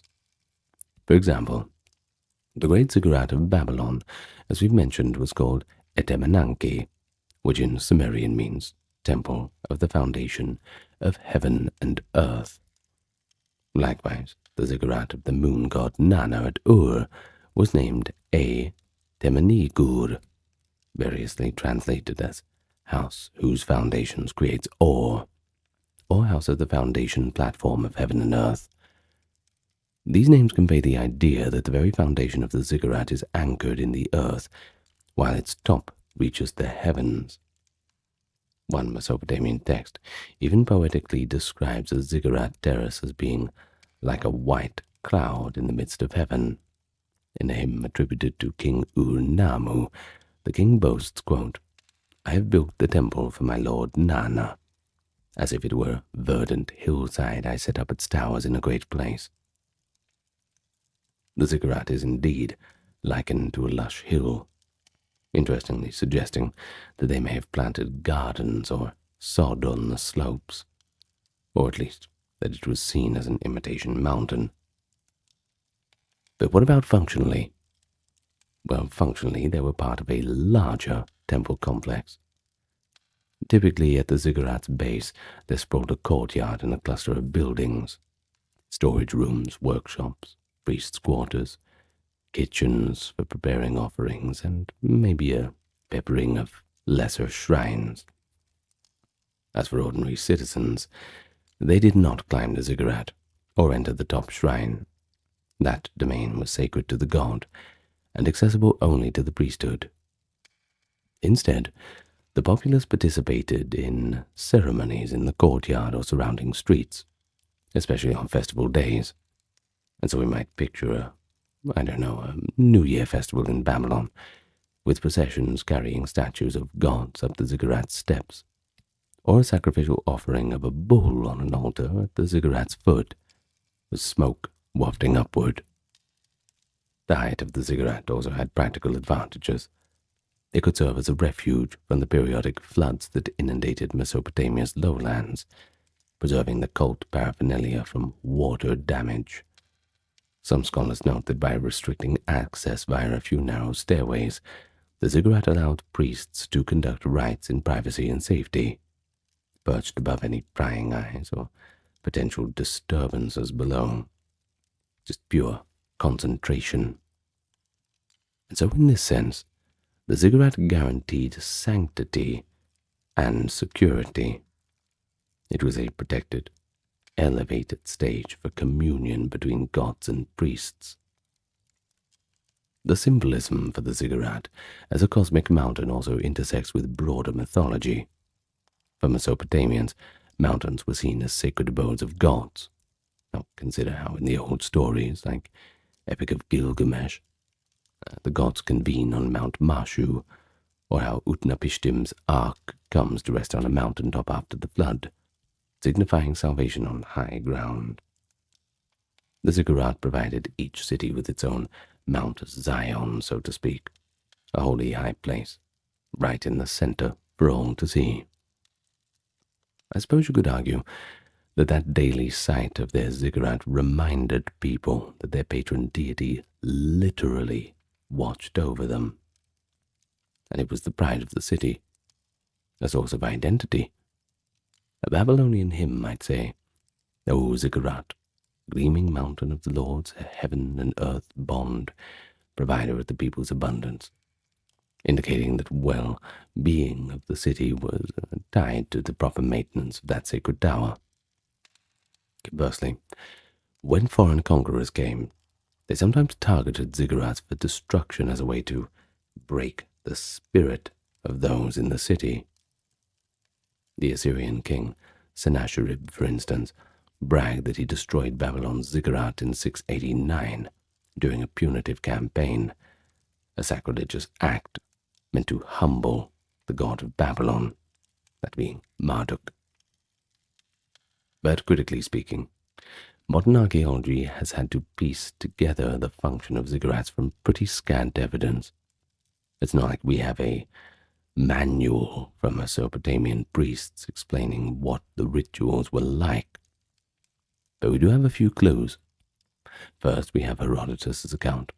We have later classical writers, the Hebrew Bible story of the Tower of Babel, and numerous cuneiform texts that list offerings or dedications to temple towers. Now, these sources sometimes mix reverence with a dose of skepticism or polemic. For example, the Bible's famous narratives in Genesis 11 imagine a humanity at Babylon building their tower with its top in the heavens out of arrogance, and God coming down and confounding their language to stop them. This reflects in part the outsider's view, likely much later, that such grand edifices could symbolize human pride. But from the Mesopotamian perspective, raising a ziggurat was not hubris, but it was piety. It was the proper way to honor and house the divine. The truth may be that the ziggurat embodied both ambitions, the spiritual aspiration to reach the divine and the political assertion of a city's importance, and in that dual role it is little wonder that these towers became the stuff of legend, and that's not just within Mesopotamia, but far beyond. Of course, the awe that was inspired by the ziggurats certainly is seen in later memory, but also ancient literature. And perhaps the most well-known is that biblical story of the Tower of Babel. Though composed long after the Bronze Age, we'll give it that, likely during the first millennium BCE, the story is set in the mists of the primordial time of the city of Babel. If you didn't catch it, that's Babylon. It narrates a story of how all humans speaking one tongue unite to build a city and a tower, quote, whose top may reach unto heaven. Well, God, seeing their overweening project, confused their language and scattered them. So the tower remained unfinished and the place was called Babel, linked etymologically to confusion. But this story is almost certainly taking its inspiration from the real ziggurat of Babylon, Etemenanke, which, by the way, by the time of the Hebrew exile in Babylon, which was about 6th century BC, stood in ruins awaiting completion. The Bible's authors recast the Great Tower as a cautionary tale of human pride versus the will of God. Yet, ironically, the very inclusion of that story in Genesis ensured that the fame of Mesopotamia's ziggurats endured in the Western cultural memory, well, albeit in distorted form. Well, to this day, the Tower of Babel conjures an image of a skyscraping edifice and a linguistic confusion, both rooted in the fate of a ziggurat. Mesopotamian sources themselves also preserve legends. A remarkable Babylonian text, known later as the Borsippa inscription, or a cylinder of Nebuchadnezzar, recounts an older tower that a former king had built, but not finished, whose head or the top was never completed because people abandoned it, not caring for their words. Nebuchadnezzar then describes how he restored this structure to its glory. This has an uncanny resonance with the Babel story, even mentioning an ancient stoppage of work and a confusion of speech. Borsippa was a city near Babylon, by the way, that had its own ziggurat, which was called Ermenenanki. It seems that the Babylonians themselves had a memory of a dilapidated ziggurat from antiquity, possibly dating back to the second millennium, when we don't know. But in any case, it seems to have stood incomplete for ages. Early Babylonian historians, like Berosus from the 3rd century BCE, later wrote of a great tower built in Babylonia and a subsequent scattering of peoples, indicating that the tale of an abandoned ziggurat project was part of local lore and had filtered down into various cultural traditions. Greek visitors to Mesopotamia in the centuries after the Bronze Age were likewise quite struck by the ziggurats. Herodotus, in his histories written around 440, gives quite a detailed description of the, quote, Tower of Zeus Belus at Babylon, which is, of course, unmistakably the ziggurat of Etemenanki. It's just that the Greeks and Romans would usually put things into terms that they could understand. If you would say something like Nannar or the king of the gods, they would just say, oh, we know what you mean. You're talking about Zeus. That's kind of like what it is. In any case, Herodotus describes a square base, nearly about 200 meters long in length, upon which stood a solid tower with 7 successive towers atop of it, reaching a total of 8 levels. Now that sounds like a ziggurat, if there ever was one. An exterior stair or ramp spiraled upwards, with a rest stop midway. At the summit, he recounts, there was a shrine with a large bed and golden table, but as we mentioned, no statue, implying perhaps that the god's presence was actually invisible. He even mentions that the Chaldean priests told him, though he professes a bit of skepticism, that the god himself came to the shrine when night fell. Well, in any case, skepticism notwithstanding, accounts like that certainly fire up the imagination of classical readers. Later Greek authors like Diodorus Siculus and Strabo also mention the great towers of Mesopotamia, albeit they sometimes confuse a few details. Now you see, by then, many ziggurats were already in ruin due to the Persian and Hellenistic neglect. But their fame as ancient, enormous towers was something that could not so easily crumble. One pretty delightful historical anecdote comes from the campaigns of Alexander the Great. You see, when he conquered Babylon in 331, he marveled at its dilapidated ziggurat and resolved to restore it to its former glory. The chroniclers say that Alexander ordered 10,000 soldiers to clear the rubble of the collapsed tower in preparation for rebuilding. Well, they toiled for weeks, removing tens of thousands of bricks. However, when Alexander returned to Babylon some years later, he was a little disappointed. There wasn't much progress. It seems that the project itself was daunting, even for an army of men. Well, he was undeterred, though. He personally oversaw renewed efforts to rebuild the ziggurat. But sadly, or perhaps fatefully, Alexander died in Babylon, 323 BCE, with the ziggurat still unfinished, and his successors never carried on the plan. In fact, a Babylonian chronicle called the, quote, Ruin of Esagila Chronicle relates to decades later, in frustrations, one of Alexander's successor actually leveling the remaining stump of the Etemenanki for safety. Thus, by 300 BCE, that glorious Tower of Babel had been entirely reduced to footings, ending an architectural legacy that had begun some 1,500 years before with its initial construction. This tale of Alexander's failed restoration shows how legendary the ziggurat was. Even the world's greatest conqueror yearned to rebuild it, and how even he found it beyond repair. It's a shame, though. Maybe we still have time. Let's build a ziggurat. Maybe I'll start a GoFundMe. Right, we'll all get a big plot of land out there somewhere. We'll build a giant ziggurat, and we'll all live happily ever after. And this time, everyone's allowed to go up to the top. That's a good rule. Well, through all these examples, whether it be biblical, Babylonian, or Greek, I think we can certainly agree that ziggurats straddle that line between history and myth.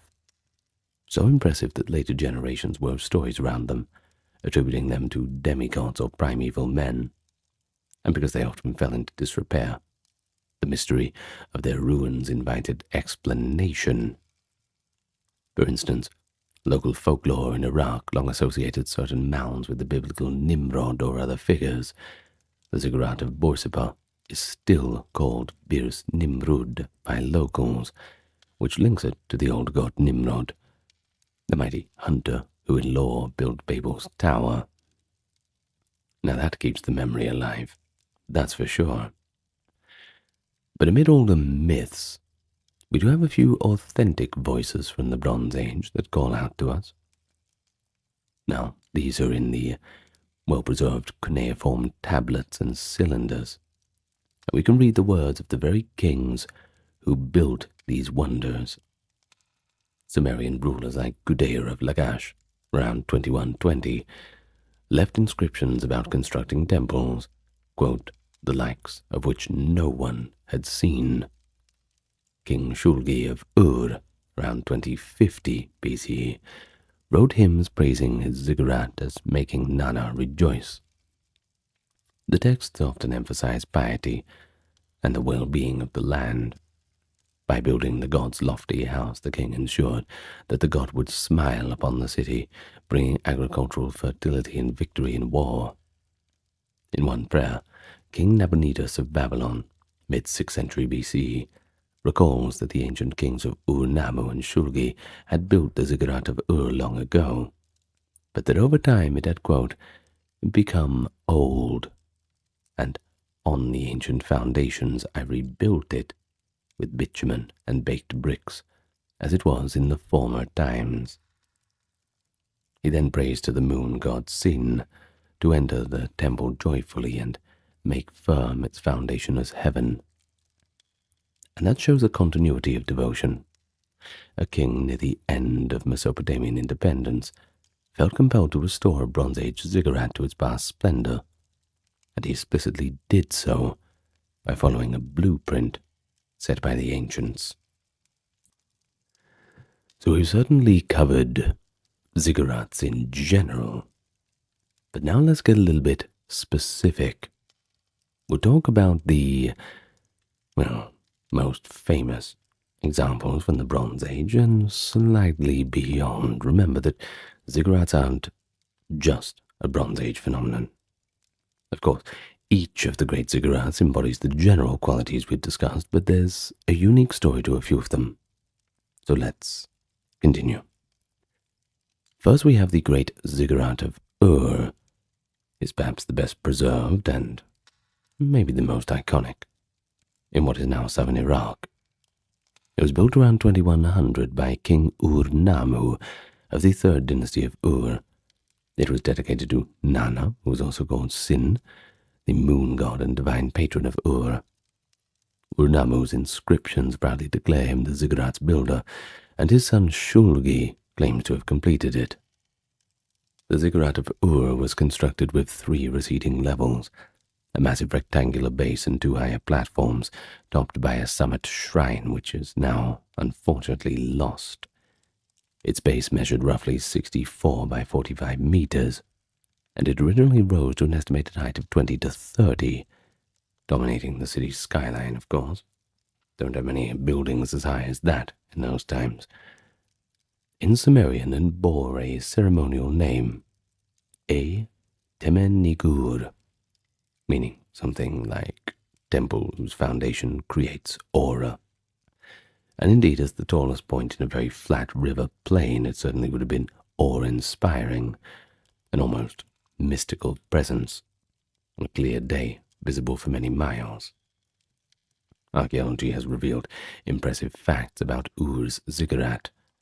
The lower stage is a huge square bricks were stamped with Ur-Nammu's name, memorializing him in every layer. The corners of the base were oriented to the cardinal directions, a pretty typical feature likely meant to harmonize the structure with the cosmos. The core of the ziggurat was made of mud brick, but its exterior was layered with fired bricks set in bitumen, forming a durable shell. But even so, by around 1300, which is some 800 or so years after construction, the ziggurat had deteriorated to quite a state. Records indicate that Nabonidus, Babylon's last king, ruling in the 6th century BCE, undertook a major restoration. He rebuilt the upper terraces and refinished the facing, essentially giving new life to the ancient structure. Nabonidus even mentioned finding the inscription of Ur-Nammu when digging into the base, showing how he consciously emulated the original builders. In modern times, the great ziggurat of Ur was excavated in the 20s and 30s. It's 1920s and 30s, so some 100 years ago or so, by the British archaeologist Sir Leonard Woolley. Woolley cleared away centuries of debris to expose the massive foundations and rebuilt the lower staircases. It's thanks to these efforts, and further restoration in the 1980s, that visitors today can walk up the grand stone stairway of Ur's ziggurat, much as ancient priests did 4,000 years ago. And that's pretty cool, don't you think? Very cool. Anyway, the surviving structure stands about 11 to 15 meters high, the first two levels intact, that is. Now, climbing those steps, you can truly sense the scale. I'm yet to do so myself, but I'm using a bit of imagination. The platform looms higher with each step, and one can imagine ascending to another level or two to the original summit. Well, although the top temple is now gone, scholars believed that it housed the idol of Nana, perhaps along with a bed for the deity's comfort and a table for offerings of food. On certain nights, priests may have lit fires or torches at the top, causing the ziggurat to glow under the moonlight, kind of sending a beacon out to Nana himself. But one fascinating aspect of Ur's ziggurat is how it served not just a ritual need, but also administrative ones. Adjacent to it were rooms that likely stored grain, oil, and precious goods collected as offerings or even temple revenue. The ziggurat complex in Ur functioned as a sort of economic hub under the god's auspices. In times of siege or flood, its raised height might even have protected people or supplies. And so it's no wonder that Ur's ziggurat survived the decline of the city. Its massive bulk endured, even as the Euphrates River shifted course. That is, in the 4th century BC, the river change effectively left Ur abandoned and half the city buried in silt, but, well, that's a story for another time, isn't it? Poor old people who bought a house in Ur. Bad luck for them. No refunds, I'm afraid.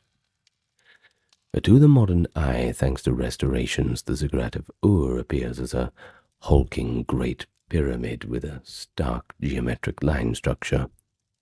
But in its heyday, I want you to imagine it with a gleaming whitewashed temple on top.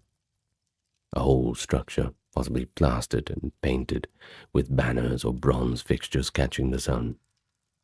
Truly, the pride of Ur, so much that a Sumerian poet once extolled, Ur's ziggurat towers like a mighty bull, its horns in the sky. Today, the wonder stands as a tangible link to the Bronze Age, a testament to human devotion and building skill long before iron or steel. Alright, well, the next one. Let's talk a little bit more about a few of the unique aspects of Etemenanki, that is Babylon's great ziggurat, often identified as the inspiration for the Tower of Babel. While the fully realized Etemenanki belongs to the early Iron Age, especially in the Neo-Babylonian period of Nebuchadnezzar II in the 6th century, the origins likely go back to the Bronze Age.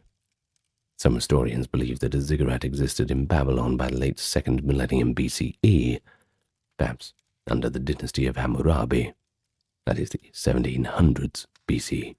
You know, the one who did the law codes and all the rest, and later rebuilt and enlarged the ziggurats. Well, by the time of Nebuchadnezzar, this structure was in a ruinous state, buckled up and sunken, according to one Babylonian text. But Nebuchadnezzar claims to have reconstructed it on the ancient foundations, making it as it had been in the good old days. The result was a ziggurat of 7 tiers, reportedly measuring about 91 meters or 300 feet tall, an astonishing height for antiquity, rivaled in the ancient world perhaps only by the Pyramid of Giza, which is 146 meters, smashing the record by about almost 60 meters, but it is what it is, isn't it? Its square base was around 90 meters, which is 300 feet on each side, giving it a footprint larger than a football field. Now, if those figures are accurate, modern scholars debate their height. It's still truly a skyscraper of its era. Now, what about the name Etemenanki?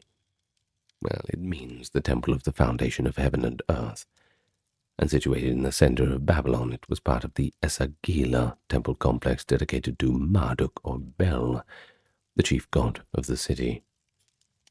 Each year during the New Year festival, called Akitu, Babylon's king would climb the stairs as part of a ritual renewal of kingship, a ceremony symbolizing the bond between Marduk and the nation.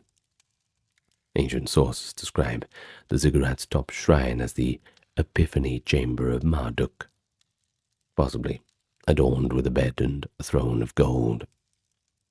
There the high priest, or even the king in some ceremonies, might spend the night to receive divine messages or omens.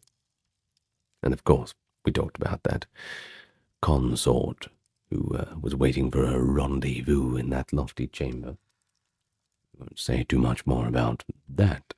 Some things are kept private. Well, unfortunately, in archaeological terms, most of Etemenanki is lost. It just has not lasted. The site of Babylon was heavily quarried over centuries. By late antiquity, the ziggurat had been reduced to rubble, and as the story of Alexander showed, the bricks were eventually carted off. So there's a little bit of ziggurat everywhere. Today only a rectangular outline and some remnants of the foundation trenches are still visible. However, a remarkable artifact known as the Tower of Babel stele, a stone tablet in the Shoyan collection, carved around 600 BCE, actually depicts a relief of a 7-tier ziggurat with a floor plan, and it bears an inscription by Nebuchadnezzar, detailing how he completed Etemenanki, raising the top to heaven. It provides a visual and textual confirmation of the ziggurat's form. According to that and other records, the first 3 terraces of the tower were painted white, black, and red respectively, perhaps corresponding to certain planetary gods, and the top shrine was a brilliant indigo blue, matching Marduk's celestial association. Etemenanki's fame spread throughout the known world, giving rise to all sorts of accounts. Berosus, a Babylonian priest writing for the Greeks, mentioned it in his histories, and later travelers, like Tavernier, in the 17th century still noted a vast mound at Babel. So in a sense, Etemenanki's cultural height grew even as its physical height shrank. It became the byword for human ambition and divine interaction, For the Babylonians, it symbolized their city's exalted status. For the Israelites in exile, it symbolized the empire's pride. But modern scholarship, it represents a pinnacle, literally and figuratively, of Mesopotamian architecture and state-sponsored religion. Well, we travel east now into the land of Elam, which is today's Iran, and is there that we find one of the best preserved ziggurats on earth, the impressive structure at Choga Zanbil. In antiquity, the site was called Dur Untash, a holy city founded by King Untash Napirisha around 1250 BCE. Untash Napirisha built the ziggurat at the center of a new sanctuary dedicated to the Elamite god in Shushanak and the goddess Napirisha. Unusually, the ziggurat was not in a dense urban metropolis, but in a special religious city set apart from major population centers. Kind of like I suppose, a pilgrimage complex of sorts, if we want to use those terms. In any case, the Choga Zanbil ziggurat originally rose in 5 levels and measured about 105 meters or 350 feet on each side at the base, with an estimated height of 50 to 53 meters or 175 feet when complete. These dimensions make it comparable in width to Babylon's tower, though a little bit lower in height. Even today in 2025, or whatever year you're watching, fingers crossed they haven't destroyed it somehow, its ruined remains tower about 25 meters high. Essentially the first 3 terraces. They still stand, albeit in their rather decayed form. This ziggurat's state of preservation is due in part to its isolation. Fewer later builders scavenged it, and to the relatively arid climate of Khuzestan. There is a striking feature at Choga Zanbil, is that the builders used thousands of baked bricks inscribed with cuneiform texts. Many bricks carry the name Untash Napirisha and the purpose of the building. The design differs slightly from the Mesopotamian ones. It seems to have been a true multi-layered ziggurat from the start. You see, some Mesopotamian ziggurats they began as one story and, well, they just kept adding things later. But this was planned out from start to finish to be multi-leveled. The Elamite architects encased each level with a retaining wall, almost creating a series of nested ziggurats one on top of the other. Stairs or ramps on the corners provided access. Reconstructions vary on how exactly one ascended, but we'll hopefully figure that out later. As for the topmost shrine, well, it likely housed the statue of patron deities. In this case, not just one deity, but multiple, since Dur Untash was meant to honor several Elamite gods. In fact, around the base of the ziggurat were temples to various deities. One theory is that Untash Napirisha tried to create a centralized holy site uniting the pantheons of Elam and Mesopotamia. Could be. Well, they also had practical water features, believe it or not. Archaeologists discovered a system of underground conduits and a brick-lined well, possibly meant to collect rainwater or serve for some kind of ritual purification. Despite being built in the late Bronze Age, the site was unfortunately short-lived. Within a few centuries, Elam was not what it used to be. Power waned, and Dur Untash was abandoned. The ziggurat was left to quietly wither away. It wasn't until 1935 that modern explorers, spotting the odd flat-topped mound, realized that it was actually an ancient ziggurat. Excavations in the 50s laid bare this magnificent monument, and today Choga Zanbil is a UNESCO World Heritage Site, allowing us to walk among its age-old bricks. Well, beyond these 3 famous cases, there's a few other ziggurats we should mention. Let's paint a broader picture, just before we go. Near modern Baghdad lie the ruins of a 14th century BC ziggurat built by the Kassite king Kurigalzu. That is the Ziggurat of Akar Kuf, or Dur Kurigalzu. Its yellow-brown cone still stands about 57 meters high, but in a particularly collapsed state. Pretty prominent landmark. Travelers on the desert highways in Iraq often see this lone towering remnant. Dur Kurigalzu's ziggurat is a reminder that even lesser-known dynasties continued the ziggurat tradition to legitimize their rule, and its solid mass has survived fairly remarkably, though wind erosion has sculpted its sides unevenly. Locals long thought it a natural hill, or even called it Nimrod's Hill, until excavations proved that underneath all that was a well-planned-out ziggurat structure. Then we have the Ziggurat of Ashur. That is, of course, in Assyria's ancient capital, Ashur, in northern Iraq. The chief god Ashur had a temple on a high terrace that functioned like a ziggurat. While Assyrian ziggurats are not as well preserved, often overshadowed by their palaces and statues, texts that we have do tell us that they built multi-tiered temples too. King Sargon II in the 8th century BCE constructed a ziggurat in his new city Dur Sharukin, which is what's called Kursabad, that reportedly had 4 stories, painted in different colors. There is a legend, too, that part of Sargon's ziggurat collapsed after his death, viewed by superstitious Assyrians as an omen tied to the king's fate.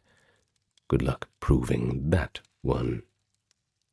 In any case, it's an example that ziggurats were also built in the Iron Age, carrying on that Bronze Age legacy. Well, mentioned earlier is the ziggurat of Tepe Sialk in Iran near Kashan. It is the oldest known, dating to the early 3rd millennium BCE. Though now just a weathered clay mound, excavations reveal it had a tiered platform structure. Its discovery pushed back the origin of ziggurats and suggests that even outside of Mesopotamia proper, early societies were experimenting with raised sacred architecture. Sialk's ziggurat might have been contemporary with the earliest Egyptian pyramids, showing a parallel rise of monumental building in separate civilizations. Well, the concept of towering temples wasn't confined to Mesopotamia and Elam, of course. In Syro-Anatolian regions, high place worship also existed, but they didn't really have ziggurats, not exactly. The closest parallels are Ugarit's step temple, or some Hittite sanctuaries built on artificial terraces. And yet they're not really true ziggurats, but it does show a broader Near Eastern idea of height meaning sacred. The higher you get, the more sacred it is. You know what I'm getting at. In later millennia, when Mesopotamian culture was but a memory, we see distant echoes. For instance, some scholars point out that much later the architects of ziggurats in Mesoamerica, and the Maya and Aztec pyramids, by the way, created similar step temples, though any direct connection is highly unlikely. It seems the impulse to build upward in homage to heaven is quite a universal one. Of course, we'll do a video about the South American temples. Those pyramids, those ziggurats, if we're going to call them ziggurats rather than pyramids. I suppose we could, since they were mainly stepped. Anyway. In any case, the through line, I guess, is the symbolic importance of elevation, whether in a Sumerian city-state in 2100 or an Elamite kingdom in 1250. Raising a ziggurat was a connection of divine and civic pride. Of course, they were expensive, labor-intensive, often only undertaken by kings who had the wealth and stability to marshal these sorts of resources. But it was all worth it. Thus the ziggurat also proclaimed, "This city flourishes." not just under the leadership of a king, but the favor of a god. And this is where the god lives, looking down on all of us. It's pretty telling that after the Bronze Age collapse around 1200, some regions saw a lull in ziggurat building, due to upheavals and poverty perhaps. But once things got a little bit better, stability returning in Neo-Assyrian and Neo-Babylonian times, rulers immediately revived the grand tradition, as if to say, we are as great as the ancients, and we are back. We all know the old story of Enkidu, that wild man who transforms into a civilized being after sharing beer and bread with a woman who came from the city. Well, if you're not familiar with it, that's the Epic of Gilgamesh. And within that story, Enkidu, who had only known the wilderness, is offered up the modern comforts of the day, bread and beer, foods of the settled people. Well, he eats it until he's full, and he drinks 7 jugs of beer. His heart grew light, his face glowed, and he became civilized. It's an old story, but it's one that we still tell to this very day. An ancient tale symbolizing a profound shift in human existence. The journey from a life in the wild to a settled community. For hundreds of thousands of years before this shift, our ancestors lived as nomadic foragers, hunting animals and gathering wild plants across a vast prehistoric landscape. They didn't build any cities, and they didn't leave behind any written records.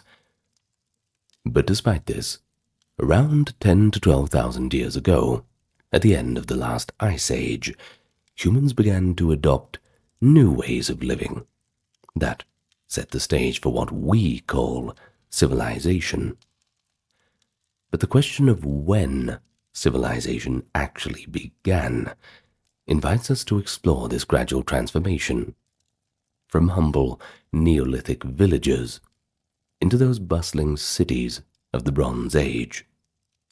But of course, we have to ask the question, what do we mean by civilization? Because that's a term that needs to be defined.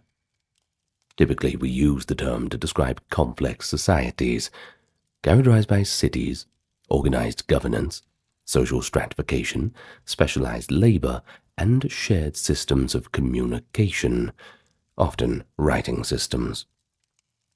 A civilization emerges when agriculture produces enough surplus food to support large settlements and non-farming professions.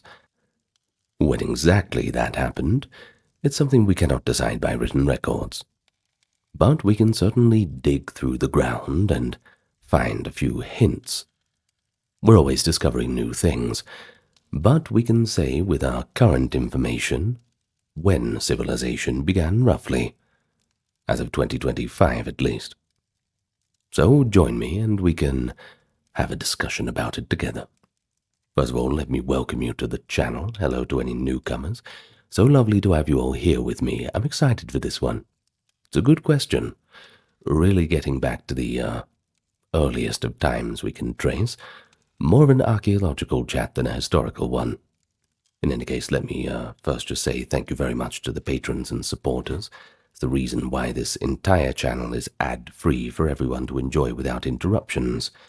And if you're interested in joining that crew or checking out the merch store or the donation links, you'll find them in the video description and the pinned comment. Oh, and members and donations get voice replies now, so a little bit more personal. In any case, let's get on to the topic at hand. So, as we said, long before the first cities rose, which we'll talk about these first cities in a moment, humans lived in small, mobile groups. For tens of thousands of years, our ancestors survived by following game migrations and seasonal plants. During the Paleolithic era, now that is the Old Stone Age, the Neolithic being the New Stone Age, humans developed tools, created cave art, and probably, perhaps the most important, mastered fire. But they did not yet build permanent settlements. It was only after the last ice age ended, which was around 10,000 BCE, that the conditions allowed a dramatic shift. As the climate warmed and wild grains and animals became more abundant in certain regions, people began to experiment with agriculture and domesticating animals. They learned to cultivate wild wheat and barley, and to tame animals such as goats, sheep, and cattle, and that laid the foundation for more agricultural economies. Now, this transition, you might have heard of it, it's often called the Neolithic Revolution, and it marked the true first step towards civilization. By cultivating crops and herding animals, early farmers could produce food surpluses. Communities no longer needed to roam constantly in search of food. They could stay in one place, and with that, there was less danger, and they could grow their population. And so, over generations, permanent villages began to emerge in many different areas. One of the earliest known villages was Jericho. Now we say village, not city, because we're not quite there yet, and we'll define terms about that later. This was in the Jordan Valley of the Levant. Archaeological excavations at Jericho reveal a settlement dating back to around 9600 BCE, making it one of the oldest continuously inhabited sites in the world. But by about 6800, Jericho's inhabitants had built a massive stone wall and a circular watchtower as tall as 8 meters. That's pretty good for the time. Perhaps it was to defend against floods, or maybe even hostile groups.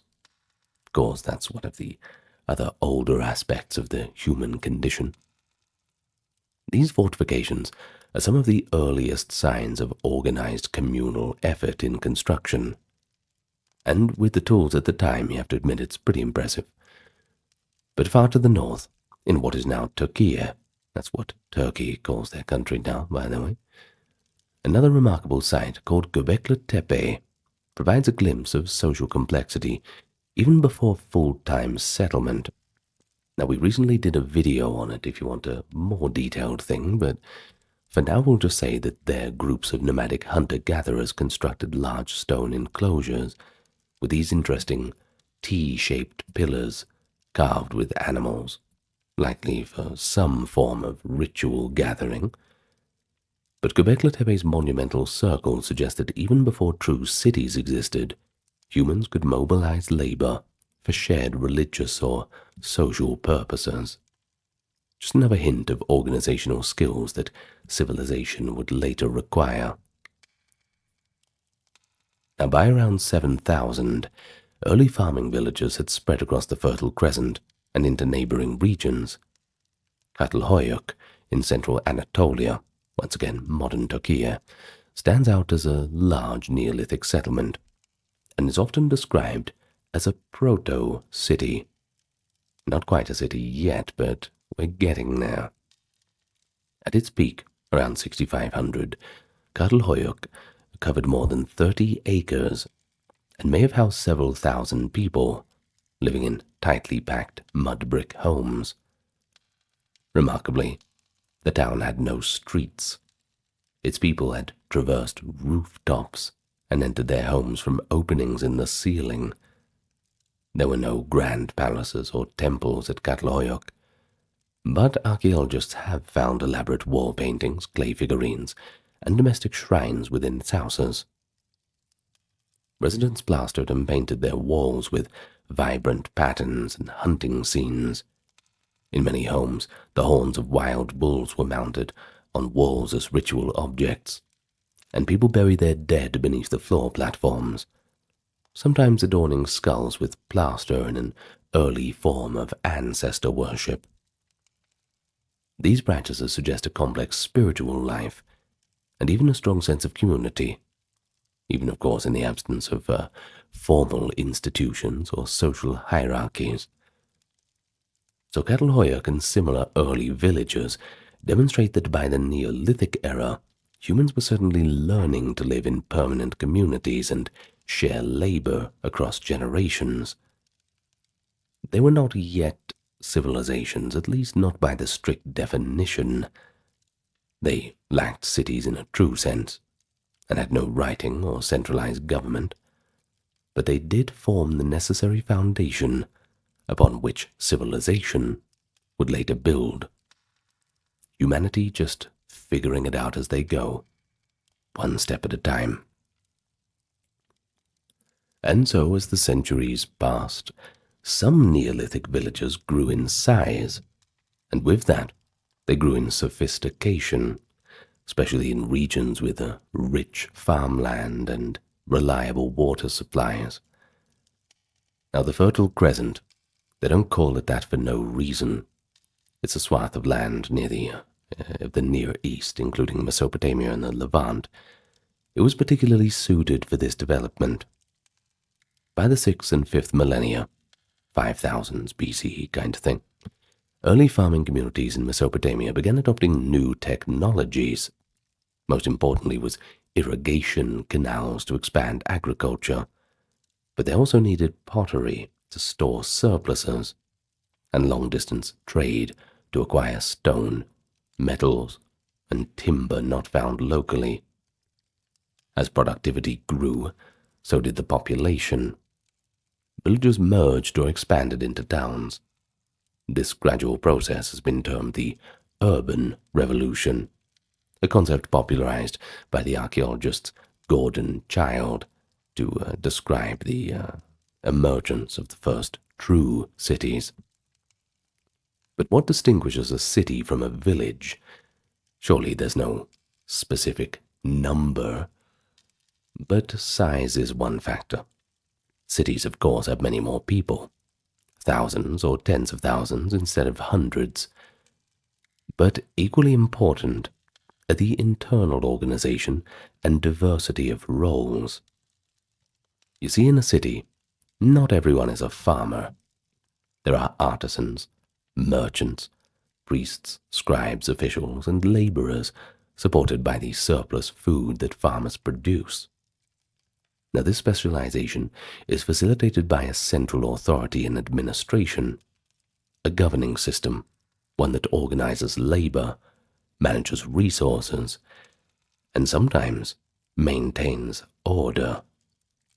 Of course, when you get a lot of human beings all cooped up together, you get problems.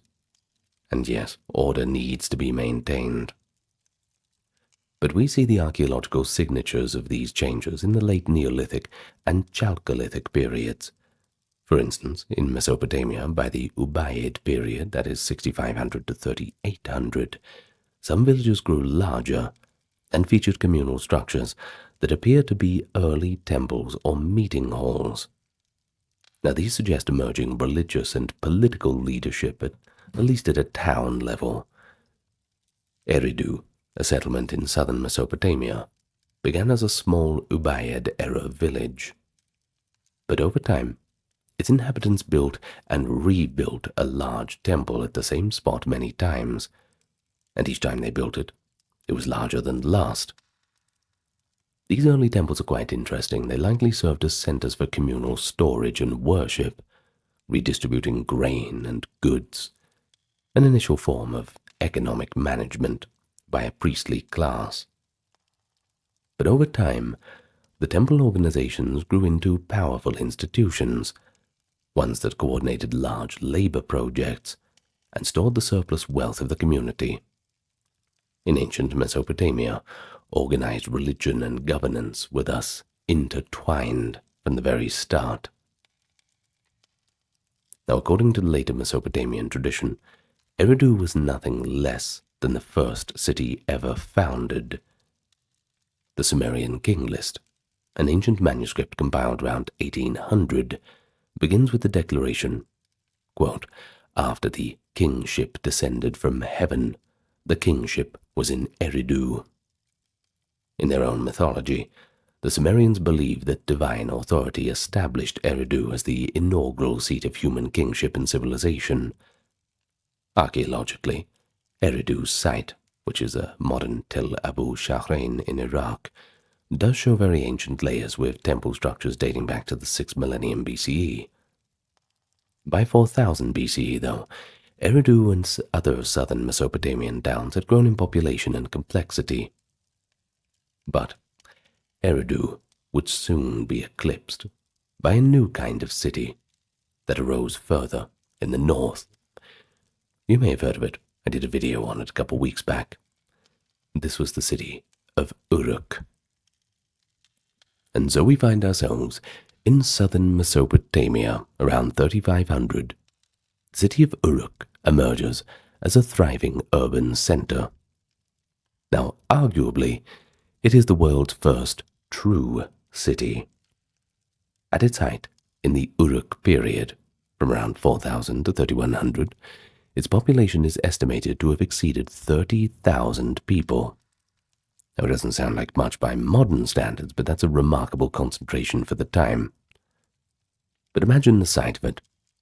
A sprawling cityscape of mud brick houses and workshops, surrounded by walls and by fields of barley and date palms, irrigated by canals from the Euphrates River. In the heart of Uruk rose great monumental structures, a large ziggurat or stepped platform, crowned by a shining white temple dedicated to the sky god Anu. This was indeed a city of firsts. Uruk's craftsmen pioneered mass production, for example, making thousands of identical clay bowls, known as bevel-rimmed bowls, that were likely used to distribute rations of grain or beer to workers. An early system of standardized portions, I suppose. Its merchants traveled far afield, trading the city's woven textiles and grain for raw materials like timber, copper, gold, and lapis lazuli from distant lands. And most famously, Uruk was where writing was born. The earliest known writing system, cuneiform, began in Mesopotamia around 3300 to 3200 during Uruk's late period. But the first texts are not poetry or laws, but just simple economic records, something born out of practicality, clay tablets recording the allocation of grain, the number of livestock, transactions of goods, things like that. Scribes used a stylus, a kind of reed to cut to a triangular tip, to press wedge-shaped signs into soft clay tablets, which were then baked hard. Over time, these pictographic symbols became more abstract and standardized, evolving into a full writing system capable of expressing complex language. Now, all this opened a door to history. It allowed people to document events, to send instructions across distance, to formalize agreements, and to preserve traditions and stories for future generations. In fact, it's been said a few times, history begins at Sumer, meaning that history as a written record starts with the Sumerian civilization of Mesopotamia. Hard to argue against that. What we can say is by the early 3rd millennium, that is 3000 to 2500, Mesopotamia was a patchwork of competing city-states. You had Uruk, sure, but now you had Ur, Lagash, Umar, Kish, and Nippur.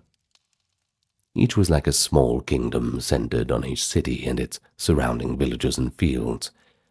These city-states were often ruled by priest kings, called Ensi, or Lugal in Sumerian, and were dedicated to patron deities.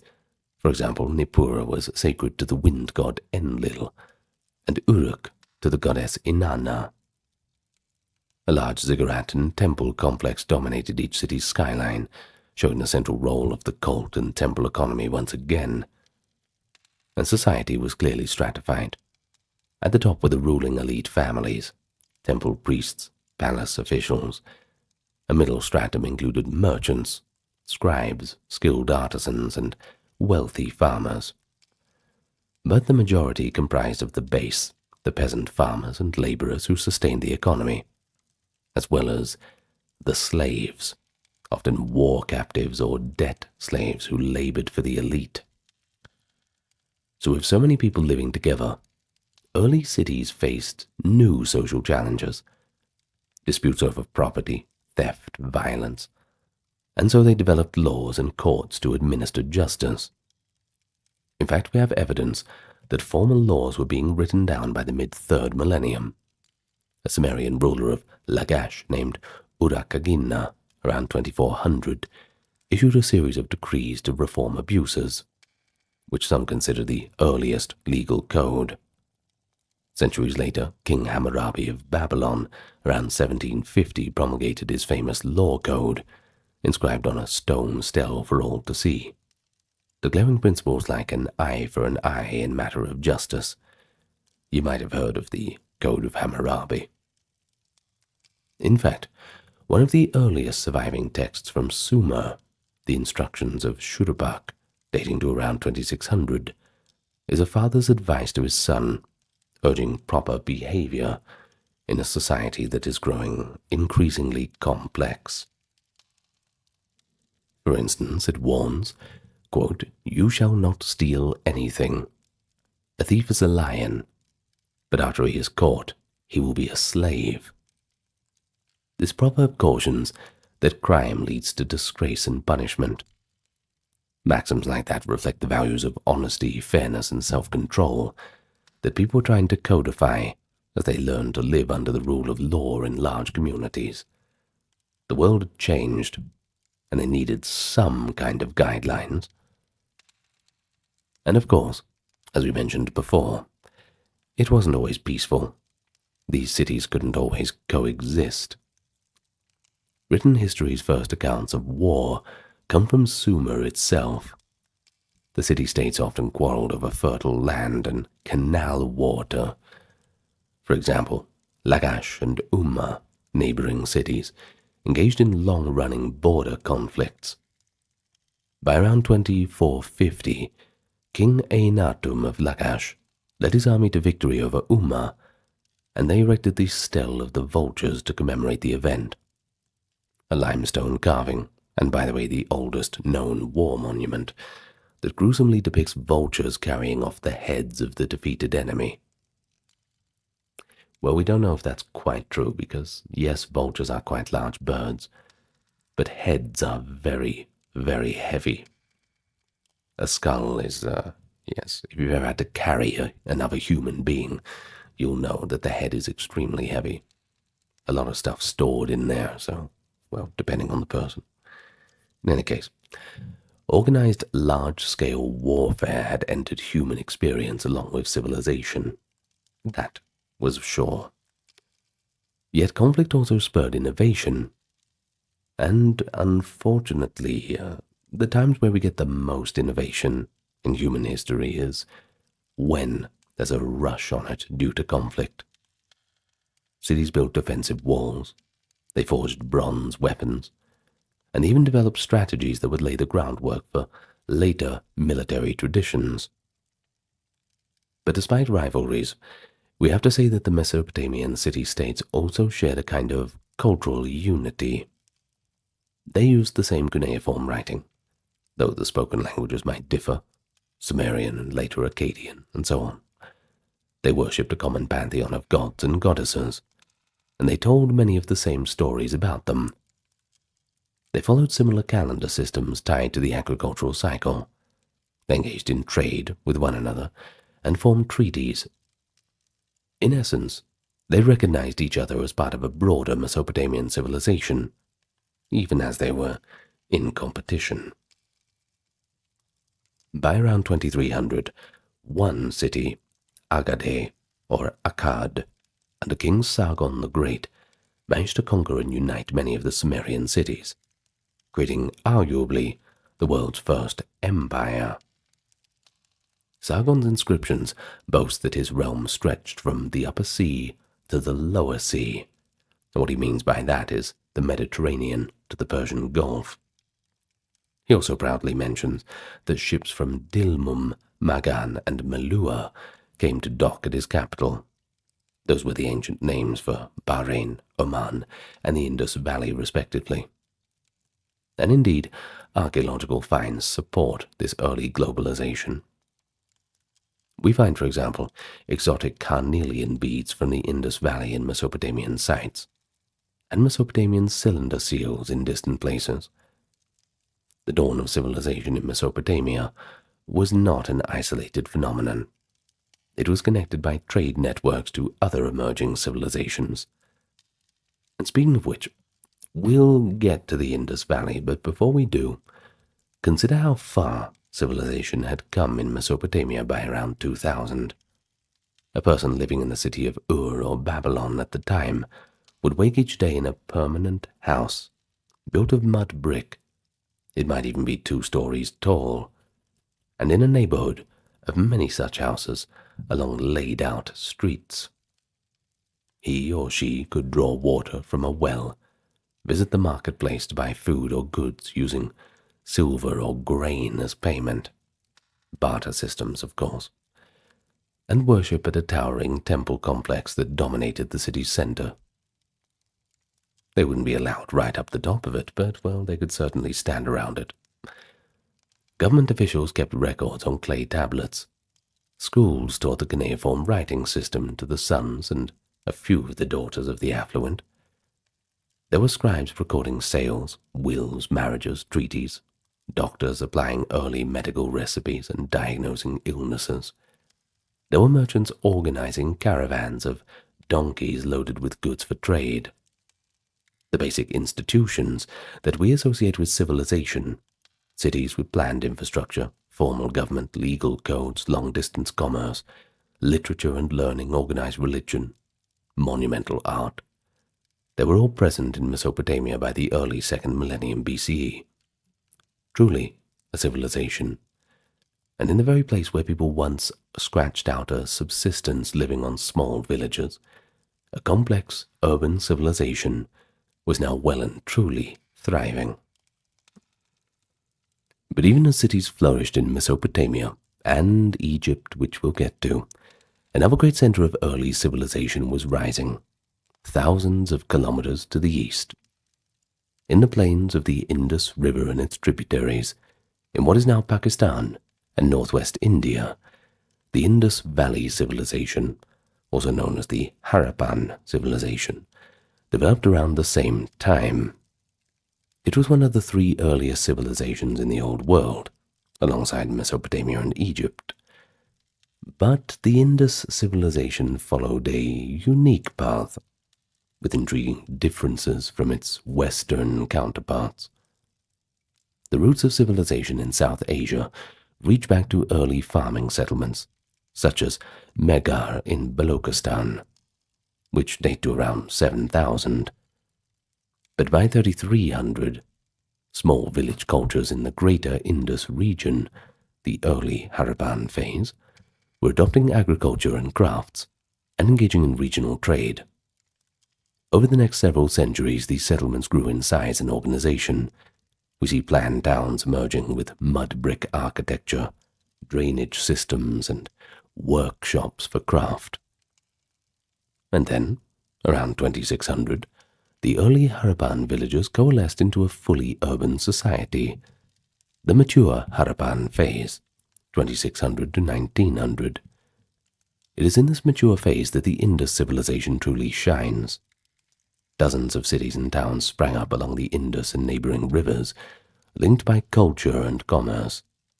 Among them, the cities of Harappa, Mohenjo-daro, Dholavira, Rakhigarhi, and Lothal were especially prominent.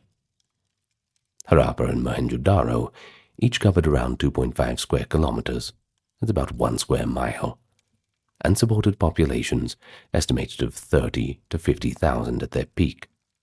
Now, if you remember the numbers, that's comparable in scale to their Mesopotamian counterparts. In total, archaeologists have identified over 1,000 Indus settlements of various size, and that shows a vast civilization that was the most geographically extensive of its time.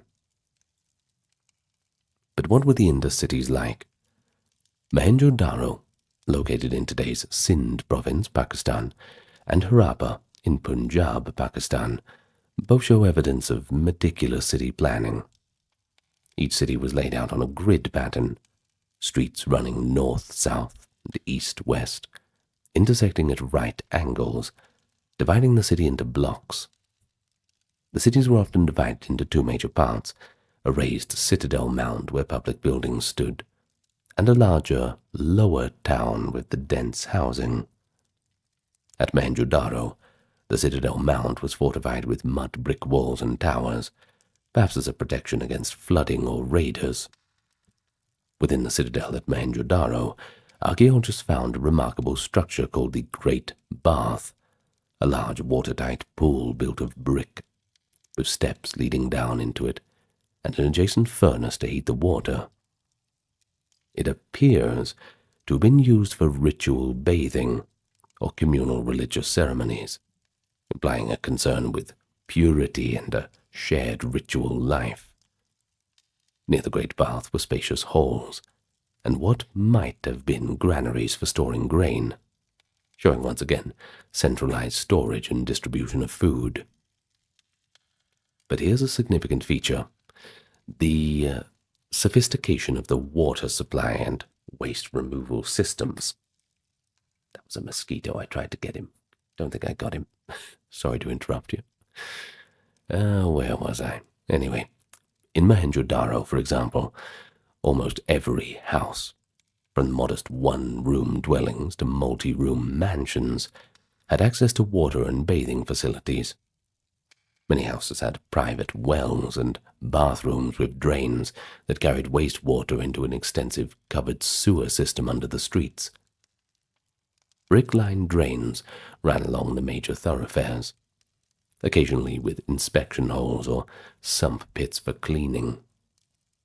And get this, they even had toilets, simple pits with wooden seats or ceramic jars which were connected to sewage drains. All of this is astonishingly advanced for the 3rd millennium BCE, you have to admit. The Indus cities managed a level of urban sanitation and public health infrastructure that in some ways rivaled what would be found in European cities well into the 19th century CE. Some achievements speak to effective city governance, capable of planning and maintaining these complex systems for the common good. But another hallmark of the Indus civilization is one that you might not expect, and that's standardization. Across cities, separated by hundreds of kilometers, we find uniformity in building materials and measurement units.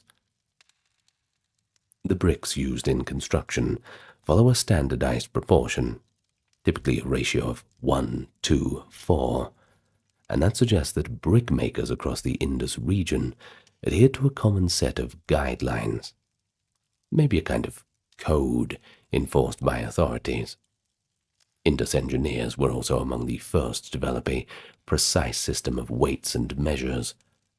They produced sets of cubical stone weights in graduated sizes that show a binary and decimal calibration. For example, the weights often double in size at each step, and the smallest weight is just a few grams.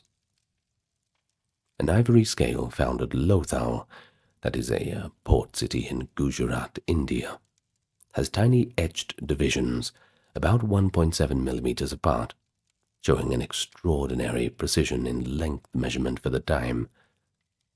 This uniformity would have facilitated fair trade and taxation throughout the region, implying some form of central oversight, or at least inter-city cooperation.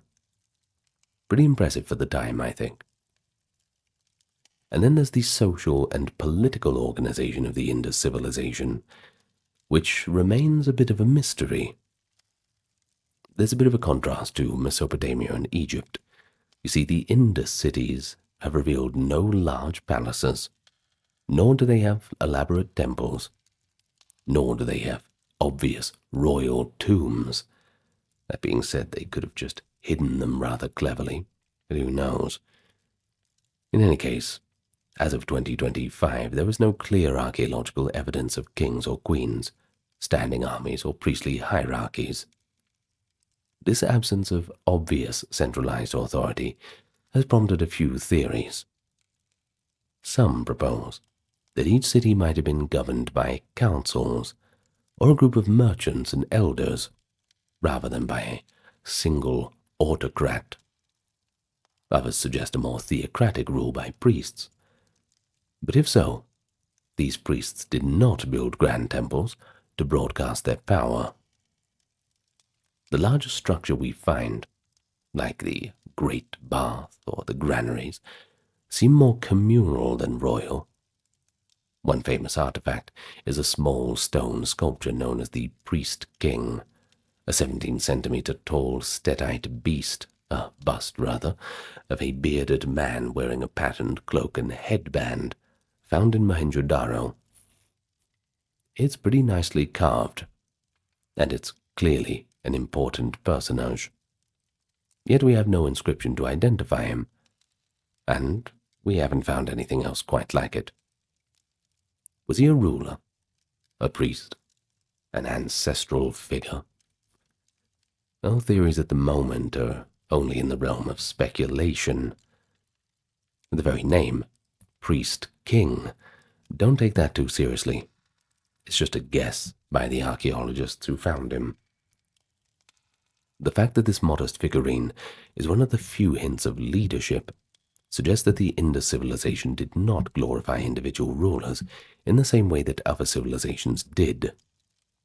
Power may have been exercised more collectively, or remained more anonymous. But here's something interesting. The Indus civilization did have a form of writing. Thousands of small Hittite seals, pottery fragments, and other objects bear inscribed symbols known as the Indus script. These symbols include human and animal motifs and various abstract designs. The typical seal is a square stone tablet, a few centimeters across, engraved with a short sequence of signs, usually 4 to 5 characters, and often an image of an animal like a bull or an elephant. It appears that merchants use these seals to stamp clay tags on their goods, marking ownership or contents, a kind of trademark or identification system in commerce. But the unfortunate thing is that this script remains undeciphered to this day. We do not know what language the Indus people spoke, and without a bilingual text, like, the Rosetta Stone or something, the script has resisted a confident translation. Who knows? Maybe someone's going to figure it out in the next few years. I hope so. Thus, unlike in Mesopotamia or Egypt, we cannot read the names of Indus kings, if they had any, or their laws, or their literature, which is quite a shame. How excited we all were when we figured out Egyptian hieroglyphics and Sumerian cuneiform, that old world just opening up its secrets. Oh, just imagine what we could learn if we figured out the Indus script. Well, all of our understanding of their society comes from material remains alone. Yet the very existence of writing, that shows a need for record-keeping or communication. And think about this. The Indus people used writing not just on small seals, but even in public displays. At the site of Dolavira, archaeologists discovered a large wooden signboard with 10 enormous Indus characters that would have been mounted above the city's gate or citadel. This might be the world's oldest known billboard, if we're going to call it that. Perhaps it's proclaimed the name of the city or a message to visitors. We can't read the message, but the presence of the message itself tells us that Indus cities shared information in a public manner. The economy of the Indus civilization was of course based on agriculture, supplemented by trade and craftsmanship. The Indus region's farmers grew a variety of crops. Wheat and barley were the staples, just like in Mesopotamia, and there's evidence for the cultivation of rice in some areas as well. They also grew peas, legumes, sesame seeds, which provided oil, and cotton. Importantly, the Indus Valley people were among the first in the world to domesticate cotton plants and weave cotton textiles.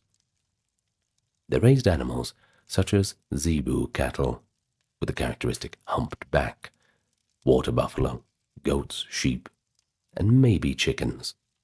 There is reason to think that domestication of the chicken for food occurred first in the Indus or nearby regions.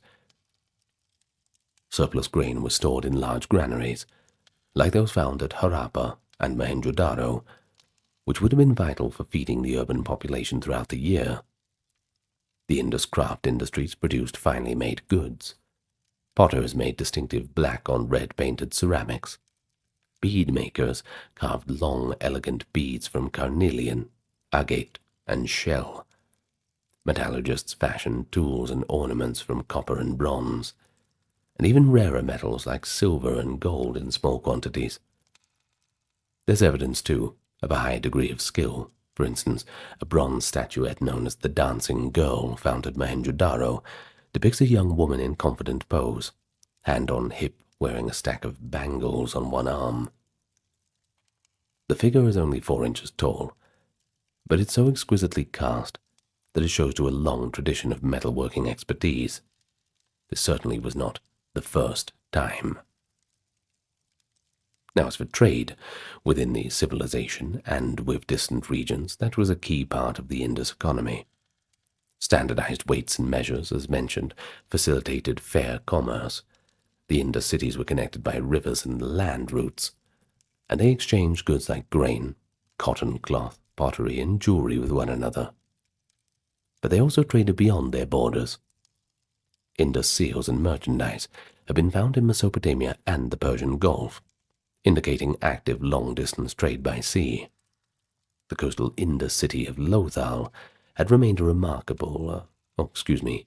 remarkable brick-lined basin structure that appears to have been a dockyard, essentially a port where ships could anchor and be loaded or unloaded. If this interpretation is correct, it would be one of the world's earliest known harbors. Traders from the Indus likely sailed west to trade with Bronze Age Oman, Bahrain, and Sumer.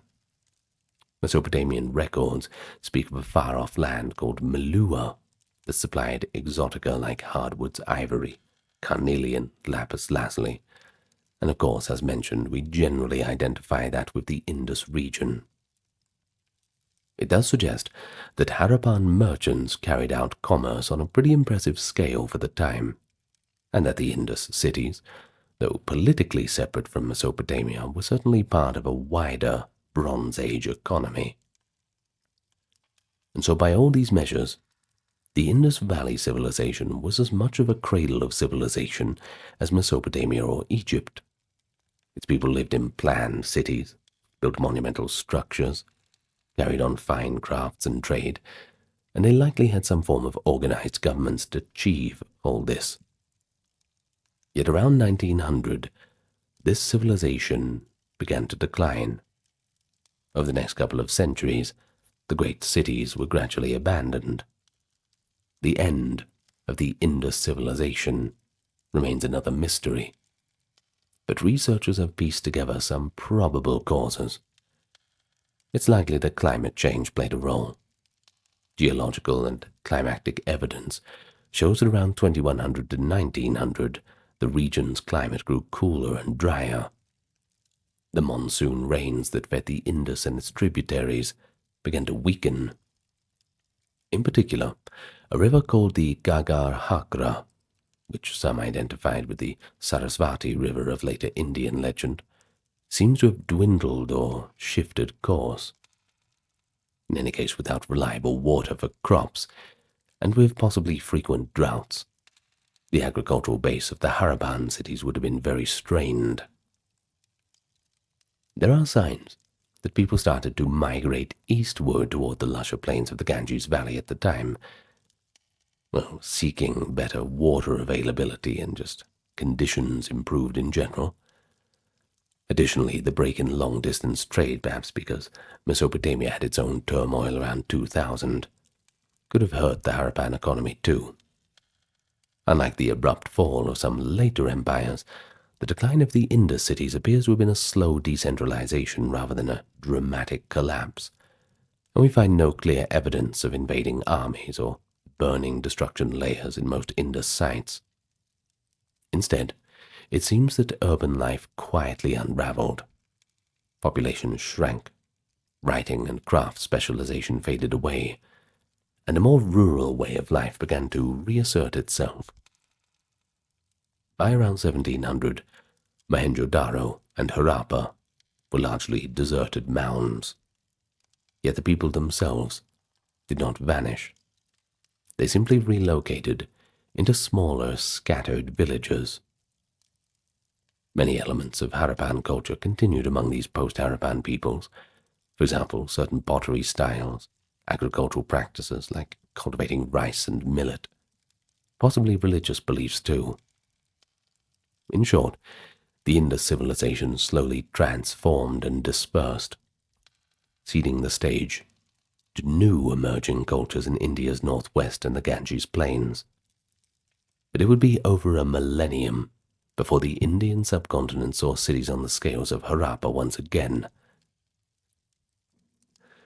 Of course, we'd be amiss not to talk about the other civilizations. Of course, we have to talk about Egypt. They developed a civilization at least as old as Mesopotamia. By 3100, Upper and Lower Egypt were unified under the first pharaohs, and that marked the beginning of a proper dynastic Egyptian state. Egyptian hieroglyphic writing began around the same time as Sumerian cuneiform, showing that writing too was invented in more than one place. Over the next few centuries, Egyptians built cities along the Nile and massive stone monuments. The step pyramid of Djoser at Saqqara around 2650, and the Great Pyramid of Giza around 2570. They're certainly awe-inspiring examples of what early civilization in Egypt accomplished. Unlike the city-states of Mesopotamia, Egypt became a unified territorial state nearly from the start. It was ruled by a god-king, the pharaoh, who wielded absolute power. This different political model meant that Egyptian civilization focused power in one royal court that mobilized labor from across the land to build gigantic monuments and temples. Egyptian civilization also benefited from the Nile's predictable flooding cycle, which produced abundant harvest to support its large population. By 2500, Egypt had grand cities like Memphis, and a well-organized bureaucracy to manage everything from irrigation to trade, and that firmly establishes it as one of the earliest great civilizations. No arguments there, that's for sure. And then there's China, far to the east. The seeds of civilization were taking root along the Yellow and Yangtze rivers. Early agricultural villages in China date back to well before 5000, for example, Peili Gang and the Yangshao cultures. But the first urban centers and bronze-working states emerged quite later. According to Chinese tradition, the first dynasty was the semi-legendary Xia, around 2070 to 1600 BCE, though concrete archaeological evidence is still a little bit debated, and surely will continue to be for quite some time. What we do know is that by 1600, the Shang dynasty in the Yellow River Valley had established a powerful kingdom with cities, palaces, and of course massive bronze foundries. The Shang kings built walled cities like Zhengzhou and Anyang, and performed divination on oracle bones, animal bones inscribed with early Chinese characters, which are the earliest known form of Chinese writing, by the way. I did a full video about them a little while back. So, in China, civilization, with cities, writing, and states, was in full swing by the mid-second millennium. A bit later than Mesopotamia, Egypt, and the Indus, but clearly an independent development with its own unique features, such as the worship of ancestral spirits and a distinctive writing system.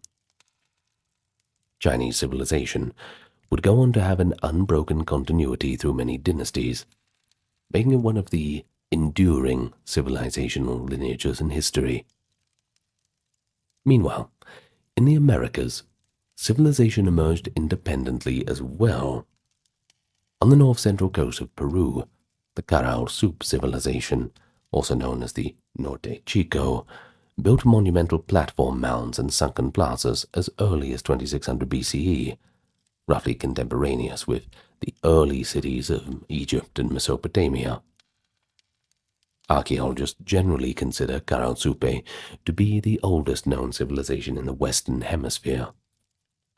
Now, the city of Caral itself, covering about 1,500 acres in the Supe Valley, features massive pyramid-like structures constructed at the same time as the pyramids. A stunning parallel development on the other side of the world, that's for sure.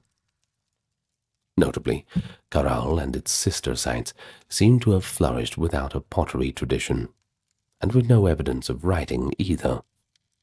Their people possibly used knotted cords for record-keeping instead of a written script, which of course brings us back to our definitions. Was it a civilization? Well, I think we can give them a little bit of a break and say, arguably, yes, they were.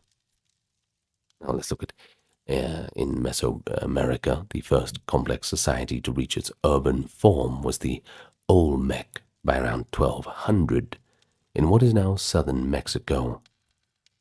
The Olmec built ceremonial centers featuring large earthen pyramids and plazas. They are famous for carving colossal stone heads. Maybe they were portraits of rulers. In any case, they attest to organized labor and artistic development. The Olmec culture likely laid the groundwork for later Mesoamerican civilizations like the Maya and the Aztec. Thus, across the globe, in the Fertile Crescent, the Nile Valley, the Indus Valley, and the Yellow River Basin, even in the Andes and Mesoamerica, we see multiple beginnings of civilization, each with its own timeline and characteristics. So when exactly did civilization actually begin? Well, if we define civilization by the presence of cities, complex social hierarchies, and writing, we can give a broad answer, and that is around 5,000 to 6,000 years ago, in the window of approximately 3,500 to 2,500 BCE. By about 3,200 BCE, the people of Sumer in Mesopotamia were building cities and recording words in clay. And by 3,000 to 2,600, Egyptians were raising pyramids and writing on papyrus and stone. By 2,500, the Indus Valley had fully planned cities, even if their script eludes our understanding. Each of these can claim to be an origin point of civilization. One might pinpoint southern Mesopotamia around 3,100 as the particularly salient moment. The city of Uruk and its neighbors clearly display the hallmarks of civilization by then, arguably the earliest. But even that was not an isolated spark. It was a culmination of thousands of years of prior development in many places. Civilization was not an overnight snap of the fingers, not a decision, but rather a gradual evolution. People eventually finding themselves in this situation where they're all huddled together, farming and making things and worshipping gods, doing what the king or the ruler tells them to.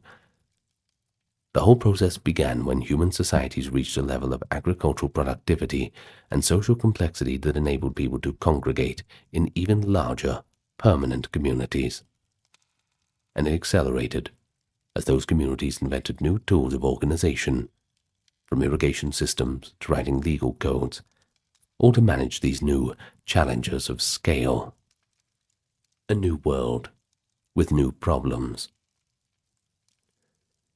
It all began when our species, Homo sapiens, found ways to provide surplus food and thus settle into a place year-round. Then we learned how to build houses. The houses turned into villages. We formalized rules and leadership, and ultimately those villages grew into unique cities that fostered art, science, and social complexity. In some regions that happened by 4 to 3000 BCE, in others a little bit later. But the idea of civilization, living in a city-based society, it spread and took on a life of its own, to the point that today over half of all humans on Earth live on cities. The legacy of those first civilizations is all around us. Our laws and institutions, the technologies like writing, the wheel, and even in our own myths and stories. Understanding how it all began, it's not just an exercise in satisfying curiosity. It's more of an insight into the fundamental forces that have shaped human history. Our modern world of nations and metropolises, nothing more than a direct descendant of those first cities along the Euphrates, the Nile, the Indus, the Yellow River, and the Supe. Civilization actually began when those first brave pioneers of the Bronze Age set aside the old ways and decided to attempt a grand experiment, to live together in large numbers, to cooperate with strangers, and to build something enduring. And so in that sense, the beginning of civilization is not a single point of time, but just a turning point in the human story. A turning that happened in different places independently, but led humankind collectively into a new era. The dawn of history. And we've been building upon it ever since. Brilliant, yet reckless. A heroic general, yet a suspected traitor. A beloved celebrity, and a reviled exile. Alcibiades. Few figures in ancient history inspire as much fascination as him. The comic poet Aristophanes captured Athens' conflicted feelings for Alcibiades. It yearns for him, and hates him too, but wants him back. He was born into wealth and nobility, endowed with dazzling good looks and exceptional charisma. A man seemed destined for greatness. And indeed, the Roman biographer Cornelius Nepos wrote that nature bestowed on Alcibiades every advantage, producing a man remarkable in both vices and virtues. And that is his story, one between vice and virtue. He's complicated, old Alcibiades. That's why the video's a bit longer. But he's a very interesting character. In any case, if you want a very deep understanding of who he was, well, you've come to the right place. I am your host, and welcome to the channel. Thank you to everybody supporting, keeping us ad-free. Links to the Patreon, merch store, YouTube memberships, and donations are in the description if you are inclined. If not, that's fine. Just give it a like, comment, and subscribe, and tell your friends about us. Anyway, let's begin, right from the start. The story starts in 450 BCE, when Alcibiades was born into two of the city's grandest families. He claimed descent on his father's side from Eurysicles, the son of the hero Ajax, and through his mother he belonged to the famed Alcmaeonid clan. Raised in privilege, he became an orphan in childbirth when his father fell in battle, and the boy's guardians included none other than the great statesman Pericles, a family relative. In his youth, Alcibiades was entrusted to the best tutors and received a first-class education. Most notably, he attracted the attention of the philosopher Socrates, who took the handsome and quick-witted Alcibiades under his wing. Ancient writers record that Socrates formed an almost fatherly attachment to the boy, hoping to guide his tremendous talents towards something more virtuous. The feeling was mutual. Alcibiades admired Socrates deeply, and their bond was strengthened on the battlefield. At the Battle of Potidaea in 432, Socrates reportedly saved the young boy's life, carrying the wounded youth to safety. A few years later, at the Battle of Delium, it was Alcibiades who helped rescue Socrates from danger on horseback. This mentor-protege relationship became legendary in Athens. Plato would later immortalize it in his work Symposium, where Alcibiades lavishly praises Socrates' character. Despite Socrates' influence, however, Alcibiades' own character proved to be mercurial and self-willed. He wasn't going to have anybody tell him what to do, you see. From a young age, Alcibiades displayed extraordinary self-confidence, but also a craving for attention. Dozens of anecdotes survive, illustrating his bold and eccentric behavior. As a boy, he was strikingly handsome, a quality that made him a darling of Athenian society, and even a minor speech impediment, a slight lisp, somehow added to the charm. He could also be quite unruly. Plato recounts that while wrestling as a child, Alcibiades resorted to biting his opponent's hands to escape a hold. When scolded that, "You bite like a woman, Alcibiades," he retorted, "No, like a lion." In another incident, he was playing dice in the streets when a loaded cart approached. Rather than yield, the boy lay down in front of the wagon until the startled driver halted rather than run him over. Such stories, whether real or not, certainly paint a picture of a fearless and stubborn youth. But there's also this thing about he expected the world to accommodate him. And that's a prevailing theme. You'll see what I mean as we keep going. Alcibiades received the full training of a young aristocrat. He was taught oratory, athletics, music, though in one famous episode he rejected learning the flute, calling it an undignified instrument that distorted one's face.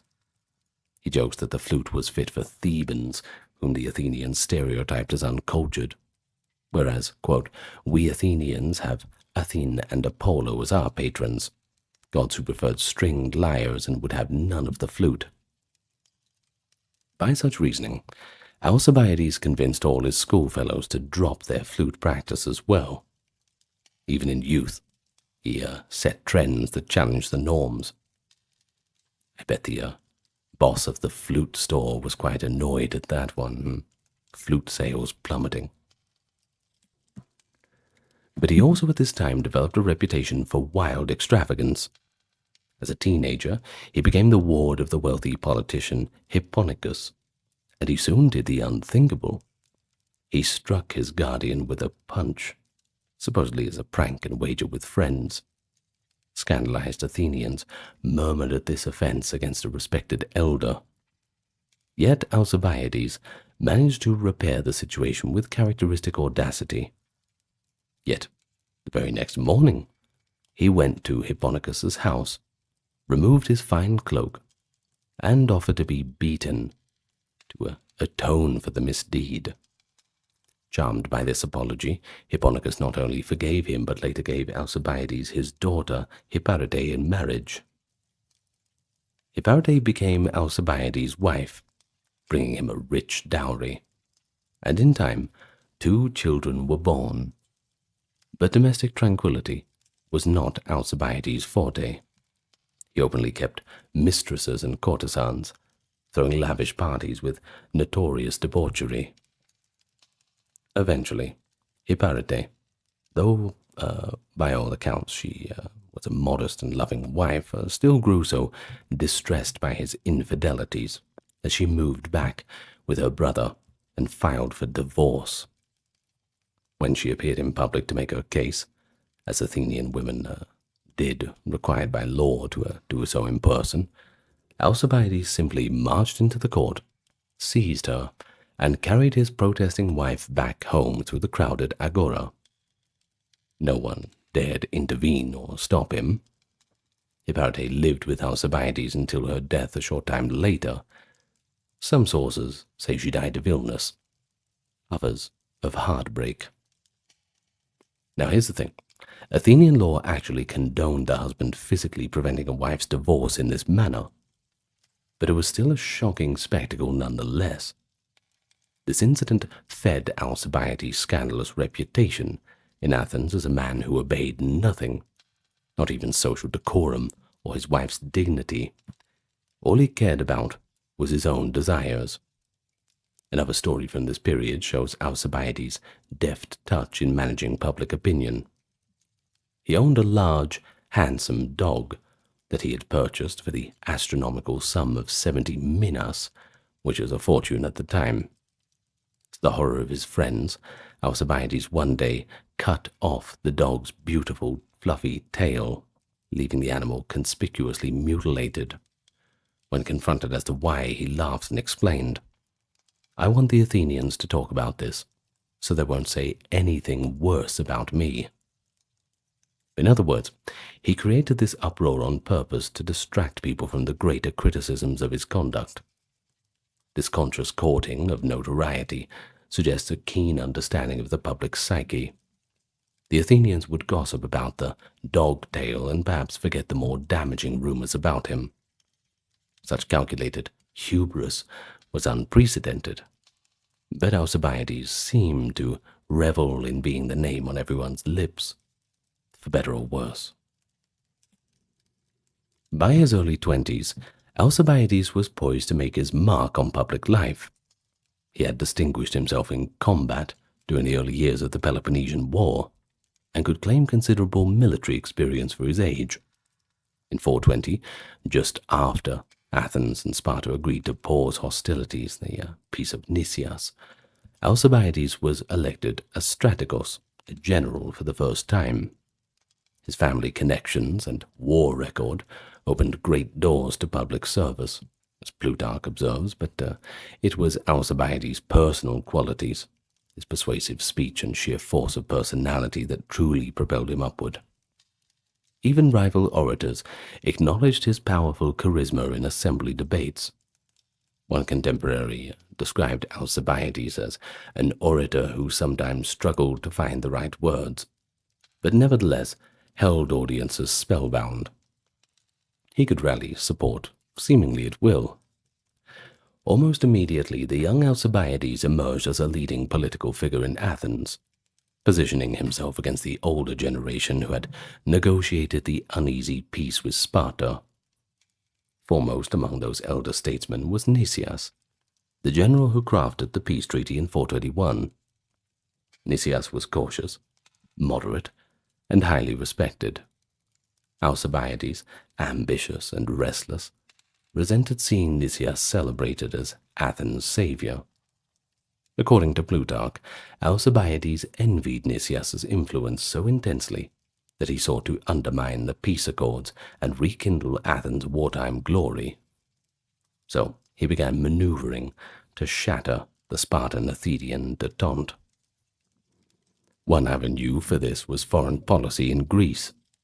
Alcibiades spotted an opportunity in the Peloponnesian city of Argos, a traditional enemy of Sparta.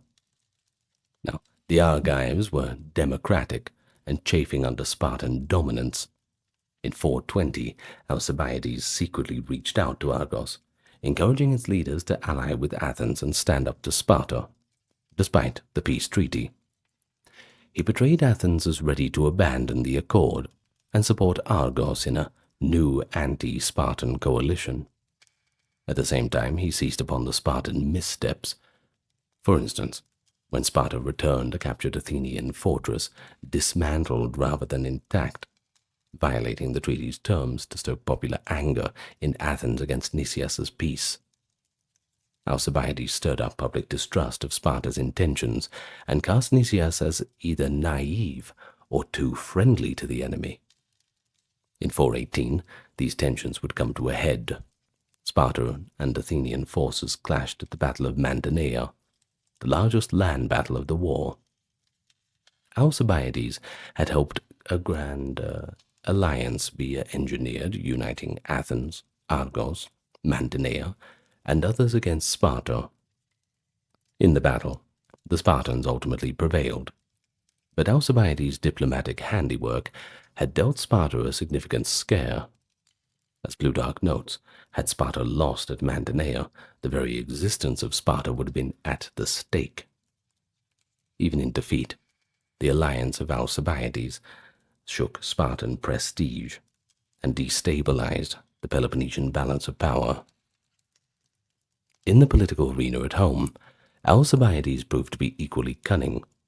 One famous episode occurred around 416, involving the ancient Athenian institution of ostracism, a period voted by citizens to exile for 10 years any man deemed a threat to the state. At that time, the public seemed poised to ostracize either Nicias or Alcibiades, or a rising politician named Phaeax. Sensing he might lose, Alcibiades made a deal with his rival Nicias. Their two factions conspired to redirect votes against the third party, an unpopular rabble-rouser named Hyperbolus. The ploy worked. When the shards of pottery, the ostraca, were counted, Hyperbolus, a man of no great rank, found himself unexpectedly ostracized, much to his own astonishment. This was the only time in Athenian history that ostracism was used on such a disreputable figure. Even contemporaries remarked that the mechanism was never meant for the likes of Hyperbolus, and that his ostracism was a travesty to the institution. But for Alcibiades it was a personal triumph. He had deftly eliminated an annoyance and ensured that his own political survival was safe and sound.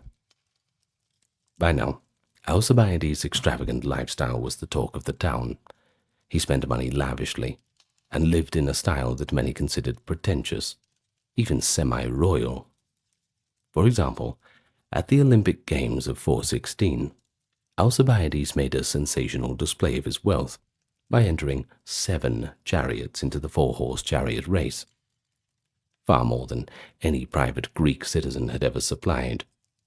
To general amazement, teams owned by Alcibiades took first, second, and according to one account, 4th place in the Olympic chariot race that year.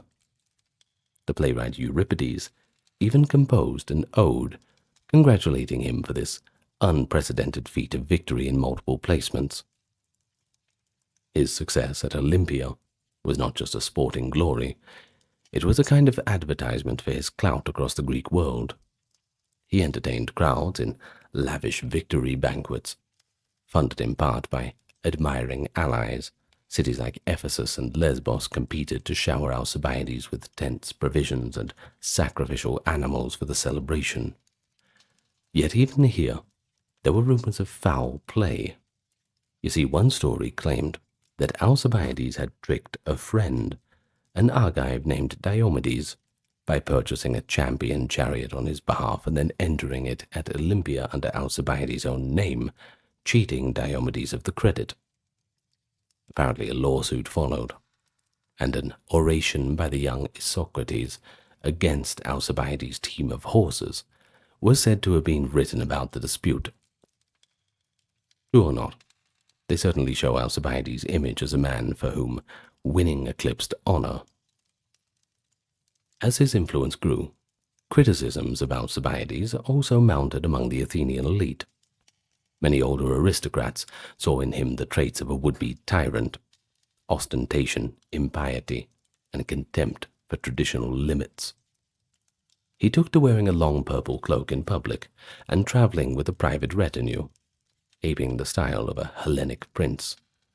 He even had a personal shield made for battle that bore not his family crest, but an image of Eros, the god of love, wielding a thunderbolt of Zeus. A bold, some said blasphemous declaration of his personal might. To sober-minded citizens, these were quite shocking affectations. The critics grumbled that he behaved like a tyrant in training.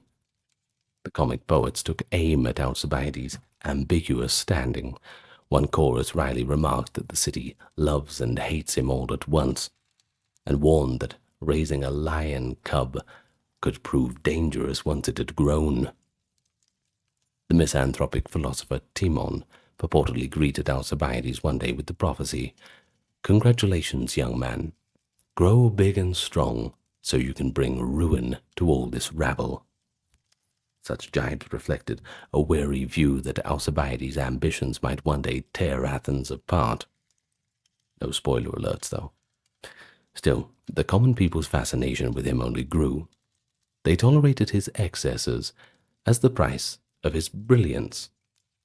His generous donations to the city and dazzling public entertainments he sponsored like plays and choruses won him plenty of goodwill. Ordinary Athenians dismissed his scandals as youthful exuberance or spiritedness, excusing much that they would not forgive in a different man. Alcibiades had become virtually untouchable, a man too useful and too charismatic to punish, a license to transgress that would last only as long as he continued delivering success. By 415, Alcibiades was at the peak of his influence and eager to embark on a new adventure. For years, Athens had eyed the rich island of Sicily as a potential theater for expansion. When allies in Sicily called for help against the powerful city of Syracuse, Alcibiades seized the moment. He became the chief advocate for a massive Athenian expedition, an audacious plan to conquer Syracuse, and maybe even the whole island. Whereas the cautious Nicias argued strenuously in the assembly that attacking such a distant, formidable foe was unwise, Alcibiades countered in soaring arguments about Athens' destiny and the spoils of war.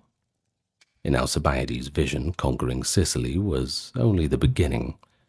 He spoke of pushing westward to Carthage in North Africa, and even conquering Italy, turning the central Mediterranean into a big old Athenian lake. His youthful followers were enthralled and excited, as were many ordinary citizens seduced by the prospects of wealth and glory. Basically, they were thinking, wow, we can rule the world. Alcibiades thinks so. Amid this fever, the assembly voted to launch the Sicilian expedition, sending a fleet of well over 100 triremes and 1,000 troops, the largest force that Athens had ever put together for a single operation. They elected Alcibiades, along with Nicias and a seasoned general Lamachus, as co-commanders for the campaign. Nicias was reluctant and pessimistic, but Alcibiades' energy and grand strategy carried the day in the planning sessions. To many in Athens, especially the young, Alcibiades appeared to be the visionary leader of their generation, about to spread Athens' wings to new horizons. But something happened. On the eve of departure, a scandal nearly derailed the whole thing. One morning, Athenians woke to a shocking sacrilege. Throughout the city, in public squares and doorways, dozens of small statues of the god Hermes had been vandalized in a single night.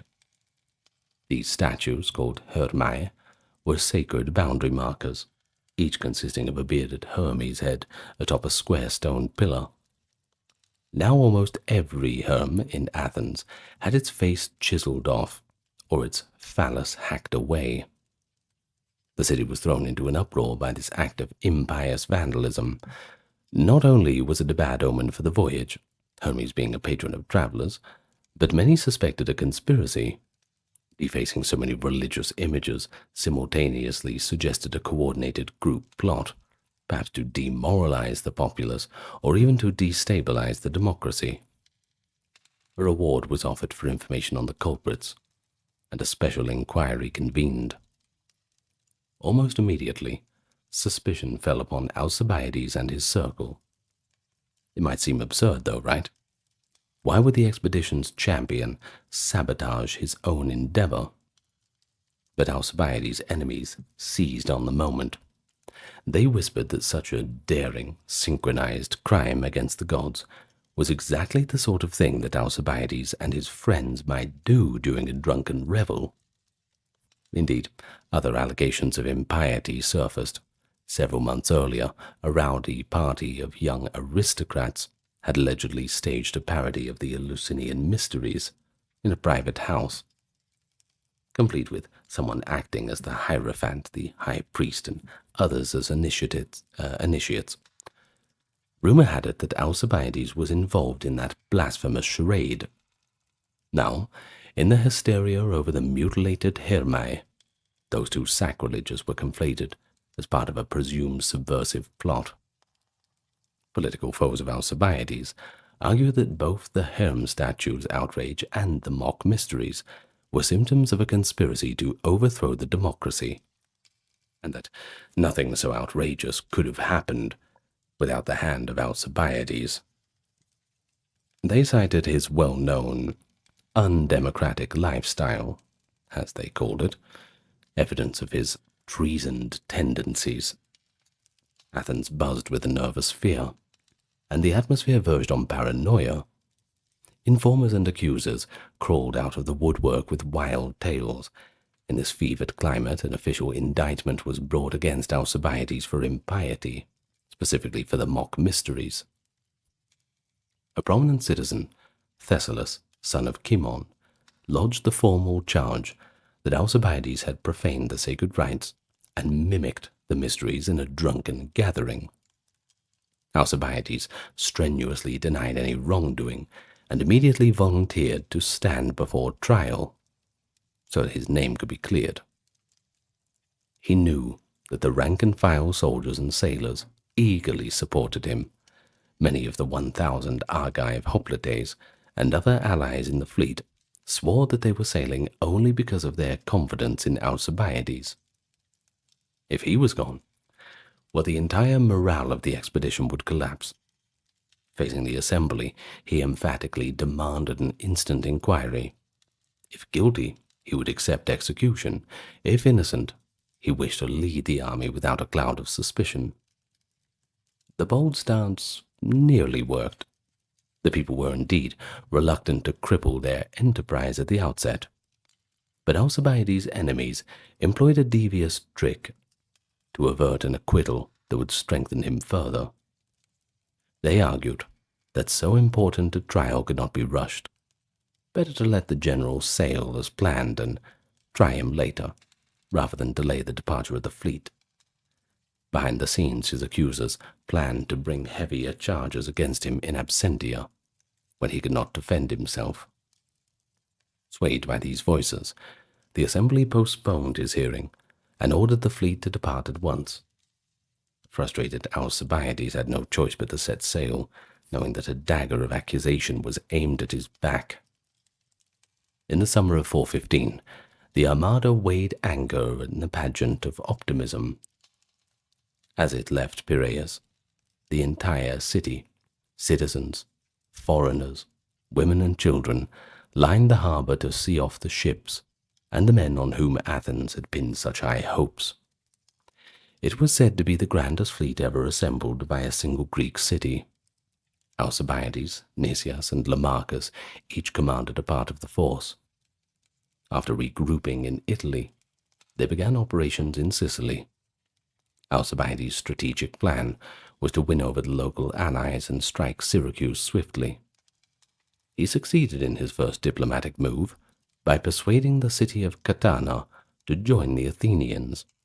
But before any major battle was fought, fate and his enemies in Athens caught up with him.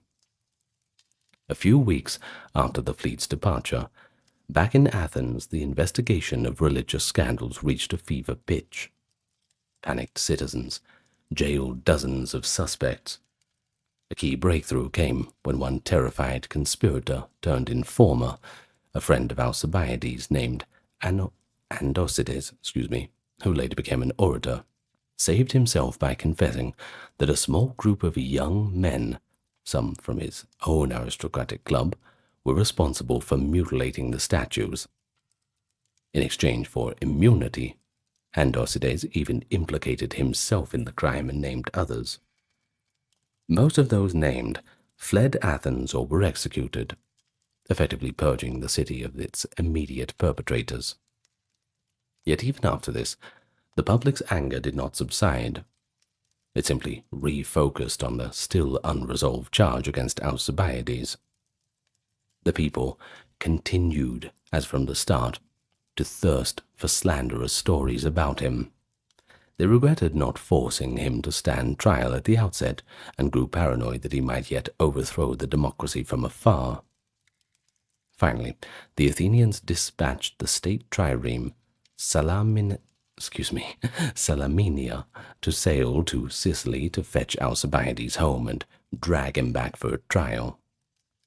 Significantly, the officers of the Salaminia were instructed not to arrest Alcibiades by force, a telling sign of his popularity with the troops. They were simply to inform him of the summons and request him to return, so as not to incite his army to mutiny. The Salamania reached Sicily and delivered the message.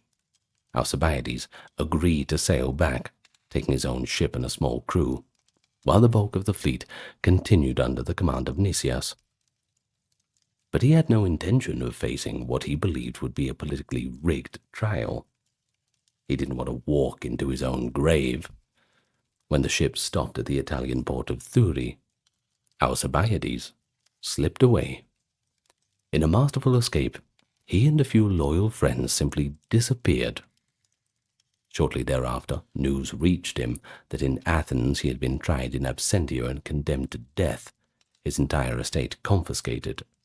So he really was walking into his own grave.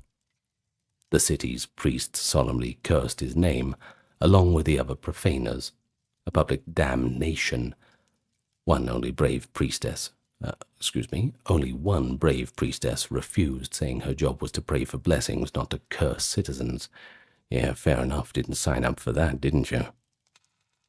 Upon hearing of his death sentence, Alcibiades sardonically remarked, "I'll show them I'm alive."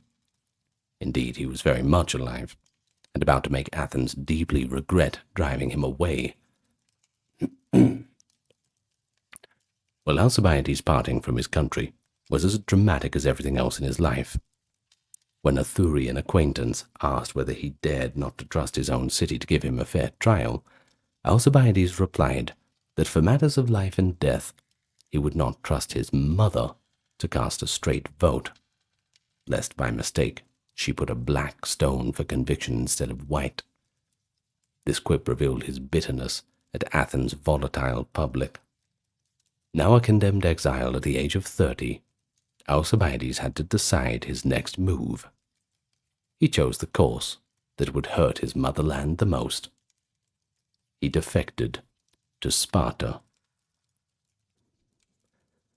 In the winter of 415 to 414, Alcibiades journeyed to Sparta, Athens' mortal enemy. He sent word ahead offering his services and asking for immunity. The Spartans, though famously cautious, could not resist the chance to turn a prize Athenian, Pericles' own ward no less, against his former city. They welcomed him eagerly, and he wasted no time in proving his value. Almost single-handedly, Alcibiades reshaped the Spartan strategy for dealing with Athens in the war in Sicily. First, he urged Sparta to send immediate aid to Syracuse. Up to that point, Sparta had been indecisive about helping their Dorian kinsmen. Alcibiades convinced the Spartan authorities to act decisively, dispatch a general of ability to rally the Syracusans, and organize a resistance to the Athenian invasion. The Spartans heeded this advice and sent General Gylippus to Syracuse, a move of enormous consequence. Gylippus' arrival galvanized the Syracusan defense and ultimately led to the complete defeat and destruction of the Athenian expedition. This coup de grace was made possible in no small part by Alcibiades' counsel. Second, Alcibiades advised the Spartans to break the peace of Nicias outright and renew full war on Athens at home. He recommended an aggressive strategy in Greece, while Athens' forces were tied up overseas. In particular, and most faithfully, he urged Sparta to occupy a fortified position in Attica itself.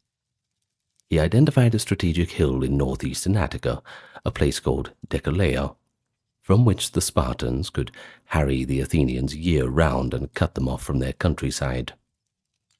This was a masterstroke of insight, essentially turning the Peloponnesian War into a permanent presence on Athenian soil. The Spartan king Agis and his council adopted the plan. In early 413, a Spartan garrison fortified Decelea, only about 14 miles from Athens, and from that vantage point, they raided and blockaded the Athenians continuously. The results were devastating. Athens was deprived of access to its rural estates and silver mines, and thousands of Athenian farm slaves escaped to the Spartan lines. The occupation of Decelea inflicted economic and psychological ruin on Athens for the remainder of the war. Thucydides later remarked that Decelea was the single worst blow that Athens suffered. It was effectively placed under the siege year-round. This idea, more than any other, was Alcibiades' greatest gift to Sparta, and it was a gift that kept on giving to Athens' misery. Having so witheringly demonstrated his strategic brilliance and his vengefulness toward his homeland, Alcibiades settled into Spartan life. Ever adaptable, he made a show of embracing Spartan austerity.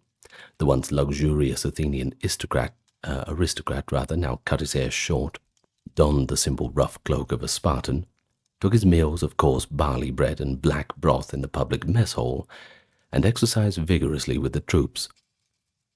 To see Alcibiades living like a perfect Spartan caused a general astonishment. He, who had once perfumed himself with exotic oils and worn flowing purple robes, now went unwashed and barefoot in the Spartan manner. Plutarch marvels that Alcibiades possessed a chameleon-like ability to assimilate and adapt himself, be it to the ascetic discipline of Sparta, or the indulgent luxury of Ionia, or the sophisticated culture of Persia. A contemporary quip observed that the only color a chameleon cannot turn is white, whereas Alcibiades could mimic anything when it suited him.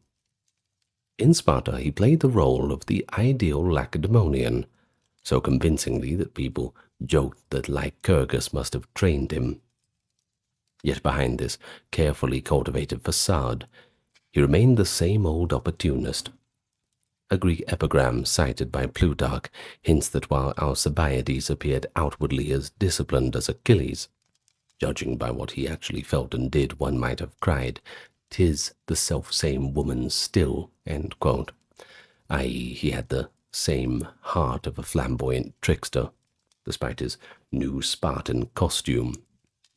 Now, sure enough, even in Sparta, Alcibiades could not resist creating a scandal. Sometime during his residence, perhaps around 412, he managed to seduce Timea, the wife of King Agis II. I mean, he could have chosen someone else, certainly. Had to go for the high-priority target, right? I mean, the king's wife, come on. Well, the young queen became openly infatuated with him. According to Plutarch, Alcibiades corrupted Timea while King Agis was away on campaign, and she became pregnant with a son believed to be Alcibiades' own. When her baby boy was born, Timea did not hide the truth. She whispered to friends that the child should really be named Alcibiades, though publicly he was named Leotychides as a royal heir. Alcibiades supposedly joked that he only committed this adultery in order that his descendants might be kings of Sparta. If true, this was an outrageous affront to Spartan honor. King Agis eventually heard the rumor and was understandably furious, especially since the timing made it plausible. It was said that an earthquake had driven Agis from his wife's bed for a period of 10 months, so he knew that the child conceived in that interval was not going to be his. Indeed, years later, the boy Leotychides was disqualified from the succession on suspicion of illegitimacy. Thus, Alcibiades managed to turn a Spartan king into a cuckold and inject his own bloodline, if the gossip was true. Well, this incredible breach of hospitality, I suppose, proved his undoing in Sparta. It was just a bridge too far. No one's going to laugh off this one, aren't they? However much the Spartans admired his strategic genius, this treachery was too much. Agis harbored a lethal grudge, and other jealous Spartan leaders began to view Alcibiades as a dangerous snake in their midst. By 412, his position in Sparta was unraveling. Ironically, at the same time, his strategic successes continued. In the wake of Athens' catastrophic defeat in Sicily in 413, in which he had a hand by prompting Sparta to aid Syracuse, many of Athens' subject allies in the Aegean and Ionia saw a chance to revolt. Sparta decided to foment these uprisings, and Alcibiades was dispatched to Ionia to help persuade Athenian allies to defect. He coordinated with the Spartan fleet and traveled among the cities of Ionia, inciting revolt wherever he went. In this he was highly effective. Important islands like Chios and cities like Miletus and Ephesus all broke away from Athens under his instigation, joining the Spartan side. Each success enhanced Alcibiades' clout, and perhaps the envy of Spartan commanders.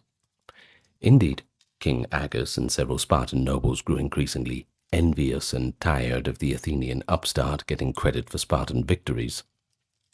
Agis, nursing his private resentment, helped convince the Spartan ephors that Alcibiades had outlived his usefulness. Quietly, the Spartan authorities issued orders to their generals in Ionia. Alcibiades was to be assassinated at the first chance. The Spartan love affair with Alcibiades was over. Now he was a dead man. Fortunately for Alcibiades, he caught wind of the plan just in time. His survival instincts kicked in and he slipped out of the Spartan grip. It was now mid-412, and he had to find refuge. Spartan daggers were everywhere. So Alcibiades jumped from one camp to another again. He fled this time to the Persian satrap Tissaphernes, who was the Persian Empire's governor over Western Asia Minor. This move was not as outlandish as it might seem. Persia, ruled by King Darius II, had been watching the Grecian war from the sidelines, happy to see its old enemies Athens and upstart Sparta wear each other down. Tissaphernes, in particular, was playing a double game, giving just enough gold to the Spartans to keep their fleet active against Athens, but not so much to let Sparta win conclusively. When Alcibiades arrived offering his services, Tissaphernes welcomed him. The Persian was reportedly charmed by Alcibiades' cleverness. No disposition could resist Alcibiades winning daily companionship, writes Plutarch. The two became fast friends and co-conspirators.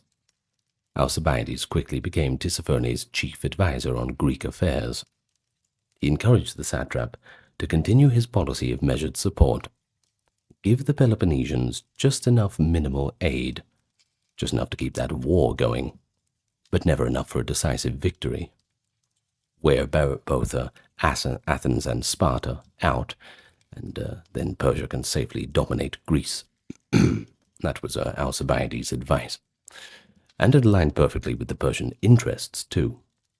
Tissaphernes appreciated this counsel, and his personal admiration for Alcibiades grew, so great that he reportedly named his most beautiful pleasure park after Alcibiades. Such an honor was extraordinary, a sign of how disarmingly persuasive Alcibiades could be, even to a foreign aristocrat known for his own cunning.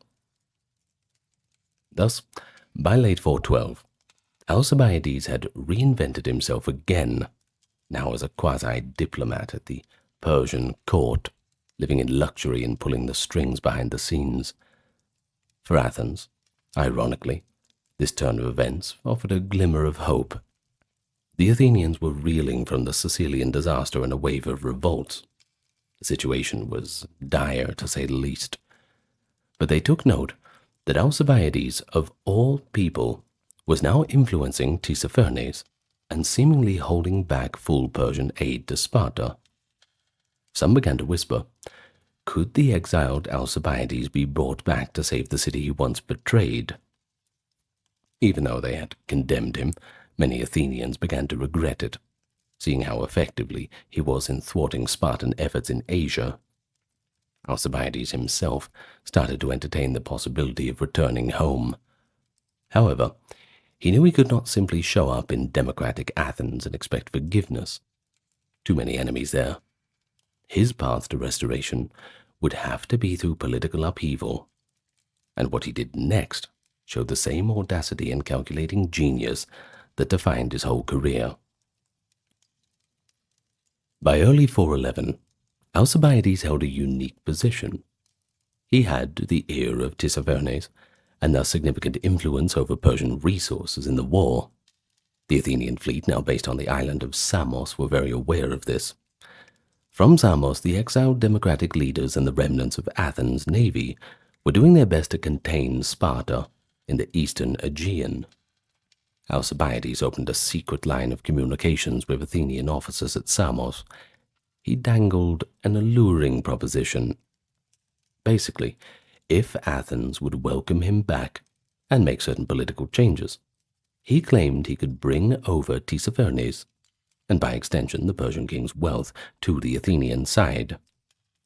In effect, Alcibiades offered to broker a Persian-Athenian alliance that could turn the tide of the war. But hang on, there was a catch. Athens must abandon its democracy and be governed by the best man, i.e., an oligarchy, who would be more to his and Persia's liking. Alcibiades did not trust the Athenian common people, you see, who had cast him out. He preferred to strike a bargain with a smaller circle of aristocrats who could ensure his peaceful recall. Many in the Athenian fleet were willing to consider this dramatic proposal. They knew Athens was desperate for Persian financial support. If that hinged on recalling Alcibiades and curbing democratic excess, well, so be it. One general at Samos, Thrasybulus, not to be confused with the later democratic hero with the same name, this was Thrasybulus, son of Lycus, became a key advocate for Alcibiades' plan.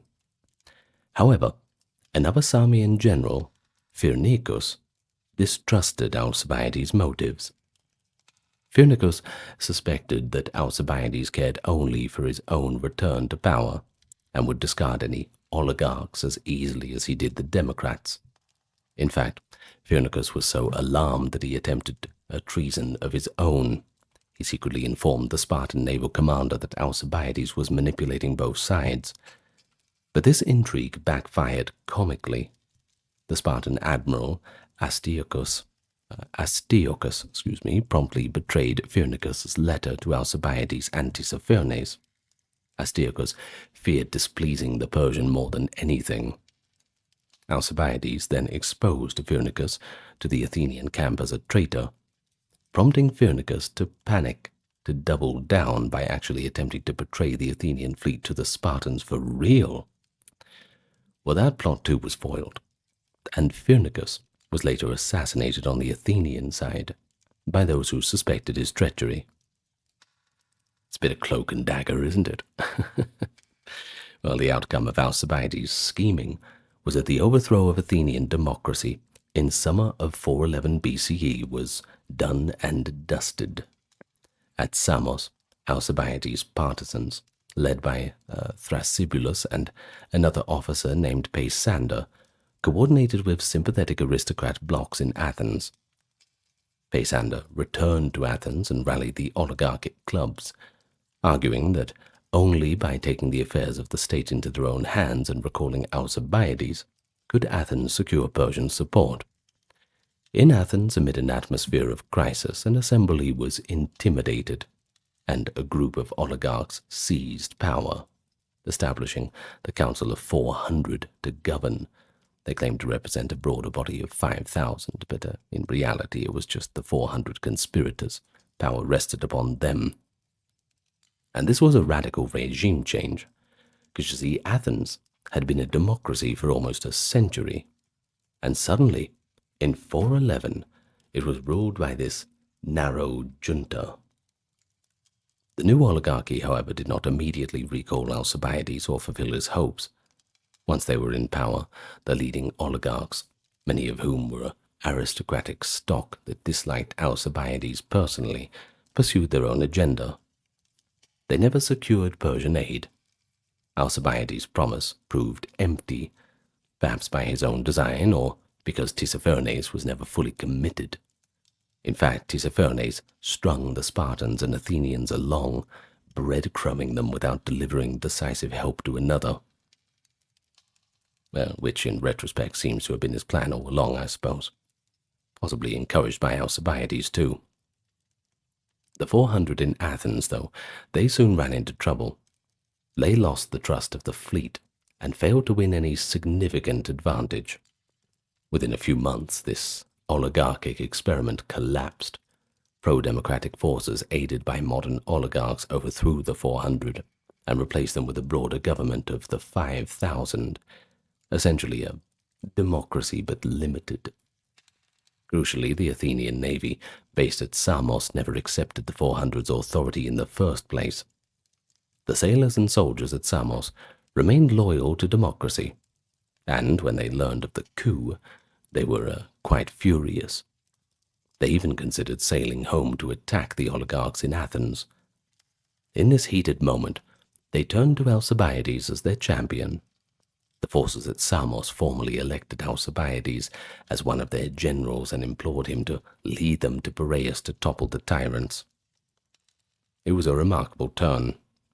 The very citizens who back in Athens had cursed Alcibiades' name now begged for him to return as a liberator. For Alcibiades, this was a vindication, but also a real test of leadership. He found himself effectively commander-in-chief for a rebel Athenian fleet with a mandate to restore the democracy. It's one way to make yourself a hero again. So he rose to the occasion, with a bit of uncharacteristic caution. He realized that an all-out civil war between the fleet and the oligarchs would only weaken Athens further and invite Spartan conquest. So he resisted the impetuous calls to sail upon Athens. In what Plutarch calls an instance of genuine statesmanship, Alcibiades opposed the blind fury of the democratic crews and patiently convinced them to refrain from a reckless assault. He argued that if they abandoned their posts in Ionia, the Spartans would overrun Athens' remaining allies and even the Hellespont, leaving the city utterly vulnerable. His personal pleas, going soldier to soldier, imploring and even coercing them to stay focused on the external enemy, prevented a potential fatal folly. In this, at last, Alcibiades can be credited with helping to save Athens from destroying itself. Even those who disliked him later admitted that he had been the manifest salvation of the city in this particular crisis. With the immediate spectre of civil war averted, Alcibiades next took action to bolster Athens' strategic position. He promised the fleet that he would secure Persian support, or at least neutralize the Persian threat. Soon after, he traveled personally to meet Tissaphernes' representatives and to intercept the rumored Phoenician fleet, one of about 150 Persian ships that the Persian king was supposedly sending aid to Sparta. At a harbor in Aspendus, Alcibiades managed either to delay or dissuade Tissaphernes from bringing the Phoenician squadron into Greek waters. The Phoenician ships never joined the Spartan cause, a fact for which both sides give Alcibiades credit. The Spartans bitterly believed Alcibiades had instructed the barbarian to let out the Hellenes to destroy one another. His words, not mine. Well, rather than give either side a knockout blow. By 410, the extreme oligarchs were gone. The democracy was largely restored, and Athens had won back the goodwill of its compatriots. Alcibiades too, I suppose. The Athenians officially rescinded his exile and invited him to come home. But Alcibiades, knowing his fellow citizens' fickleness, preferred to return not as a supplicant but as a conquering hero. He therefore delayed his homecoming, and instead concentrated on delivering military victories that would force Athens to welcome him with open arms. And in this endeavor, he succeeded brilliantly. With renewed authority as an Athenian general, Alcibiades led the navy to a series of stunning successes between 410 and 408. Shortly after the fall of the 400, Sparta dispatched its fleet under Admiral Mindarus to the Hellespont, hoping to sever Athens' vital grain supply route. Alcibiades pursued them with determination. The two sides met in a hard-fought naval battle off Abydos in 411. At a critical moment in that battle, Alcibiades, who had been absent gathering funds, returned with a squadron of 18 triremes. Initially, both friend and foe were uncertain of which side these ships were on. The Peloponnesians briefly cheered, thinking reinforcements had arrived for them, while the Athenians grew anxious. But Alcibiades quickly raised Athenian colors on the ship, and the morale shift was dramatic. He charged straight at the Spartan fleet, turning the tide of battle. The Athenians routed the enemy and captured 30 of their ships beached on the shore nearby. A trophy of victory was erected to commemorate this pivotal win. This battle of Abydos restored Athenian control of the Hellespont and demonstrated that their navy, under able leadership, was still a force to be reckoned with. Emboldened by success, Alcibiades decided to show himself to Tissaphernes in a flush of victory. He travelled inland to Sardis to meet with the satrap and give him gifts, perhaps boast that he could defeat the Spartans even without full Persian help. But things did not go as planned.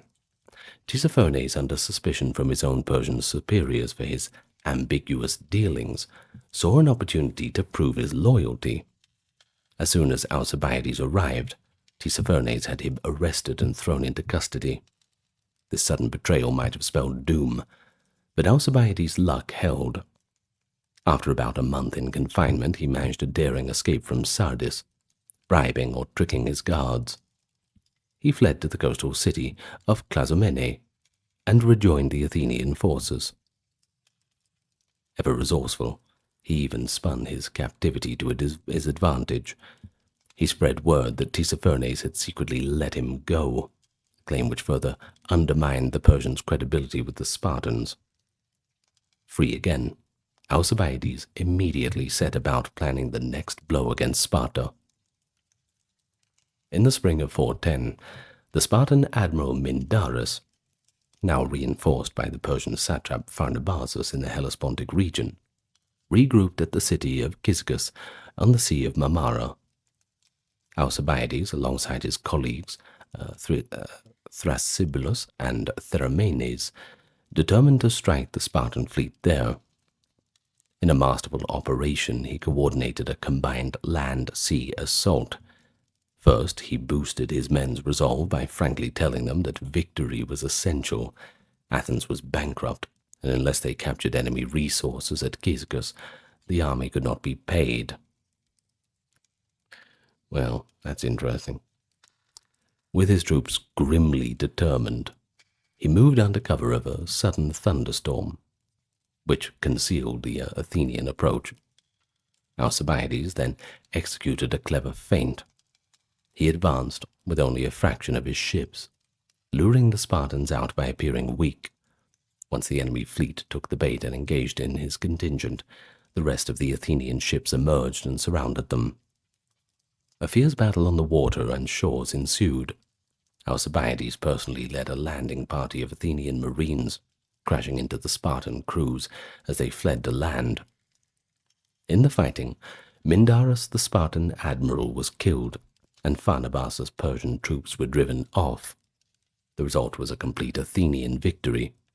Every Spartan ship captured or sunk, and the Athenian fleet took control of Cyzicus. The Spartans at home received a terse dispatch about the disaster that read in full, quote, "Our ships are lost. Mindarus is gone. Our men are starving. We know not what to do." End quote. Well, that's not very reassuring, isn't it? Well, this triumph at the Battle of Cisgus was a high watermark in Alcibiades' military career. Alcibiades followed this up with further successes in the Hellespont region. He re-established Athenian control over cities that had revolted. At the city of Seleumbria, for example, he pulled off a daring coup. A faction inside Seleumbria was ready to betray it to him, but an accident forced them to signal earlier than planned. Alcibiades, not missing a beat, rushed to the city gates with merely 50 men, 20 of them lightly armed, and bluffed the Selumbrians into thinking a full Athenian force had already infiltrated. He had a trumpeter demand the city's surrender in the name of Athens, which sowed confusion and hesitation among the defenders. By the time the rest of his troops arrived, the Selumbrians were inclined to negotiate rather than fight. But Alcibiades showed restraint. He knew Thracian mercenaries in his service would be tempted to sack the city, so he sent those troops away and promised the inhabitants that no harm would come to them. Selymbria opened the gates, and Alcibiades kept his word.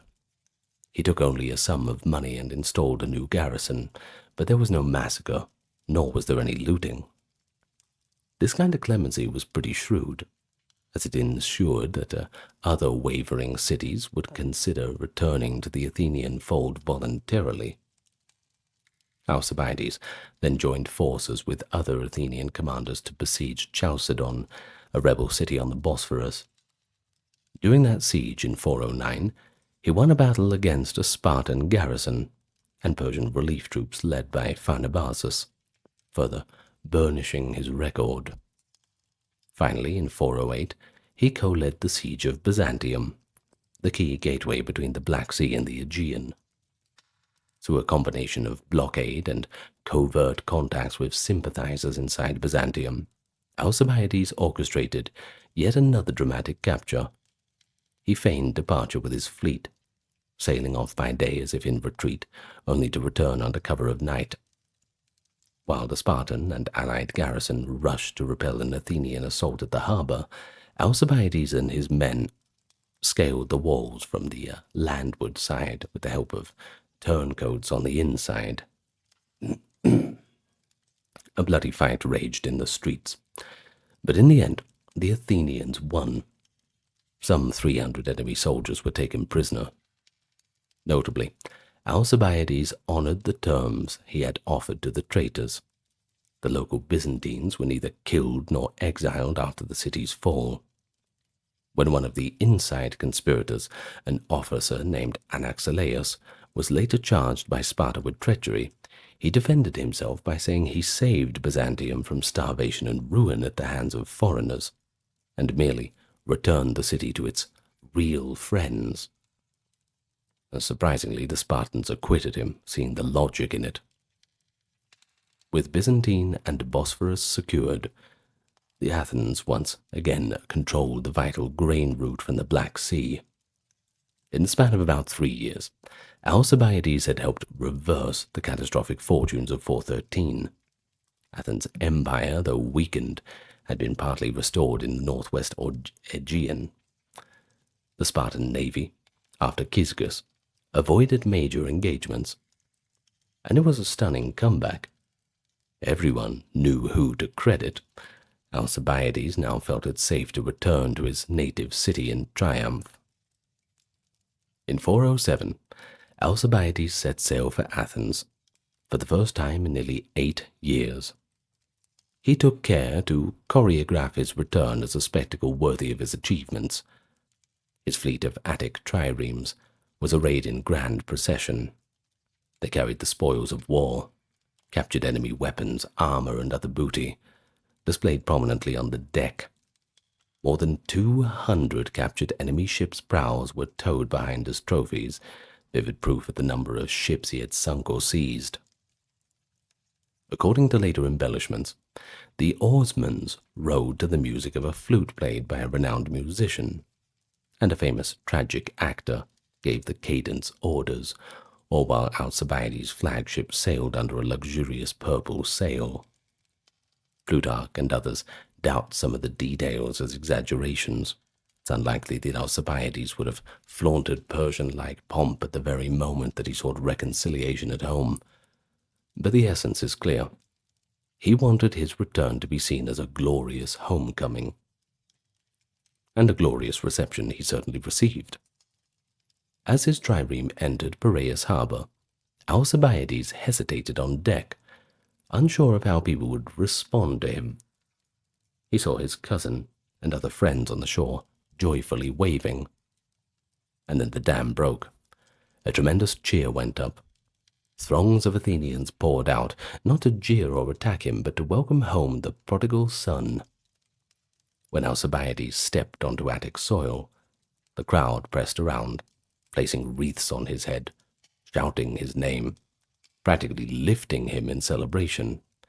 They completely ignored the other generals who accompanied him. All attention was on Alcibiades alone. Elderly men pointed him out to the young, many remembering the brilliant youth they had exiled and marveled at his return now. Tears mingled with smiles. People recalled with regret that had Alcibiades been leading them, perhaps the Sicilian catastrophe would have been avoided and their earlier misfortunes averted. But now here he was, having raised the city up from her lowly plight and given them victory again. The collective catharsis was extraordinary. Formal measures soon confirmed the restoration. The assembly convened, and Alcibiades addressed the people. Showing political tact, he did not cast blame on the people for his exile, but rather lamented his own hard lot, and put the past down to malice of his enemies and ill fortune. His speech stirred both sympathy and renewed confidence. The Athenians voted to rescind all sentences against him, to restore his confiscated properties, and to crown him with gold in honor of his service. The priests were directed to lift the curses previously laid on him, and most did so without objection. And one high priest cleverly declared he had only cursed Alcibiades if he had done wrong to the city, implying that no retraction was needed now Alcibiades was deemed its savior. Finally, in a striking gesture, the Athenians elected him general autocrat, giving him essentially plenary command and authority on land and sea.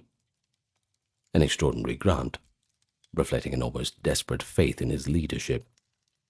In effect, Athens had handed over Alcibiades the trust of its fate.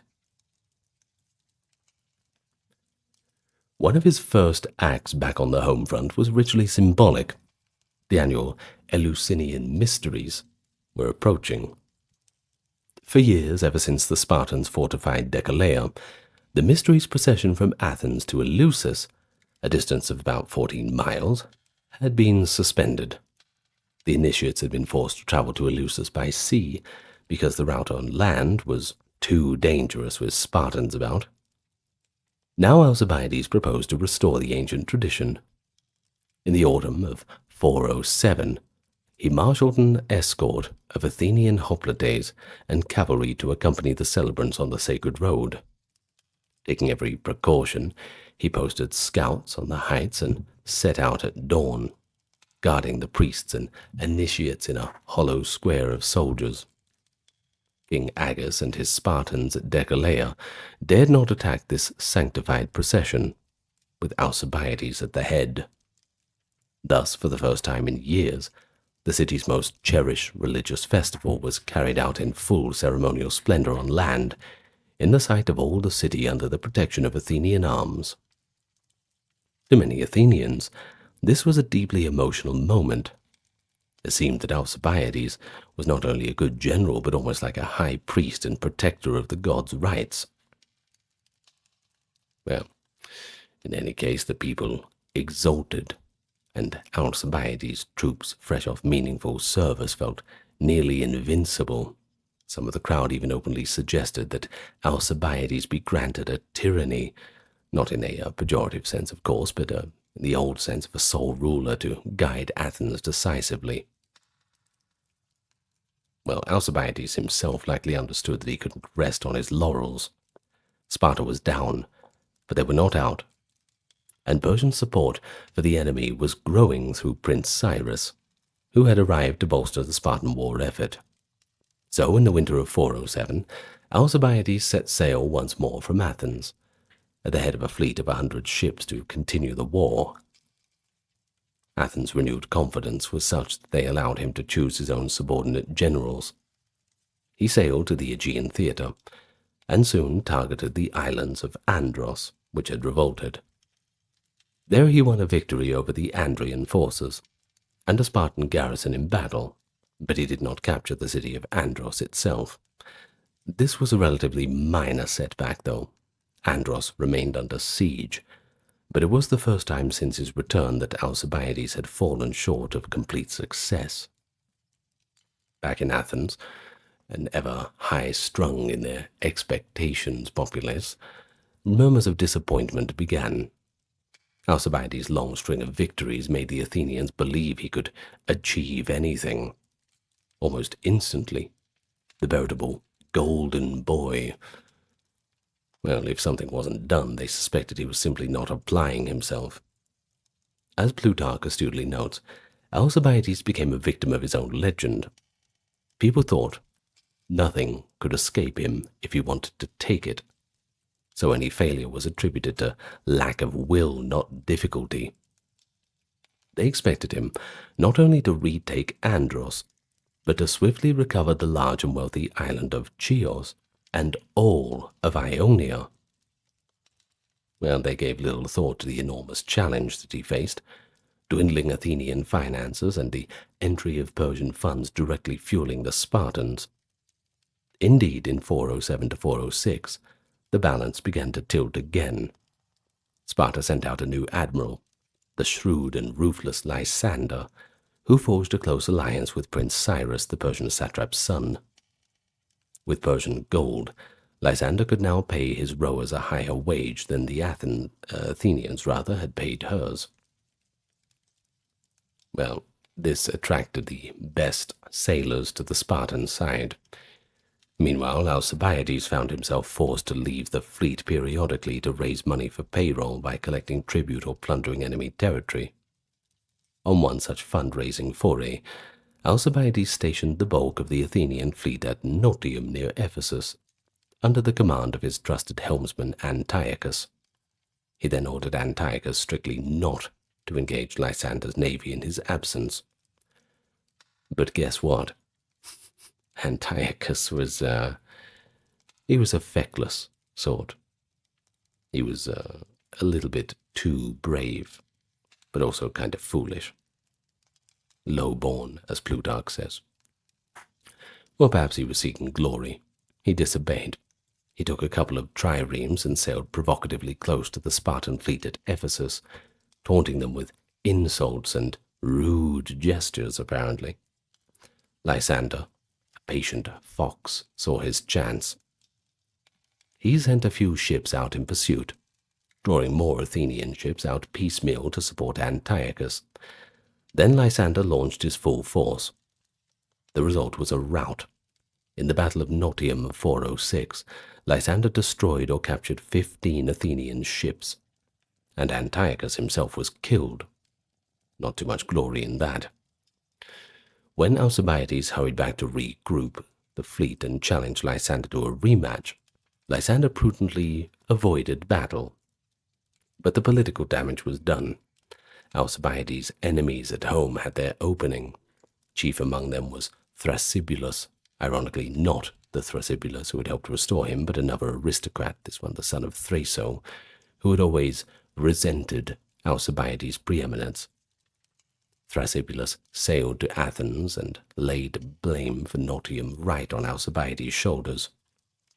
In the assembly, he accused Alcibiades of neglecting his duty, saying he left manners to unqualified subordinates while he caroused with Ionian courtesans and roamed the seas in search of money.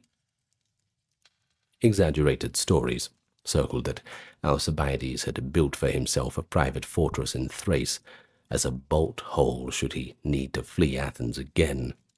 This was referring to a castle that he had actually constructed in the Chersonese, that is the Gallipoli region, likely intended as a strategic stronghold against Thracian rebels. But his detractors painted that as evidence of treasonous intent.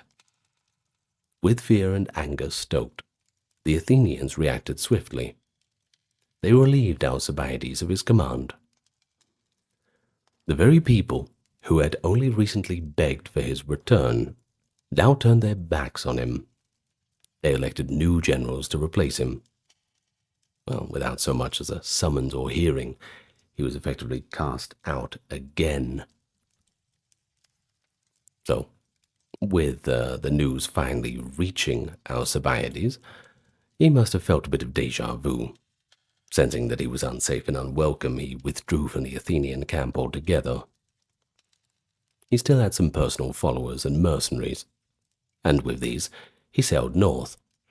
For the next several months, Alcibiades operated as an independent warlord on the fringes of Thrace. He attacked some of the unruly local Thracian tribes, plundering their territory. This actually provided measures of security to the neighboring Greek colonies, even as it enriched Alcibiades' coffers.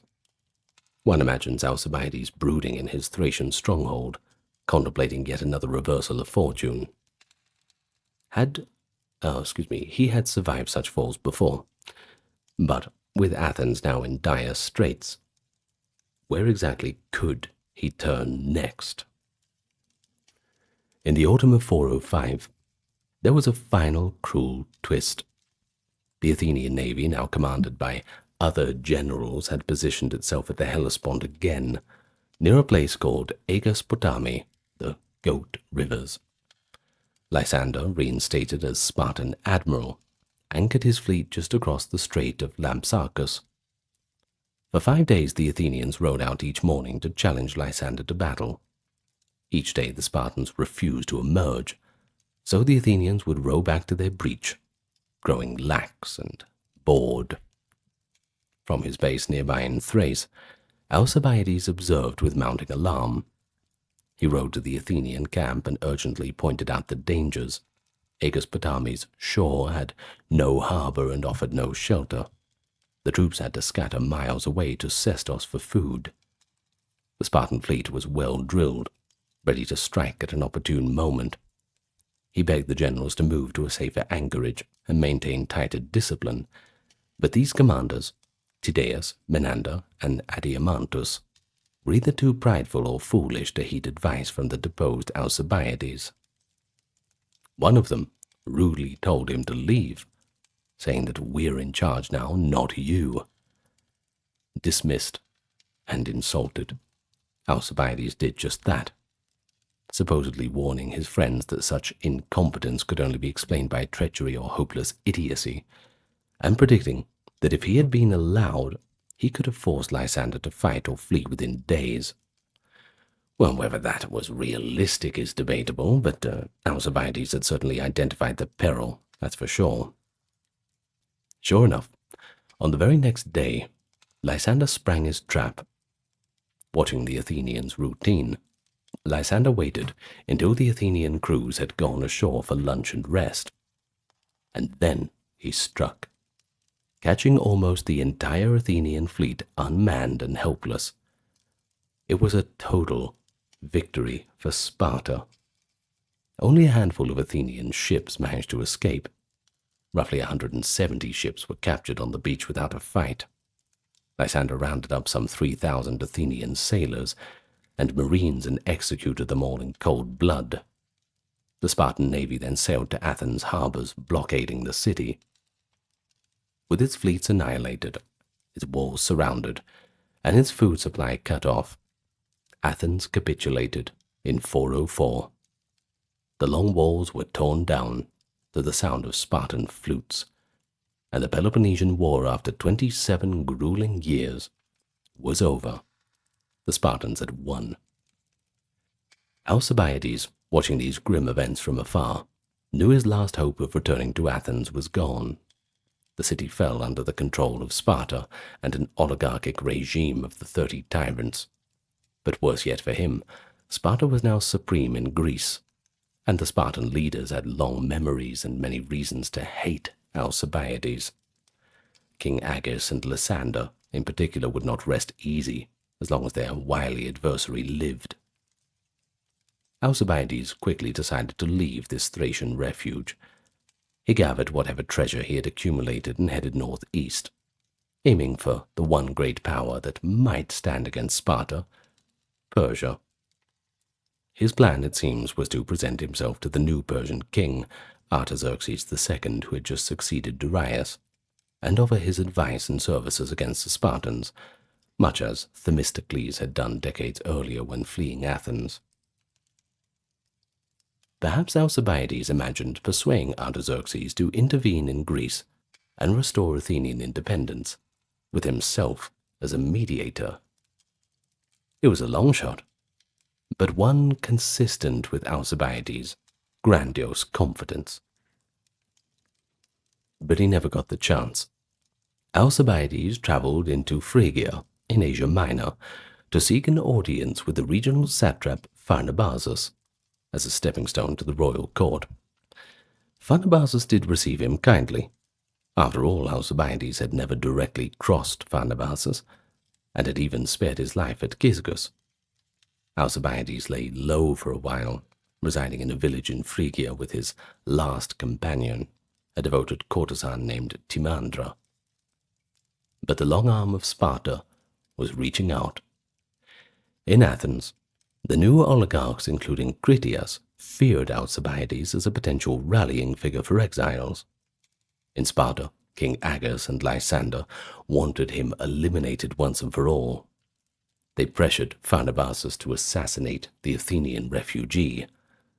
At first, Pharnabazus hesitated, but eventually a directive came from the Persian court itself, possibly at Spartan urging, giving sanction to remove Alcibiades as a dangerous agent. Pharnabazus reluctantly agreed, and sent his brother and uncle with a band of armed men to do the deed. One night in 404, Alcibiades dreamed a pretentious dream. He imagined that Timandra was dressing him in her own clothes and painting his face like a woman, or alternatively, in another account, that assassins were cutting off his head and burning his body. In either case, a vision of emasculation and death. He awoke with a start. Outside, the assassins had quickly surrounded his house and set it on fire, hoping to burn him alive. But he wasn't going to go that easy. He grabbed his sword and cloak. Using his cloak as a shield against the flames, he burst through the door, a tall figure silhouetted by fire. The assassin, seeing him emerge, initially fell back in fear. No one dared close this formidable warrior. Alcibiades charged directly at them, the Spartans' barbarian accomplices. Perhaps locals hired for the tasks kept their distance, pelting him with javelins and arrows. Alone, he couldn't dodge them all.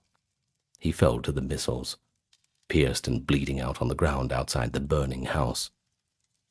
Thus, Alcibiades, the former golden boy of Athens, died at about 46 years of age. When the killers cautiously approached and confirmed he was dead, they left the scene. It was Timandra, the same woman of ill repute who stayed by his side, who cradled his lifeless body. In the grey morning, Timandra wrapped Alcibiades in her own fine garments, and performed what funeral rites she could. Far from his native Athens, without state or family to mourn him, Alcibiades was laid to rest. Timandra, it is noted, was said to be the mother of the famous Corinthian courtesan Laius, an ironic footnote that the man that once consorted with queens and pretense ended up tied to the line of a harlot. Some later accounts tried to romanticize his death differently.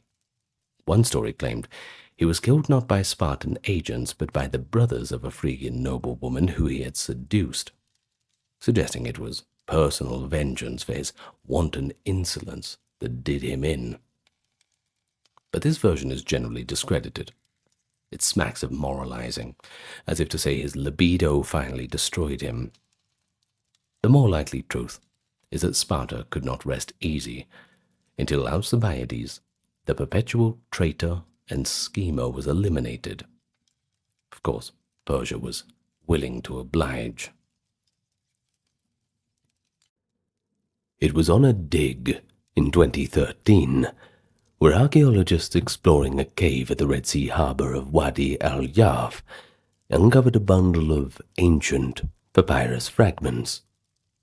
It was the logbook of an Egyptian official named Merer. These fragile 4,500-year-old pages turned out to be an extraordinary first-hand account from the reign of Pharaoh Khufu, describing in matter-of-fact detail how crews ferried limestone blocks down the Nile to Giza for the building of those great monuments. Talk about a remarkable discovery, offering a rare glimpse into the lives of these pyramid builders. And for centuries, the questions of who built Egypt's colossal pyramids has certainly been clouded by myth and conjecture. Did slaves toil under the lash to raise these monuments, as Hollywood once imagined? No. Could it have been advanced lost civilizations, as some other theories suggest? Also no. Well, we have archaeological science and ancient texts to thank for having a clearer picture of who built the pyramids. And it wasn't aliens nor slaves, but something more fascinating. The ordinary Egyptian worker. Those were the people who built the pyramids of the Old Kingdom. And today, we're going to talk all about them. So welcome to the channel. If you're new here, good to meet you. And for those coming back, good to see you again. And off we go on another Ancient Egypt video. But don't worry, you won't get interrupted. Whether you want to close your eyes and doze off or busy yourself doing other projects, you don't have to worry about ads on this entire channel, because we're funded by our patrons, our YouTube members, donations, and those who check out the merch store. That's how we keep everything interruption-free, as it should be. But if you want to support in another way, you're already doing it, because just by watching the content, that's enough for us. And if you want to go a little further, give us a like, subscribe, leave your thoughts down below, and hit the hype button, and perhaps tell a few of your friends. Always helps. But for now, let's get nice and comfortable, and we can talk about those pyramid builders. Well, let's start by saying that pyramid construction in ancient Egypt was overseen by a hierarchy. It functioned much like a well-disciplined army of laborers. At the very top were the high-ranking officials, and they were appointed by the pharaoh to direct royal building projects. The top job, no pressure. These were often elite individuals, highly educated members of the royal family, or at least close to it. They were entrusted with planning and engineering the monument. For example, during the building of Khufu's Great Pyramid in the 4th dynasty, Khufu's half-brother Ankaf served as vizier and held the title head of all the king's works, effectively managing the entire construction on the pharaoh's behalf. Similarly, Khufu's royal prince and vizier Hemiunu, or Hemiwinu, is believed to have been the chief architect of the Great Pyramid. Now, as vizier, he was second only to the king, and oversaw all royal works by the pharaoh's decree. We see a tradition of such master builders even in earlier eras. The famous polymath Imhotep of the 3rd dynasty, for instance, is thought to be the architect of King Joseph's step pyramid at Saqqara, history's first large stone pyramid. These high officials can rightly be called pyramid builders too. Though they didn't hold the stones themselves, they directed the grand design, secured resources, and coordinated the massive workforce needed to realize the pharaoh's vision. And that's, while not as much as a back-breaking job, probably quite a mind-racking one. There's different kinds of work, you know. So, give them some credit too. In their capacity at the top of the hierarchy, those overseers planned the project and marshaled Egypt's resources to make it possible. They coordinated the quarrying and transport of materials, the pyramid's architectural design, and the scheduling of labor across seasons. Their involvement is recorded both in texts and in the prestige of their burials. Ankaf, for example, was honored with one of the largest mastaba tombs at Giza, and a famous bust of him was found there too, attesting to his importance. Now, just quickly, the mastaba tombs, they're not quite like pyramids. They're rather, maybe they're like the height of a one-story structure, perhaps, but they're quite rectangular and flat on top. Think of them kind of like a big shoebox, almost. There's a few of them around.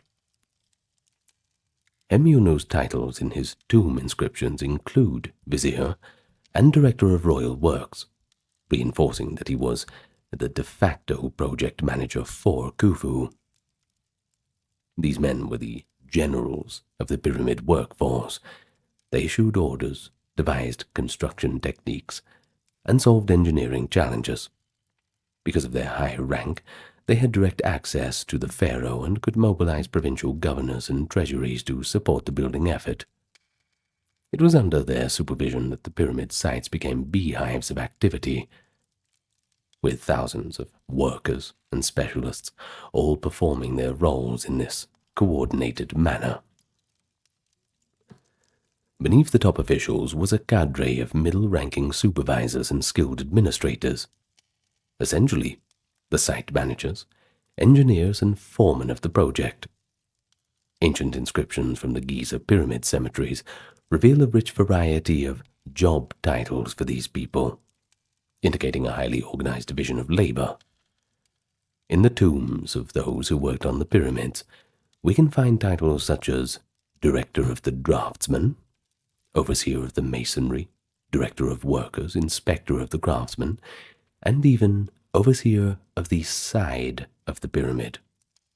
And of course, that's just to name a few. There's plenty more middle management roles. Each of these officials had a specific area of responsibility. For instance, an overseer of stonemasons would supervise the crews carving blocks at the quarry and finishing them, while a chief of the quarry would manage operations at the quarry site itself.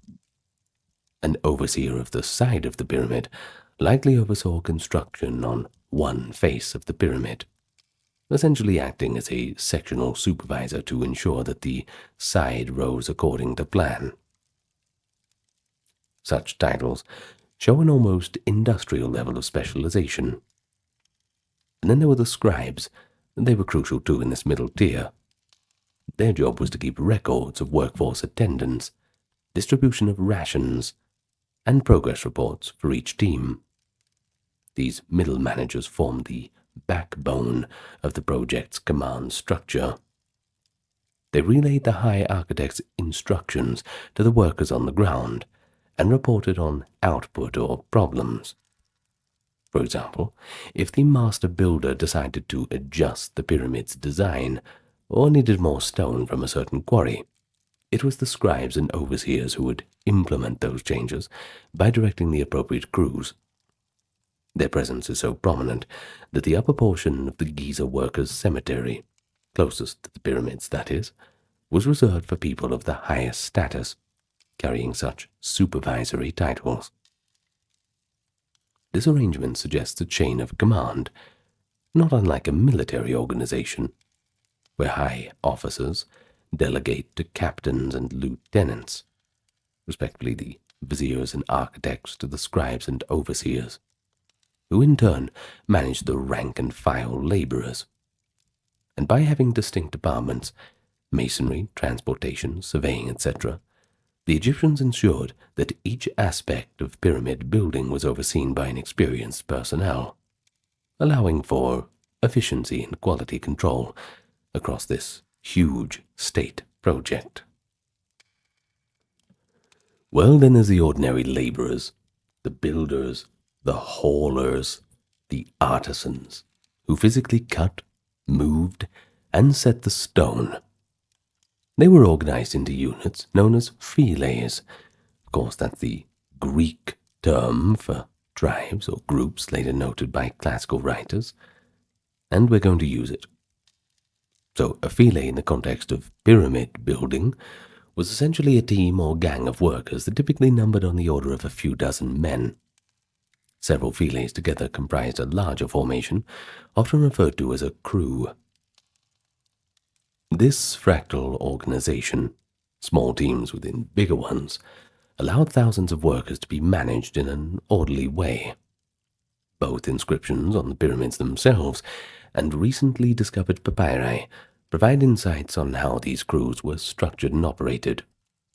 Notably, the papyrus logbooks of an official named Merer, who we mentioned in the introduction, found at the Red Sea port of Wadi al-Jarf, and dating to Khufu's reign, describe the activities of one such work crew in detail.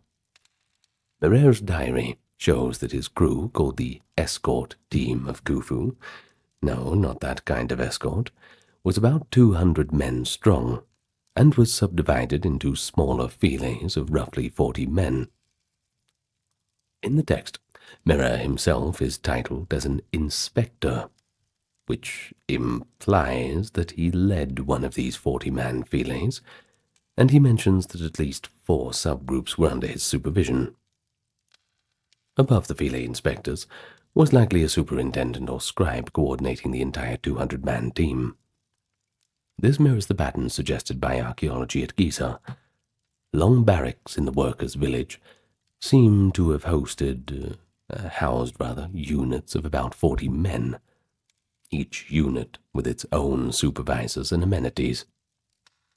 In the case of Merer, a scribe or officer would compile the reports from each inspector, and then they would just communicate that up the chain. But what is interesting is that crews could be organized by trade or function. Merer's team was composed of boatmen, essentially a specialized transport unit tasked with ferrying stone. His diary records how his escort team spent part of their year sailing to the Nile to transport Tura limestone blocks, the fine casing stones for the Great Pyramid, that is. They did this from the Tura quarries to the Giza construction site. This river journey from quarry to pyramid took about 2 to 3 days each way, according to Merer's log, and involved navigating through canals to a harbor near the pyramid site. When not hauling stone for Khufu's pyramid casing, the same crew was reassigned to other state projects. Merer notes that in the off-season his men helped build a harbor on the Mediterranean coast, and even undertook expeditions across the Red Sea. In fact, the Wadi al-Jarf papyri show Merer's team transporting food and copper via the Red Sea, likely supporting mining expeditions in the Sinai Peninsula. This tells us that the phyle and crew system was quite flexible. Crews could be redeployed as needed, and their skills, whether sailing, quarrying, or construction, were utilized on multiple infrastructure projects for the crown. Within each phyle, there may have been further subdivisions, squads perhaps of 10 to 20 men, who carried out specific tasks. For example, one squad digging limestone blocks out of the quarry face, and another squad hauling those blocks on the sledges, another mixing mortar, etc. Evidence does suggest that these subgroups sometimes had identifying names or were labeled by hieroglyphic symbols, denoting qualities like endurance or strength, effectively functioning like platoons within a company. Overall, a large pyramid project would involve several crews of a few thousand workers each crew split into philes, and those split into squads. By assigning entire teams to particular functions, quarrying, transporting, building, and rotating their assignments periodically, The pyramid project managers could keep the workflow continuous and avoid any bottlenecks. For example, while one crew was busy extracting stone in the quarries, another crew could be simultaneously hauling previously quarried stones to the site, and another setting them in place on the pyramid. The Philae system thus provided a modular workforce that administrators could plug into different jobs as needed, much as an army deploys companies and battalions. This enabled the Egyptians to mobilize labor on an unprecedented scale. Ancient records and modern estimates put the peak for the Great Pyramid workforce on the order of 20 to 25,000 workers at a time, not the 100,000 claimed by Herodotus, which is now thought to be either an exaggeration or a misinterpretation. And yet, they would maintain tight control over who's doing what on any given day, down to the very man.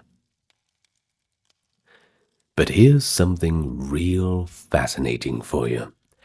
The workers themselves did not labor as anonymous cogs in that giant machine. They had distinct identities and even a sense of pride and humor about their work.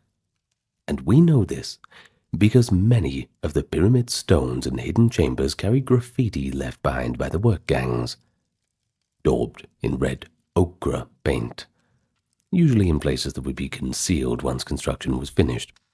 For example, on the backsides of the blocks or high in relief chambers where only builders would see them. These informal inscriptions often include the pharaoh's name alongside a nickname for the crew, suggesting the teams named themselves in honor of the project, or to boast of their camaraderie. For example, inside Khufu's Great Pyramid, above the king's burial chamber, 19th century explorers discovered markings referring to a gang called the Friends of Khufu. At King Menkaure's pyramid, the third pyramid at Giza, rival crews left their marks as, quote, the Friends of Menkaure, and the slightly more cheeky Drunkards of Menkaure. Far from being derogatory, the moniker Drunkards of Menkaure may have been chosen with a bit of bravado or jest. Maybe the crew earned a reputation for drinking their beer rations a little bit too quickly, and they immortalized it as a kind of badge of honor. Graffiti of this kind has been found in and around several pyramid sites. A list compiled by Egyptologists includes names like the Vigorous Gang, the Enduring Gang, the Sound Gang, the Boat Crew, and the Craftsman Gang, alongside with those explicitly referencing the kings, the pure ones of Khufu, those who know Unas, the kings of Unas of the 5th dynasty. Often these names were paired with an epithet of the pharaoh or a symbol. For example, one of Khufu's crews was called the Followers of the White Crown of Khnum Khufu, combining a royal honorific with the notion of allegiance. The presence of two or more different gang names on the same monument, say one inscribed on blocks on the north side and a different one on the south side, suggests a friendly competition among the crews. Archaeologist Mark Lehner notes that in some pyramid temples and subsidiary structures, one gang's name is found on one side while another gang's is found on the opposite, indicating they may have raced to finish their section first or took pride in outperforming the others. A spirit reminiscent of military units or sport teams, perhaps, where each group tries to excel and takes on a unique identity. But it's the tone of the graffiti, invoking friendship, vigor, or even jovial drunkenness, that paints this human image of the workers. It strongly contradicts the old notion that the pyramids were built by miserable slaves driven by whips. And as Lehner actually said, none of this sounds like slavery, does it? Yeah, good point. And indeed, coerced slaves would not likely band together and proudly call themselves friends of the king, or even take the time to record witty nicknames inside the very tomb they built. Instead, what these markings show is that the laborers had morale, solidarity, even a touch of humor in undertaking this enormous task. They saw themselves as contributors to a grand national project. They built it for king and country, and they found camaraderie in that shared purpose.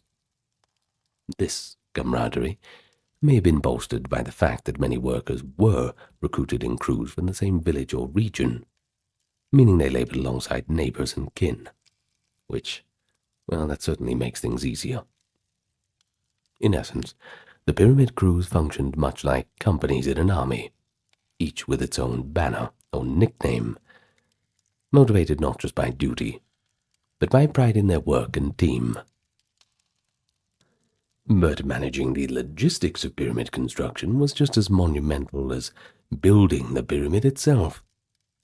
The centralized state under the pharaoh took great care to provision and reward the workforce, which further supports the idea that these laborers were valued workers rather than expendable slaves. The scale of organization is evidenced by administrative records, like those found in Wadi al-Yaf papyri, which include what are essentially accounting ledgers for the pyramid project. One fragmentary ledger from Khufu's reign was kept in two colors of ink: red ink to record incoming resources, revenues or supplies contributed by various provinces, that is, and black ink to record outgoings, such as rations paid out to the workers. In other words, the project had a bookkeeping system not unlike a modern balance sheet, tracking the flow of food, materials, and manpower. An official report from Egypt's Antiquities Ministry describes these papyrus documents as evidence of a highly efficient administrative system in Khufu's time. One papyrus document even lists in clear hieroglyphs the number of sheep delivered for the workforce, along with other foodstuffs.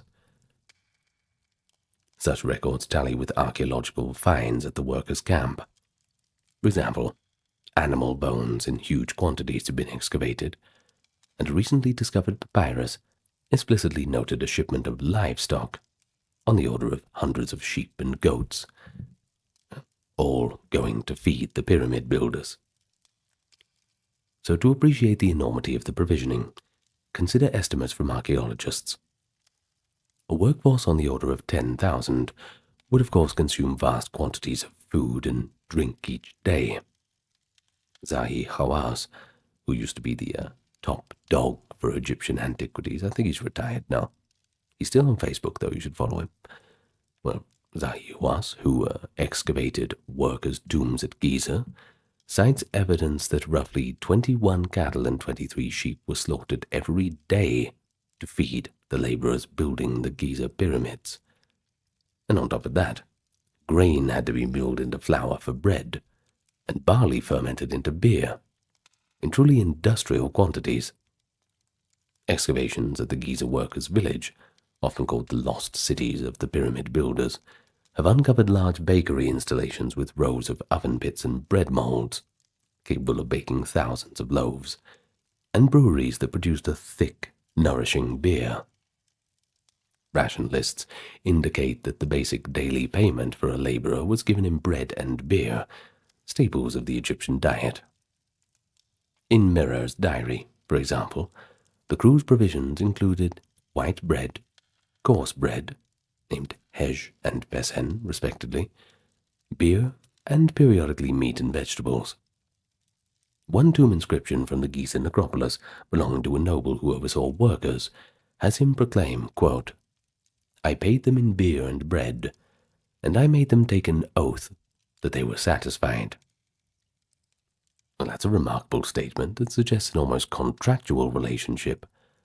The workers were compensated with rations in a manner that had to be deemed acceptable, implying pride in a fair administration.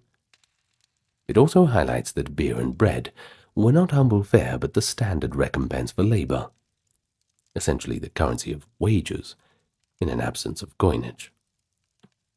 Ensuring adequate nutrition and supplies for the crews was critical for maintaining a motivated workforce and steady progress.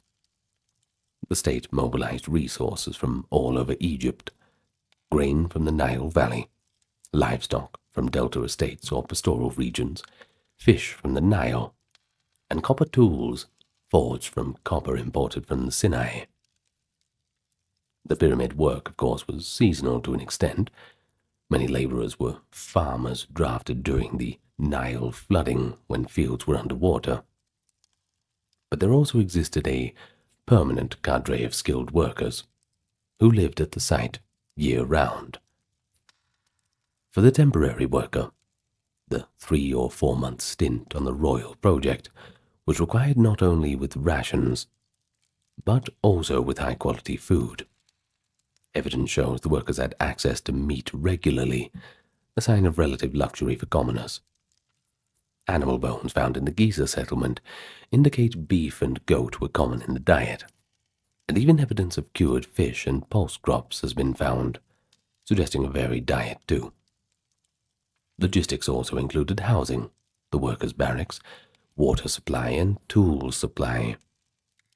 The papyri include inventories of tools, and perhaps even note when crews moved on from one task to another.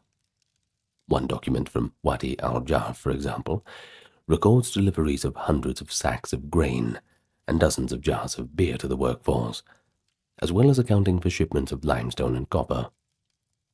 The centralized government planning behind this is unmistakable. Only a strong bureaucratic system could collect resources from across Egypt and redistribute them daily to thousands of workers, while also tracking progress on the build. This centralization was one of the reasons that the pyramids could be built at all.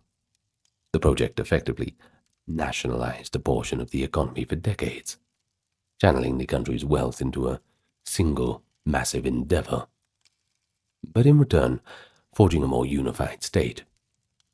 As one scholar put it, I'm less interested in how the Egyptians built the pyramids than in how the pyramids built Egypt. Very cool. Well, he basically means the process of organizing and feeding the pyramid workforce was itself a nation-building exercise. I suppose you can't argue with that. So all this evidence, and it is evidence, it coalesces into a clear picture.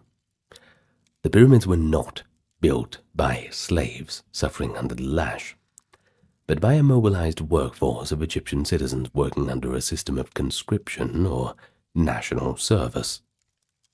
Archaeological finds in the workers' cemetery at Giza strongly support this view. In the early 1990s, and again in 2010, tombs of the pyramid builders were discovered near the pyramids. These were modest shaft graves, containing the skeletons of laborers, buried with jars of beer and bread for the afterlife. The fact that these workers were given the dignity of a proper burial so close to the sacred pyramid of their king, a privilege that cost ordinary Egyptians great sums if purchased, is quite telling. The skeletal remains reveal that while the work was tough, many skeletons showed signs of arthritis, spinal stress, and healed fractures from heavy labor. The workers did have medical care. Some even had healed injuries and a few successful amputations, and a diet that was better than the typical peasants, i.e., they eat meat regularly. The workers' cemetery inscriptions even directly identify some occupants as servants of the Great Pyramid, and one epitaph of an overseer explicitly says he oversaw tomb builders and provides the quote about paying them in bread and beer. Such pride and care would have been unthinkable if the labor force were enslaved foreigners or a downtrodden upper class. Instead, it appears that the pyramid builders were a mix of skilled artisans, full-time laborers, and seasonal workers, who were all under the command of the pharaoh's officials. And this system does have parallels to a national service or corvée labor tax, where each household might send a worker for a few months. But those workers were compensated and respected for their contribution. They were organized, housed, fed, and even given time for beer breaks, hardly the treatment that slaves would receive. The friendly gang graffiti, the recorded competition and camaraderie, and the veneration of the workers in death all speak to a labor force that took ownership and pride in their work. And as Zahi Hawass put it, building the royal tomb was seen as a national project, one that likely instilled participants with a sense of identity and unity. Quote, "They were not just building the tomb of a king, they were building Egypt." Well, let's move on from that. Building a pyramid required vast ranges of crafts and skills, and while we often picture lines of laborers hauling the stone blocks, the reality is that a whole mini-society of specialists was there to support and execute the effort. So let's consider some of the trades involved. The core of any pyramid project was the army of quarrymen and stonemasons who extracted stone and shaped it. So let's talk about the quarriers and masons now. At Giza, the bulk of the pyramid blocks were limestone, quarried right next to the pyramid plateau. Teams of quarriers used copper chisels, pickaxes, and wooden wedges to cut the bedrock into manageable blocks. This was laborious work. Experimental archaeology has shown that a dozen men using hand tools can quarry a mid-sized block in perhaps a few days. The ancient Egyptians augmented their tools with clever techniques. For instance, hammering dry wooden wedges into cracks and then wetting them, so the expanding wood would help pry blocks loose. The rough limestone blocks were then dragged on sledges to the construction site, where skilled masons refined their shape, particularly for the outer casing stones, which had to fit together with knife-edge precision. Expert stonemasons dressed the limestones to a fine finish using stone hammers, grinding sands, and copper chisels that of course needed constant resharpening. For certain pyramids, granite and basalt were also used for lining chambers or for pavements. These hard stones came from quarries at Aswan, the granite, or in the eastern desert, requiring separate quarry expeditions and specialist teams who knew how to split granite using pounding balls of dolerite rock. We know from inscriptions that the Egyptians organized such expeditions.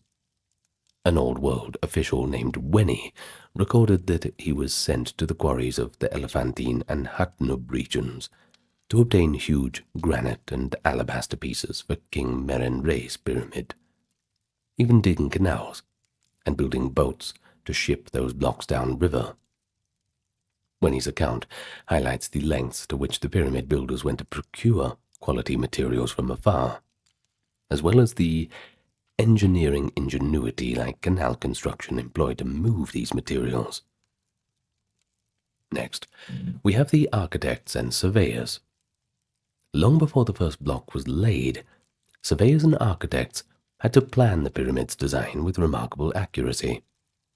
The Old Kingdom builders were adept in geometry and astronomy, aligning the pyramid sides almost perfectly to the cardinal directions. They likely used sighting instruments and circumpolar stars, or solar shadows to find true north. Well, leveling the base may have been accomplished with a grid of water-filled trenches as a giant level. These tasks fell to specialists, which we might call engineer architects, often high-status individuals at court. Imhotep, the earliest known architect, was later deified for his design of Djoser's step pyramid. And little fact about Djoser's step pyramid, he never met his real pyramid, but it was good he had a pyramid figure in his life. Well, anyway, these architects, excuse me for that, that's a good joke, I like that. Well, these architects not only conceived the form and dimensions of the pyramid and its internal chambers, but also devised the construction methods. For example, the layout of ramps or the use of levers needed to realize the vision. They worked closely with the master craftsmen and foremen to translate the blueprints into action. Probably attached to the architect's staff were teams of draftsmen and surveyors who physically marked out the pyramid's footprint on the bedrock and continually checked that each level remained true and square. Artistic depictions from later periods of the stretching of the cord ceremony, to align foundations that is, have their roots in Old Kingdom practices. It was likely a dramatic ritual that commenced the pyramid building, with the architect and priest stretching a measuring cord in the presence of the king to sanctify the ground and ensure this cosmic precision. Next to the haulers and builders, the largest segment of the workforce, manual laborers. Thousands of men who hauled blocks, mixed mortars, built ramps, and set stones in place. These were often the rotating workers drafted from the provinces. They needed not only brute strength, but also coordination. Moving a multi-ton block was typically done by placing it on a wooden sledge, and then dragging the sledge along a prepared causeway or ramp. Egyptian reliefs from later periods show that as many as 20 or more men might pull an object on a sledge using ropes, while another person likely poured water on the ground ahead to reduce friction. A clever trick, confirmed by modern experiments. You can try it yourself at home, actually. The Giza builders almost certainly employed long ramps to drag stones up the rising structure, possibly a straight ramp from one side, or a system of ramps that wrapped around as the pyramid grew higher. Constructing and constantly reshaping these massive mud brick or rubble ramps was itself a job for many laborers. We might picture crews of workers stomping in clay to form bricks, porters carrying baskets of earth, and bricklayers extending the ramp as the pyramid gained height. Meanwhile, other teams were raising blocks into the final position. They could lever them up tiers or used inclined planes. Either way, coordination and physical effort were paramount. Foremen likely chanted instructions or rhythmic calls to synchronize the hauling. The workers used simple but effective devices, for example, wooden levers, rollers under sledges, and perhaps ropes and pulleys, all managed by experience and teamwork. One striking aspect of the pyramid construction was the movement of materials. The builders took full advantage of Egypt's Nile River and canal systems to transport heavy loads.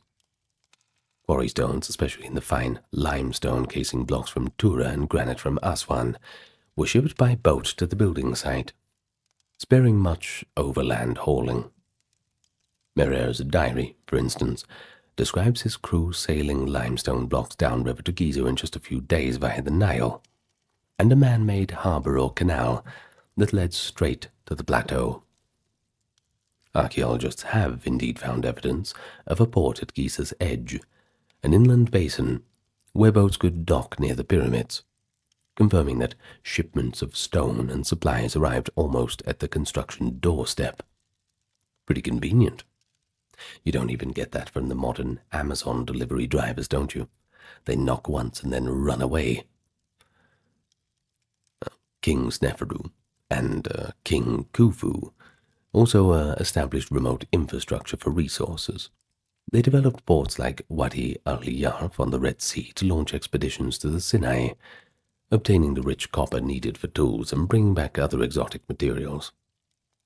This integration of riverine and maritime transport with the on-site labor was a logistical triumph, with ships and barges carrying tons of stone and provisions on each voyage, and canals dug to navigable points. As an official like Weni boasts of cutting channels through the first cataract to float granite blocks. The Egyptians created a supply line that kept the pyramid works fed and equipped. The efficiency of this transport network was such that even enormous obelisks and temple columns could be moved hundreds of kilometers by water, a feat that astonished later classical observers. By marrying waterways, roadways, and human muscle, the pyramid builders mastered logistics on a scale unprecedented in the ancient world. Next, we have behind the scenes. Carpenters and tool makers kept the machinery of construction going. Carpenters built the wooden sledges that carried stone blocks, as well as the large wooden rollers, levers, and scaffolding used on the site.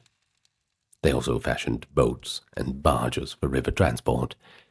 Indeed, some of the very cedar ships that transported granite blocks away from Aswan may have later been dismantled and buried around the pyramids.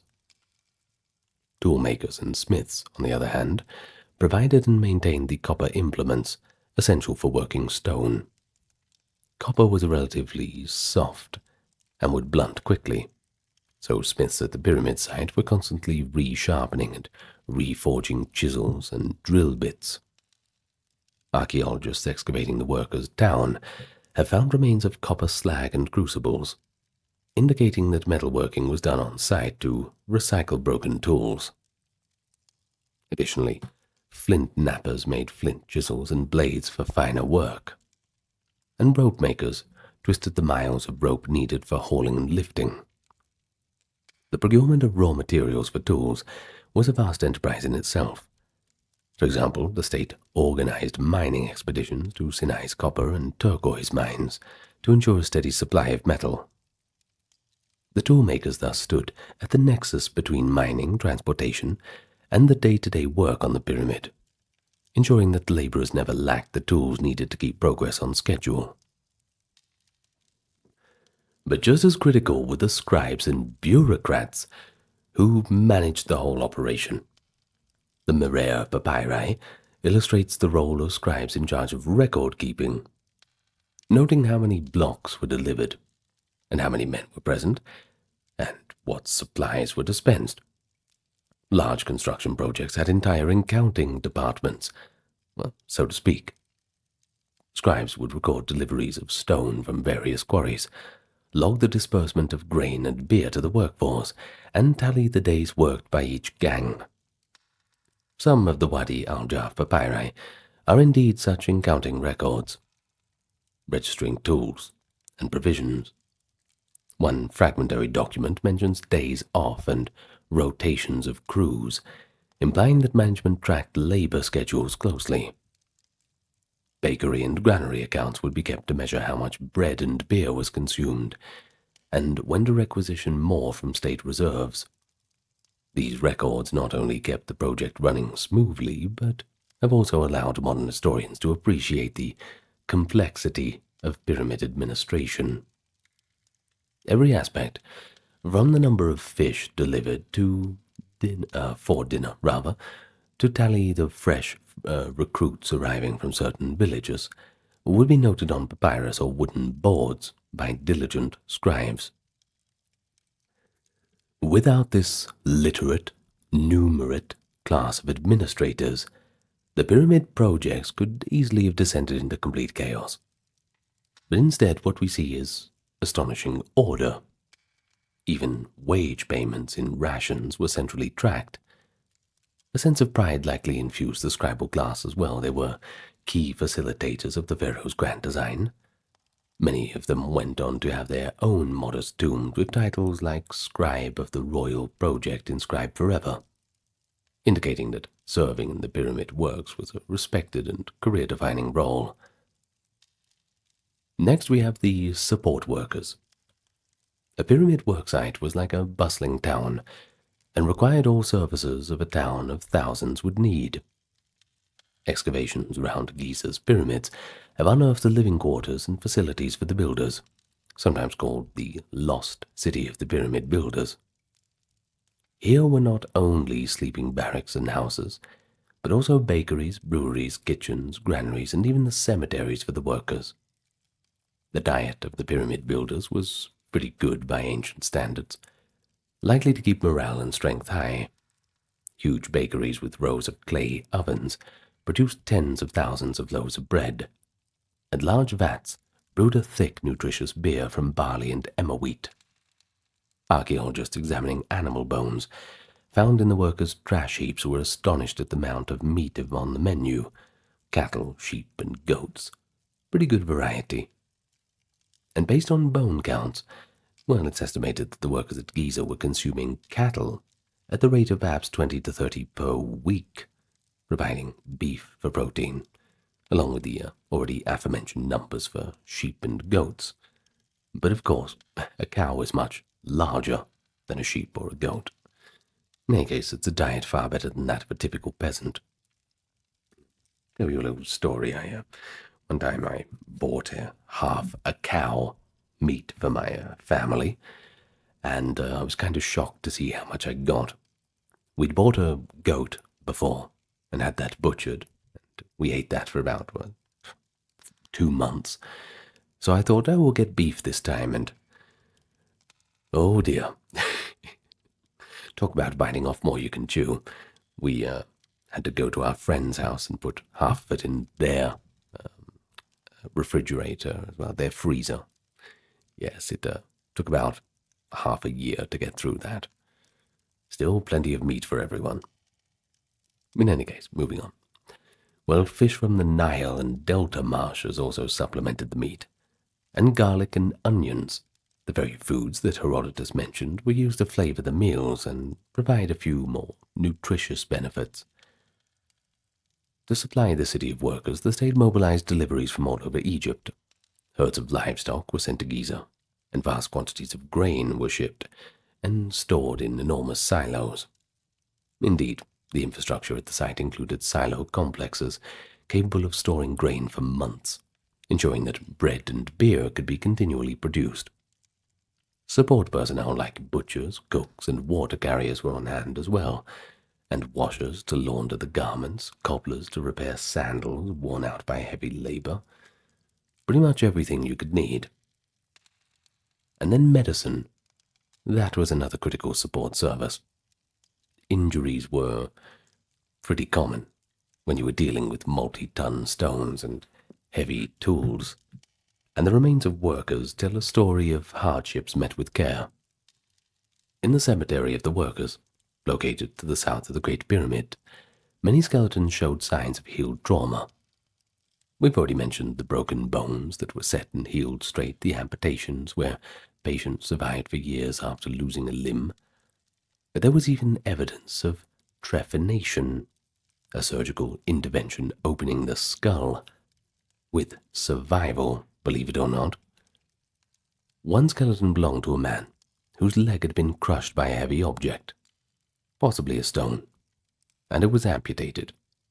He lived for perhaps 2 more years, indicating he was cared for and fed during his injury. Another has traces of a healed skull operation. This implies that physicians or trained healers were stationed at the pyramid site, ready to perform emergency treatment, and they likely used herbal remedies, splints made of wood and linen, and basic surgical procedures to treat the wounds. The overall health of the workers gleaned from their bones suggests that they were generally well nourished. A few showed signs of severe malnutrition, but suffered from arthritis and joint stress due to constant strenuous activity. The presence of female skeletons in the workers' cemetery, some possibly nurses or wives of workers, hints that a community of caretakers was part of the support network. And finally, there were the families and communities of the workers. While many of the laborers were young men drafted for a season, excavations show that workers' villages included not just barracks but also more permanent houses, where overseers and perhaps year-round skilled workers lived, possibly with their families. Accommodations in the pyramid town reflected status. Ordinary laborers slept in austere galleries, long barracks where dozens of men shared space on a raised mud brick platform, whereas officials and master craftsmen had separate mud brick houses with courtyards, kitchens, and private rooms. Archaeologists, for example, have uncovered remains of an overseer's residence complete with a reception hall and sleeping quarters, indicating that even on the work site, those of higher rank lived more comfortably than the rank and file. Some women are attested in the settlement, likely serving as bread makers, textile workers, and perhaps caregivers. The cemetery of the pyramid builders contains not only men, but women and children, implying that a whole community lived around the site. But it is certainly difficult to get an inside sense of what life was like during the Pyramid Age, but archaeology certainly provides us with a few glimpses. So just imagine dawn at Giza. The light spreads over the desert and illuminates the half-finished pyramid, and those tents clustered nearby. A horn sounds, or overseers go round rousing the sleeping laborers. Soon, thousands of them are up and about, some lining up at communal hearths to receive their morning ration of bread and beer, others gathering tools and assembling at their assigned work zones. Throughout the morning, the plateau is alive with the sounds of construction. Teams of men chant in unison as they haul sledges loaded with stone, their voices helping to keep the pullers in rhythm. Whenever a sledge reaches the foot of the pyramid, there's a flurry of coordination. Levers are wedged under the block, and with concerted heaves the stone is pried onto the first tier of the rising structure. On the pyramid itself, skilled masons and setters await each block.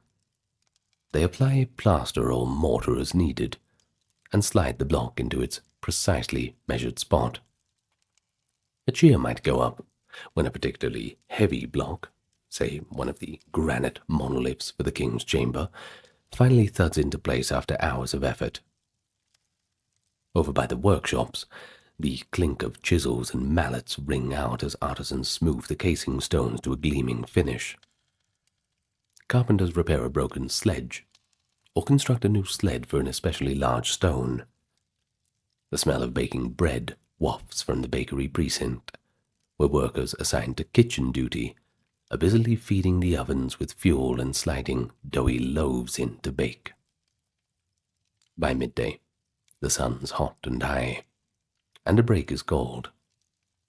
The labor gangs retreat to whatever shade they can find, the side of a ramp or the shelter of a barracks roof, and they eat their lunch of bread, onions, maybe dried fish or dates, washed down with hearty beer.